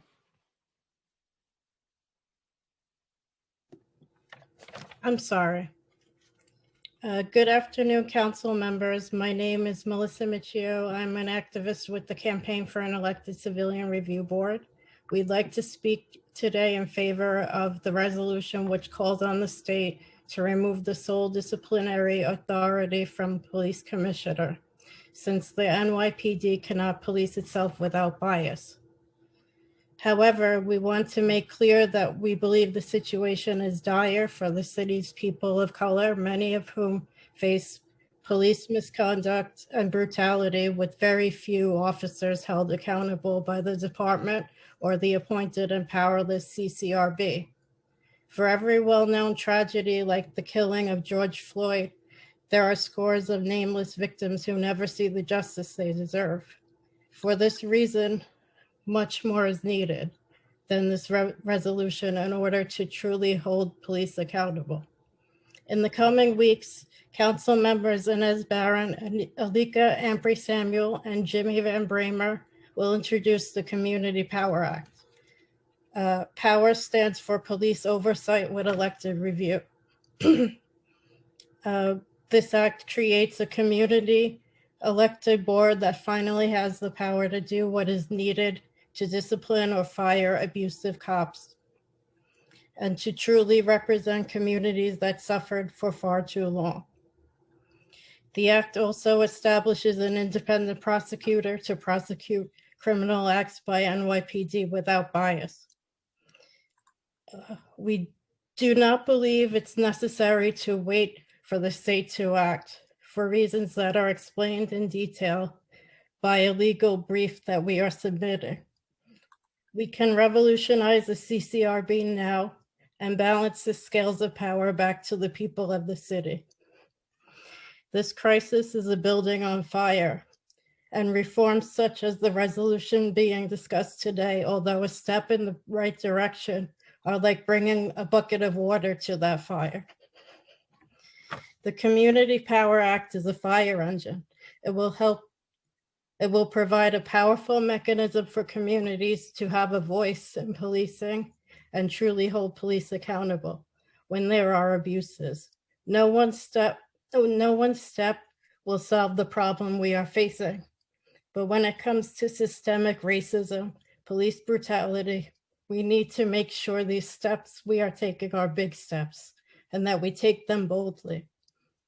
With that in mind, we ask that you help us empower communities most impacted by this failing system and support the Community Power Act. Thank you. Thank you. Next up will be Robert Malik, followed by Michael Whetstone. Time starts now.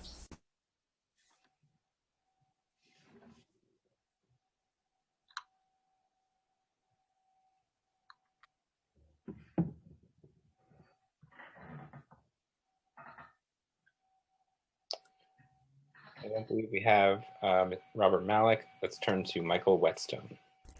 Time starts now. Good afternoon.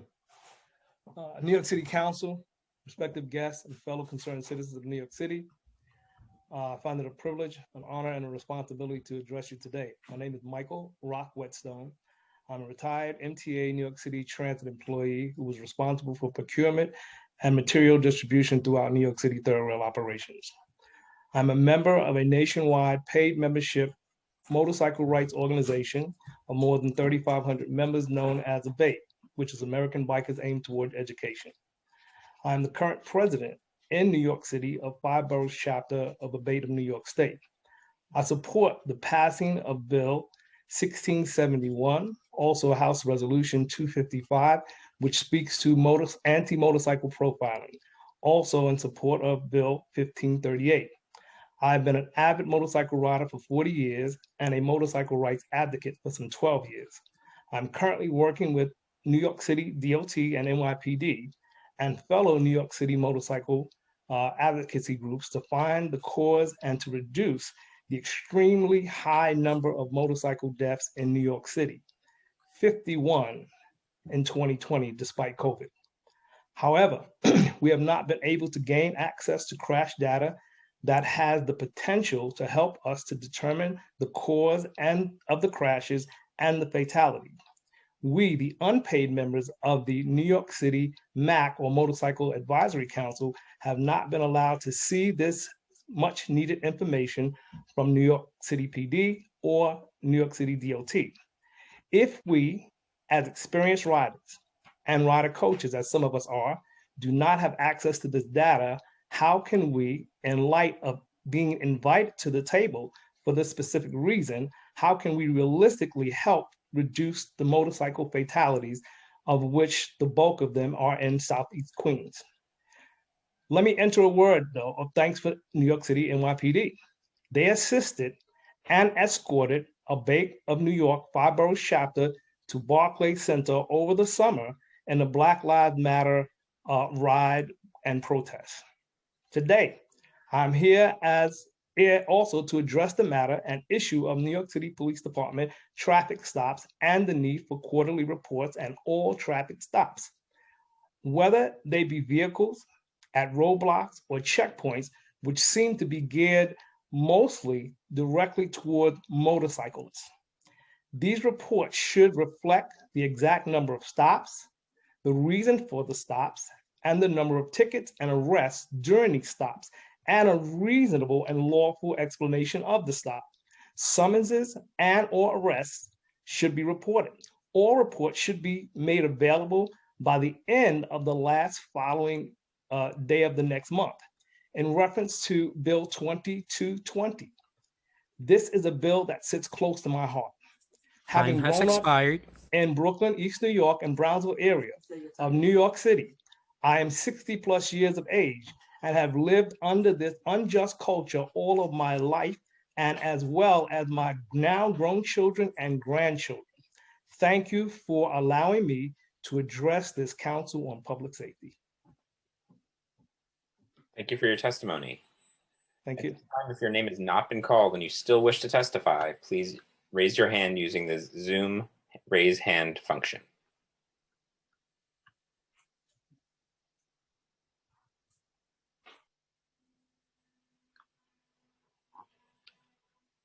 Seeing no hands, I will now turn it back to Chair Adams for closing remarks. Thank you so much, Council. Thank you to everyone. We're now 4.5 hours in, and for those of you that hung out with us today, we've had a very, very good time during this hearing, I think. I'd like to thank everyone who participated in this hearing, everyone from the public, all the administration, NYPD. I'd like to thank my committee staff, Daniel Adis, Kelly Taylor, Indiana Porta, and Ebony Meeks. And again, all of my colleagues who hung out today. Thank you so much for enjoying this hearing with me. Have a great day. This meeting. Chair, Yeah. I'm sorry. Yeah. Can you just give us 1 second? I have someone in attendees. I just need to confirm who they are. Just hold on. We may Yes, have one more person. I also see Councilmember Miller has raised his hand.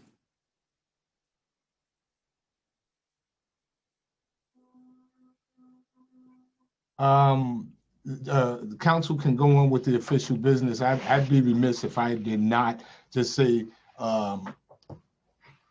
talk about the great leadership that you exhibited this afternoon on such a critical topic. I want to thank you for bringing this before us.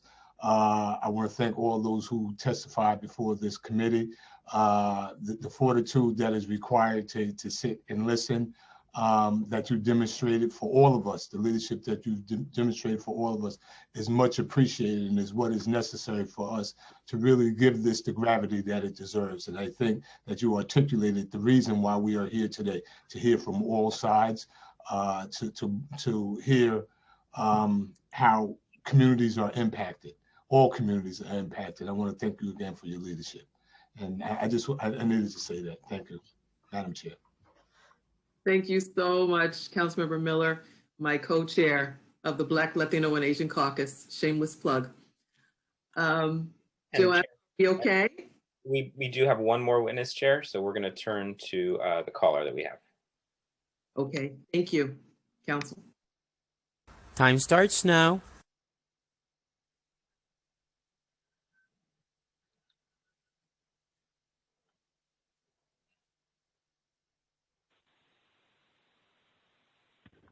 Yes, hello.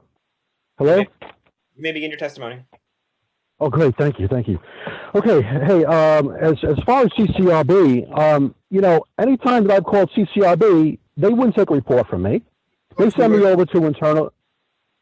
They send me over to internal affairs, and then internal affairs kicks it over to the precinct, and then you don't hear from the precinct, and you call back internal affairs, and they just ignore you. And the precinct ignores you. And I also had other experiences where they just kick it back to the same officers that are part of the wrongdoing to begin with. So as far as a CCRB figure is being down, I'm sure I'm not the only one who they said, no, we're not taking a report, call internal affairs. And also I just want to say, you know, my name is Robert Malik, and I have two websites, nypdcomplaints.org and acscomplaints.org, and I'm developing them. They are new websites. So anyone's welcome to contact me or to see the development. I have a lot that I'm going to be putting up. Also, my input as far as the immunity is this. You know, it's not so easy to sue someone. It just doesn't work that easy. You call up a lawyer and say, hey, I want to sue this person, and you're going to take it on contingency, right? The fact of the matter is, unless you have a really good case, lawyer's not going to take it. And how much is that going to cost you to hire that lawyer? $50,000? Especially if you're going up against a police officer or the government, or $50,000, $100,000. You have to understand that the government targets not just black people. The reason why it works into black people, I think, as a white person, is because of possibly of class, of money. They also target the poor. They target the poor. They target white people, black people, because they know that they're defenseless.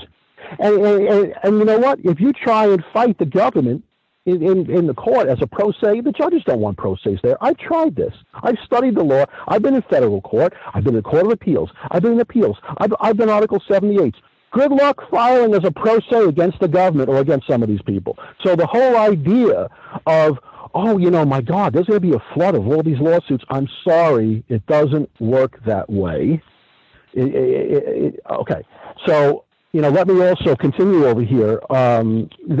Let me give you an example of how corrupt law enforcement is. And it's not just their main target of men between 18 and 50, but children as well. Any children under ACS jurisdiction, such as foster care, are at risk, and many are abused, the evidence of which is concealed by New York City, and ACS has their own police. On October 11, 2018, I saw my 3-year-old daughter at ACS Brooklyn, 19 Rogers Avenue. She had a week-old head injury. I asked her what happened. She said her half-brother Joe threw her because she's crying, that Joe threw her into a wall. This entire visit and her statements were on audio tape. At the time she says this, in the presence of ACS, you can hear ACS Hudson supervisor tell her to take away my phone, since I now had evidence of my child being injured under their jurisdictional responsibility because a family was in a New York City shelter. My daughter was taken by ambulance. All right, just a little bit more, please. My daughter was taken by ambulance to the hospital. There was an incident report, and 7-7 precinct sergeant sent a close of the incident within 24 hours, does no investigation, and makes no arrest. ACS then files in court to suspend my visit with my child because I called 911 for my daughter. They requested the judge that I be prevented from recording to obtain any further evidence of my daughter's abuse. Judge Williams then writes an order that I cannot write, record, or have any witnesses with me when I see my daughter, and further tells me that she has no jurisdiction to hear a family offense petition either. ACS then places, this is key here, ACS then places signs up in and they have their own police department. ACS then places signs up in their facilities to prevent not just me, but all parents from having any evidence of harm to their children while under ACS jurisdiction. This can be seen on my website, acscomplaints.com. Now, Brooklyn Child Abuse Squad does not pick up this case with my daughter until 47 days later. Obviously, the head injury can no longer be seen at this point, and they state in their investigation that there were no witnesses, no reporters, closed the case, and writes on their report that my daughter was living with me when my daughter was injured. When meanwhile my daughter was living in an ACS shelter for at least 70 days. My daughter was not even with me for all that time. No statements. I have to interrupt you and ask you to please wrap up. Okay. Yeah, it's just this last paragraph here. No statements my daughter made to me or ACS were referenced or concealed. Furthermore, because my daughter was afraid to say a word as to what happened to her and kept silent during the forensic interview when she was now 4, they stated in their report that she was a retarded mute. When I have spoken with Detective Tirado and Girardi at the Brooklyn Child Abuse Squad, I am told, wait, this is key here. I am told that they can only accept evidence if it comes from the government or hospital, and will not view photos of my daughter's injury nor audio tape, regardless of the fact that they place in their report. We will reopen if more information becomes available. So I just want to show that they also want their own government evidence in their own investigations to do their own investigations and not have evidence from outside sources to control the outcome. And once again, Rob Malik, NYPDcomplaints.org and ACScomplaints.com. Thank you. Thank you. And I'll turn it back to the chair for closing remarks. Okay. I think I gave them already, but I can give them again. I'm just going to say again, thank you to everyone who participated in this hearing today. My colleagues, the admin, NYPD, and of course the public. A special thank you to Elizabeth Rivera for coming on at the top of this hearing to express herself and to give her story and the story of her daughter, Toni, and her unfortunate loss. And my heartfelt condolences once again to you, Ms. Rivera. Thank you again to my committee staff. Daniel, thank you. Daniel Ades, Kelly Taylor, Deanna Porter, and Ebony Meeks. This hearing is now adjourned.